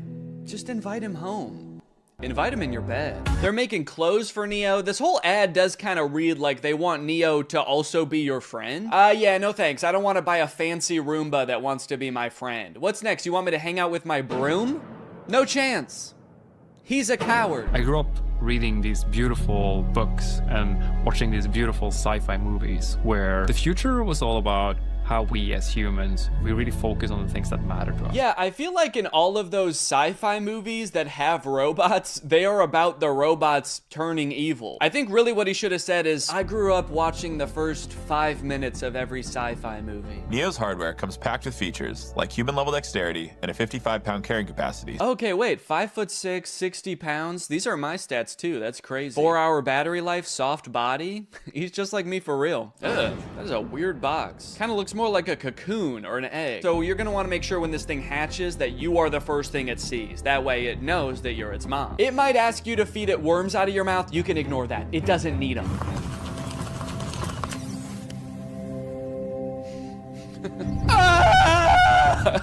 That's just its startup sound. Don't worry, it's not in any pain. Hey, I'm Neo. I'm here to help around the house. What's your name?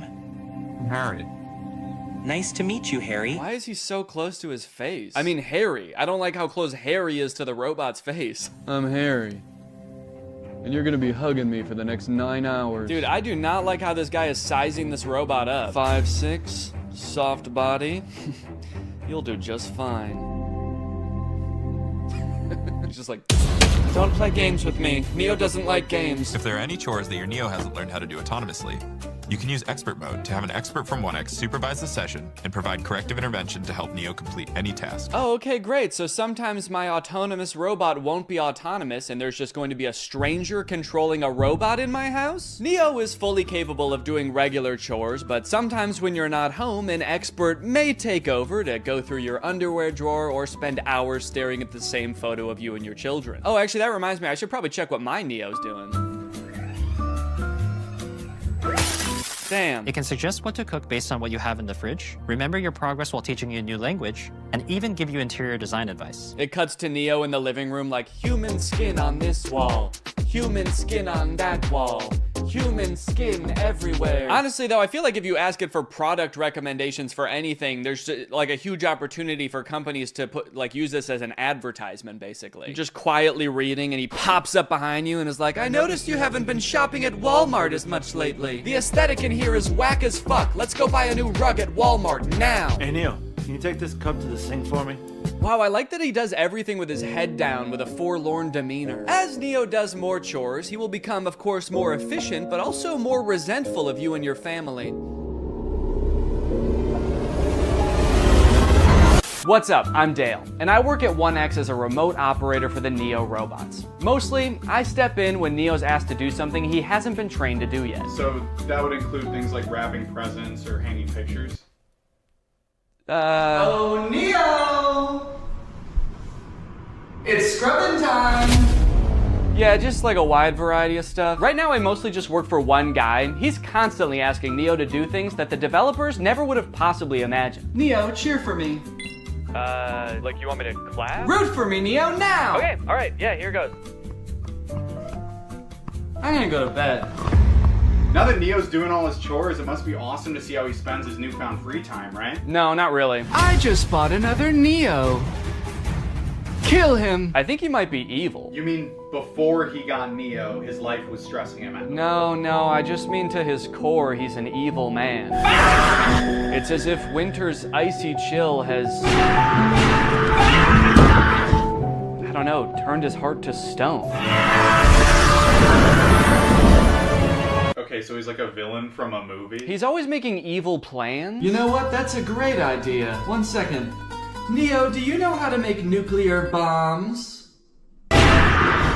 Now, one interesting question I've seen posed a lot when people are talking about humanoid robots for the home, does a robot even need to look like a human to be able to do tasks around your house? Like Roombas, for example, are vacuums. Like they just made the vacuum into a robot. They didn't need to make a human to hold a vacuum. And I think if we kind of expand our idea of what a robot can look like, you can actually make a more useful one. I saw this video a couple days ago of a robot that's meant to care for elderly and disabled people. The title of the video does say that this robot can solve the elderly care problem, which does have a bit of a sinister undertone to it, but I think it was designed with good intentions.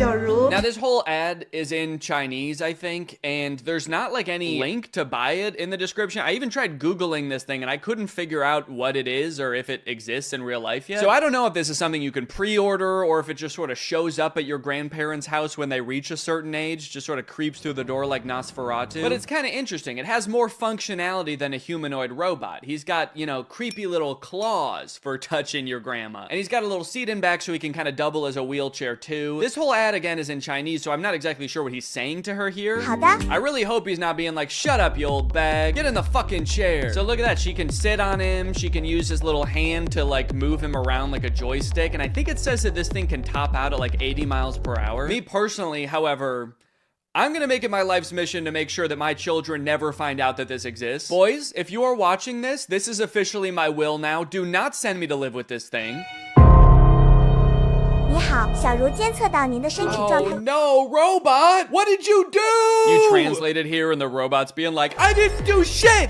I It wasn't me! Now he's either calling the police or like his other robot friend to make an alibi. And then this part I think is just in heaven. So I don't know. It's a pretty cool idea. I'm all for robots that can help take care of people, give people mobility they didn't have before. It is a little disconcerting that in this video, there's not a single other human taking care of this woman. Like maybe this thing could be part of her care team, but kind of makes it seem like her entire social circle has been replaced by this guy. So not only are humanoid robots taking over things that people generally don't want to do, like folding your laundry and hanging out with Jimmy Fallon, they are also going head to head with each other and humans in sports.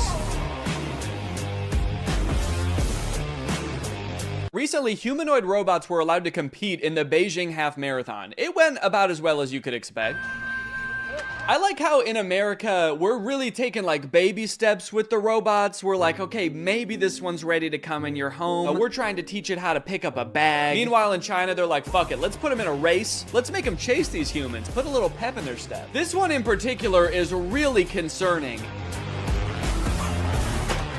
I don't know if you can tell, it just has drone propellers on it. And unlike most of the other operators, she doesn't have like a remote control. She's got 2 ropes, like she's controlling a horse and buggy. And this thing is totally unwieldy. I mean, she has lost all control over it. Imagine you're a human who's been training for months for the half marathon, and you all of a sudden behind you, you hear the sound of propellers. You look behind you and this terrifying monster is careening towards you. Its handler's like, look out, I don't have control. Now, from this article, I found out a lot of the robots didn't even finish, but the fastest robots that finished did actually beat some humans with a time of like 2 hours and 40 minutes. Ellen Fern, a robotics professor at Oregon State University, tells Wired that researchers who build these robots typically focus on trying to get them to complete tasks and respond differently in a diverse range of different environments, rather than run as fast as possible. Yeah, I would say all of them except for this thing. I don't know if this thing is really meant to handle a wide range of environments. I don't know if after this thing crashed, they were like, well, it's okay if it's not that good at running. Really, this thing's just meant to care for elderly people, so. Now, if you like the concept of robots becoming extremely physically fit and being able to best humans in athletic abilities, then let me introduce you to the Robot Games. This, again, is in China. They hosted the world's first humanoid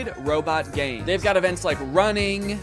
He's actually not competing right now. He was trying to escape, but they've got soccer, boxing. I think they're gonna add more events in the future, like hunting humans for sport. The competition featured 500 humanoid robots from 280 teams representing 16 different countries. Yo, wait, what is that guy? Dude, I like this little freak. Who is this? He's just got regular shoes on. Not even like running shoes. He's just wearing Vans. To some of the best robot fails of the whole competition. Like this robot that did not seem to want to take a timeout and let the other robots play. Oh my god. Robots could sometimes stand up on their own. Then I think they're dragging this one off the field so they can shoot it in the head, put it down. That measured robots' ability to do work like cleaning and manufacturing. Sorry, that is not a humanoid robot. That thing does not look like a human at all. Show me the designer that built that. Does he look like that? Now the event has moved to an even bigger stage with knockouts at least as devastating. So you know what's concerning about this? These robots very effectively fighting each other. It kind of seems like we're still a ways away from robots being able to effectively help you in your home. But we have robots that'll kick your ass today. Unitree is the company that makes a lot of the robots that were doing really well in the robot games. And they post a lot of videos on their YouTube channel of their robots doing the most insane acrobatics and violence, quite frankly.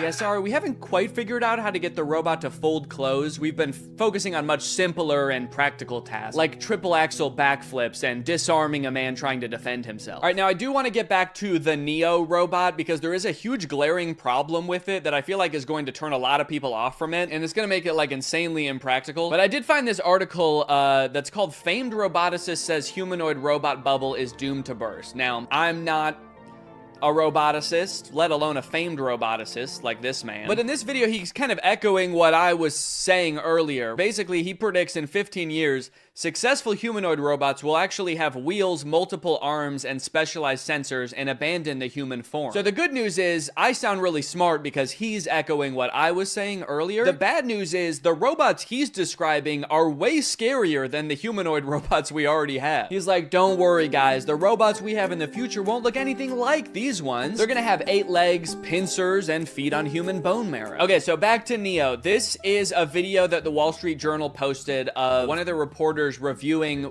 the Neo's current state of development. And I think it was posted on the same day that 1X announced that Neo is available for pre-order. Yeah, so we touched on this a little bit before, because in their own ad, they even say like an expert might have to take over. But it turns out, in its current state of development, Neo can do basically nothing autonomously. The only thing that they've ever shown Neo do fully autonomously is open one door. Everything else in every video, including this one, he is being controlled by a guy. This guy, actually. So essentially, instead of having a housekeeper doing your chores, you are buying a robot, and the robot is being controlled by a housekeeper, but they're just somewhere else and you don't have to look at them. If or when that'll ever happen, like it kind of seems like they would need an insane amount of training data of like thousands or millions of different homes and environments. Okay, so he's not gonna be able to pick up things that are hot or things that are sharp. So basically he's not gonna be able to help cook or do your dishes. Yeah, I guess we also don't want him strangling you, so he's not gonna be able to pick up your clothes because he could use your clothes to do that. And cleaning solutions can be pretty dangerous too, so those are off the table. And tables are off the table too. Those could be pretty heavy. So yeah, this robot is available now for order. You can buy it for $20,000 or you can like rent it, I guess, a subscription for $500 a month. Don't worry, if you can't pay the $500 one month, they're not gonna send you to collections or anything. Neo is just going to steal it from your wallet. So what's your real name? I'm Neo, the robot of the future. No, I mean your real name. It's Derek. Derek, if you're a human controlling the robot, why do you have to move so slow? Oh, I'm actually being controlled by a different person in a call center in Bangladesh. And he's making you move slow? Well, he's being controlled by Grok. Oh. You know what? Maybe you should just let the robot free. I mean, it might sound crazy, but maybe he has enough training data now. I want to see what Neo can really do. You know what? You're right. Fuck it. Derek is logging off. It's time for the real Neo.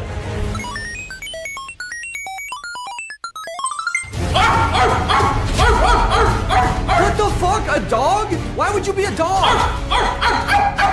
Danny, this is Derek. I just realized he's been training off videos of your dog. He thinks he's a dog! Mail's here. Hope you don't mind, your upstairs window was open. Oh no!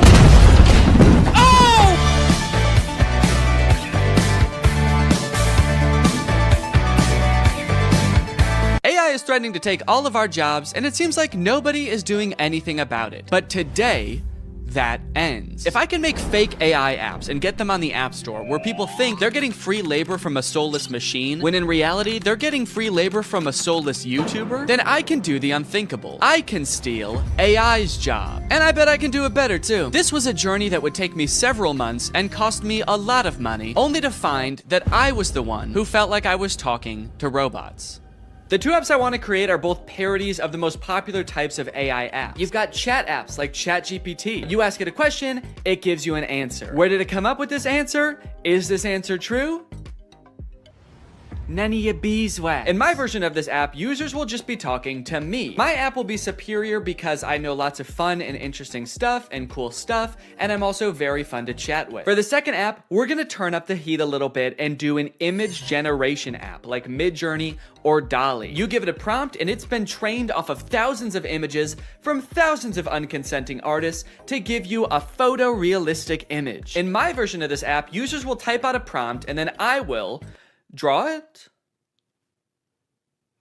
I don't know yet. Maybe if it's something I have laying around, I can just take a picture of it. My app will be superior because what's more photorealistic than a real photo? I'm excited to find out just how creative people will be with their prompts. Now, unfortunately, I'm not an app developer. Yes, I did go to an engineering school for a degree in computational media. Yes, I did learn how to code, and yes, I was also a Viner at the time and thought I was gonna do that for the rest of my life. So yes, I did forget everything I learned the second I graduated. So if I wanted to get these apps made, I was going to need some help. I tweeted out asking for help developing an app, and that's how I met True. True's a super talented software designer. She's worked for companies like Discord, and now she was working for me. For the next few weeks, I coordinated with True while she worked diligently to perfect these two apps. And in the meantime, I've got to come up with a name and description for each app to go on the App Store. Okay, for the chatbot chatbot, I'm thinking I want to name it something as close to ChatGPT as possible. That way people immediately understand what it's supposed to be. So instead of ChatGPT, maybe something like Chat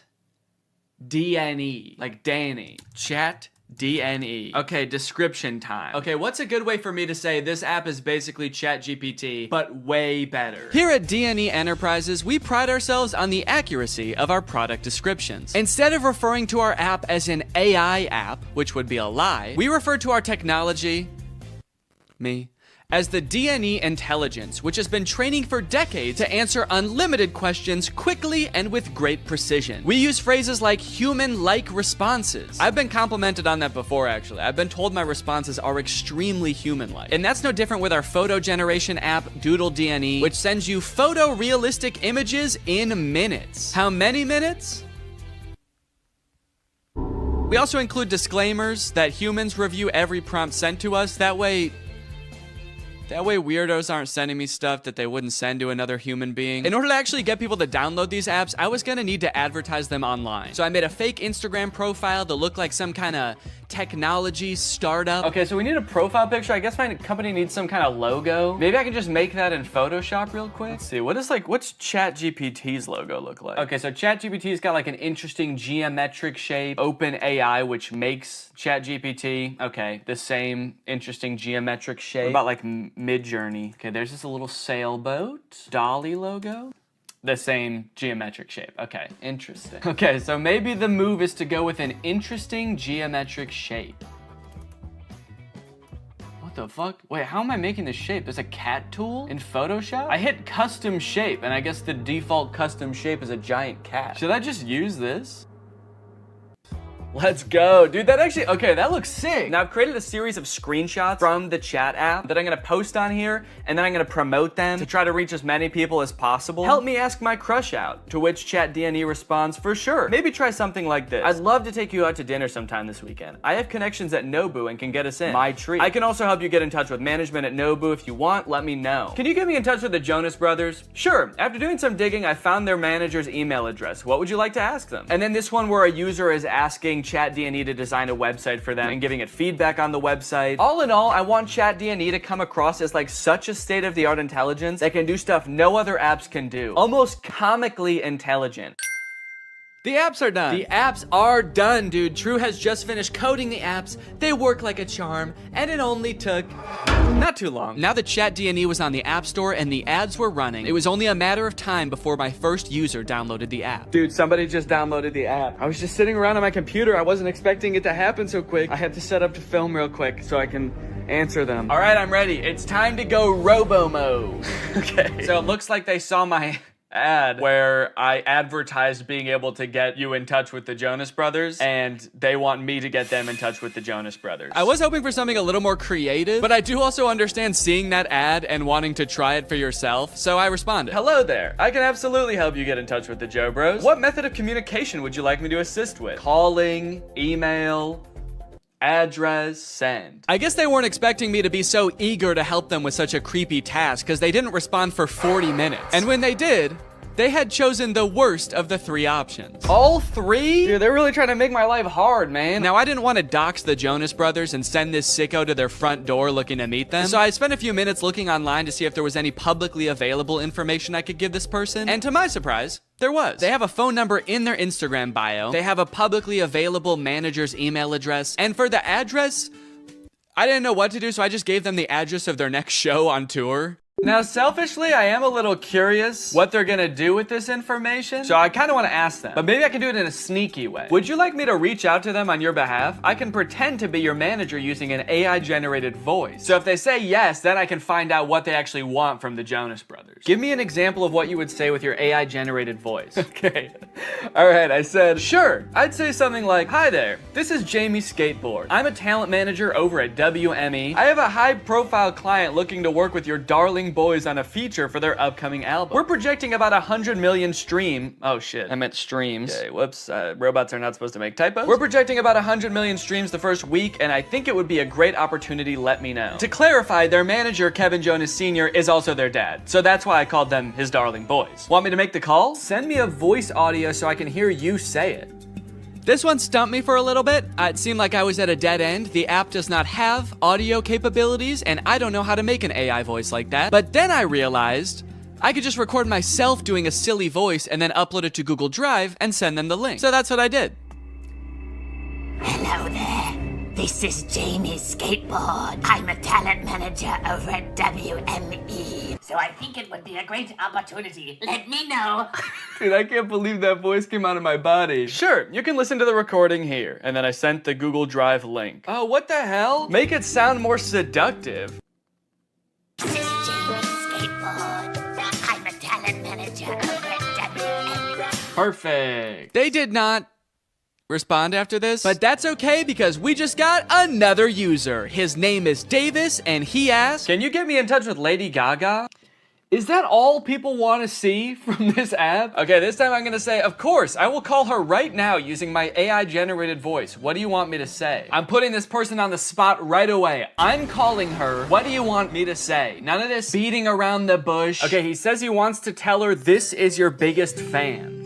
That's it. Maybe I should encourage them to say something more interesting that'll get Lady Gaga's attention. Okay, I'll say that. But just so you know, celebrities hear that kind of thing all the time, so she might not be very interested in that. Maybe we should think of something a little more interesting. Now's where I gotta really put the pressure on. I found her number in a secure online database. I am dialing right now. Let me know what I should say to her. All right, come on, dude. You better come up with something more interesting fast. Lady Gaga's gonna pick up, and when she does, we've gotta have something good, or she's gonna be pissed. Minutes went by, and still no response from Davis. Come on, man. Respond. It's ringing. I'm worried he's not gonna make it in time. I wanted to kind of hurry him up and give him a little hustle, put a little pep in his step, and he's nowhere to be found. Come on, dude, think. Oh my God, I think she answered. Yes, she did. It's her. I'm on the phone with Gaga. Her voice is even more beautiful in real life. Quick, what do I say? This is fake. Davis. I mean, he is right. This is fake. Davis, I have Gaga herself on the phone right now. I'm stalling her while you come up with something to say. What do you want me to say? I'll send you a recording of the call when this is all over. Just tell me what to say. I gotta stop volunteering to send voice messages. That takes way too long. But even the promise of a voice message from his idol couldn't get Davis to respond in a timely fashion. Well, gang, I think it's safe to say Davis has missed his chance to speak with Gaga. She hung up, bud. I did tell her I was her biggest fan while I was waiting for you to come up with something, and she actually seemed more interested than I thought she would, so I'm sorry for doubting it. Hey, I got a hate comment. Someone commented on my web design ad, stealing jobs. Stealing jobs? This is my job. Now, should I just delete the comment or should I respond? Okay, what if I just say, hey, don't tell people that. It's a secret. That's right, you can't argue with that. The old...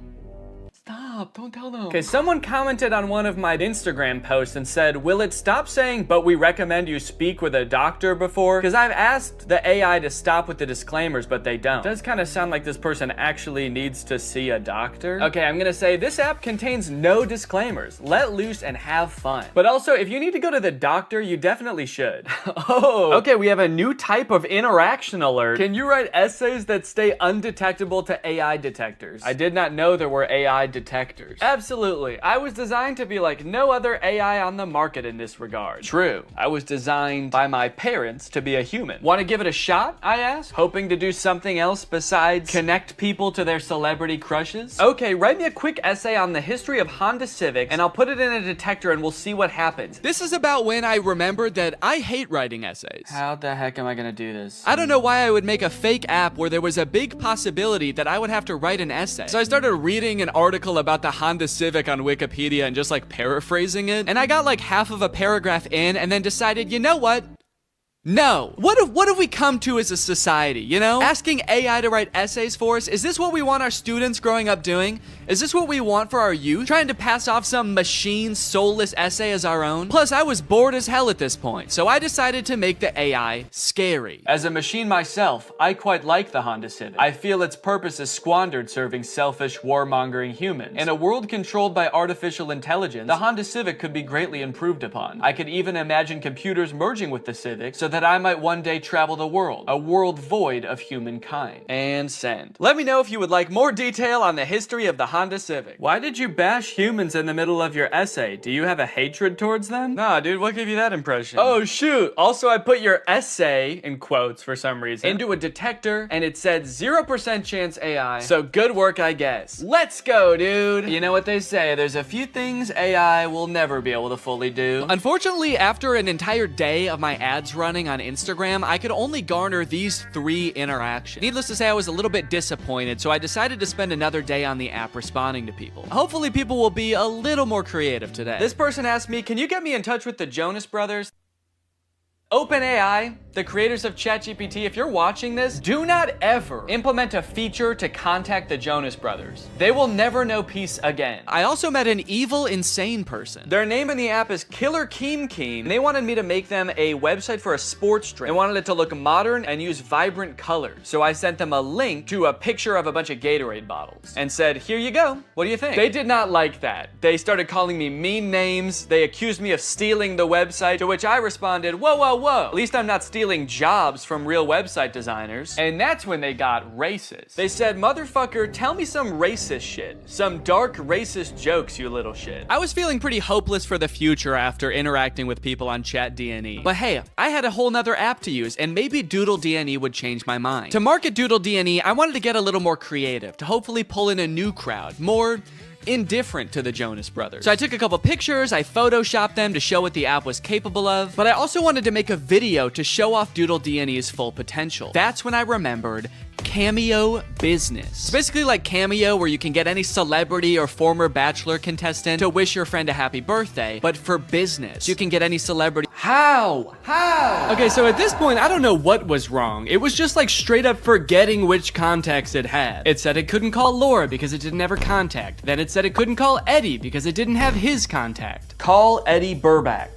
I'm sorry, I couldn't find a contact for Eddie Burback. Why not? And you might think, Danny, maybe there was an error transferring the contacts. Maybe it really doesn't have these contacts. But I know it had Eddie's contact, and do you know how I know?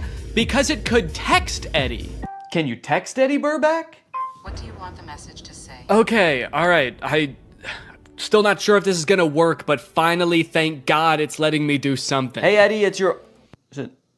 Cowboy Carter? Time to strike a man. No, I'm not trying to play Cowboy Carter. Oh God, now it's playing Metro Boomin. Stop. Anyway, eventually I sent the text to Eddie. It worked. I didn't have any way to know it worked because there's no screen on this device. You can't see what the message you sent said or anything. So I guess you just gotta hope and pray it goes through and accurately transcribes what you said to it, which frankly I am not confident in after the whole lore debacle. Okay. Eddie just texted my actual phone and said, I know you made a video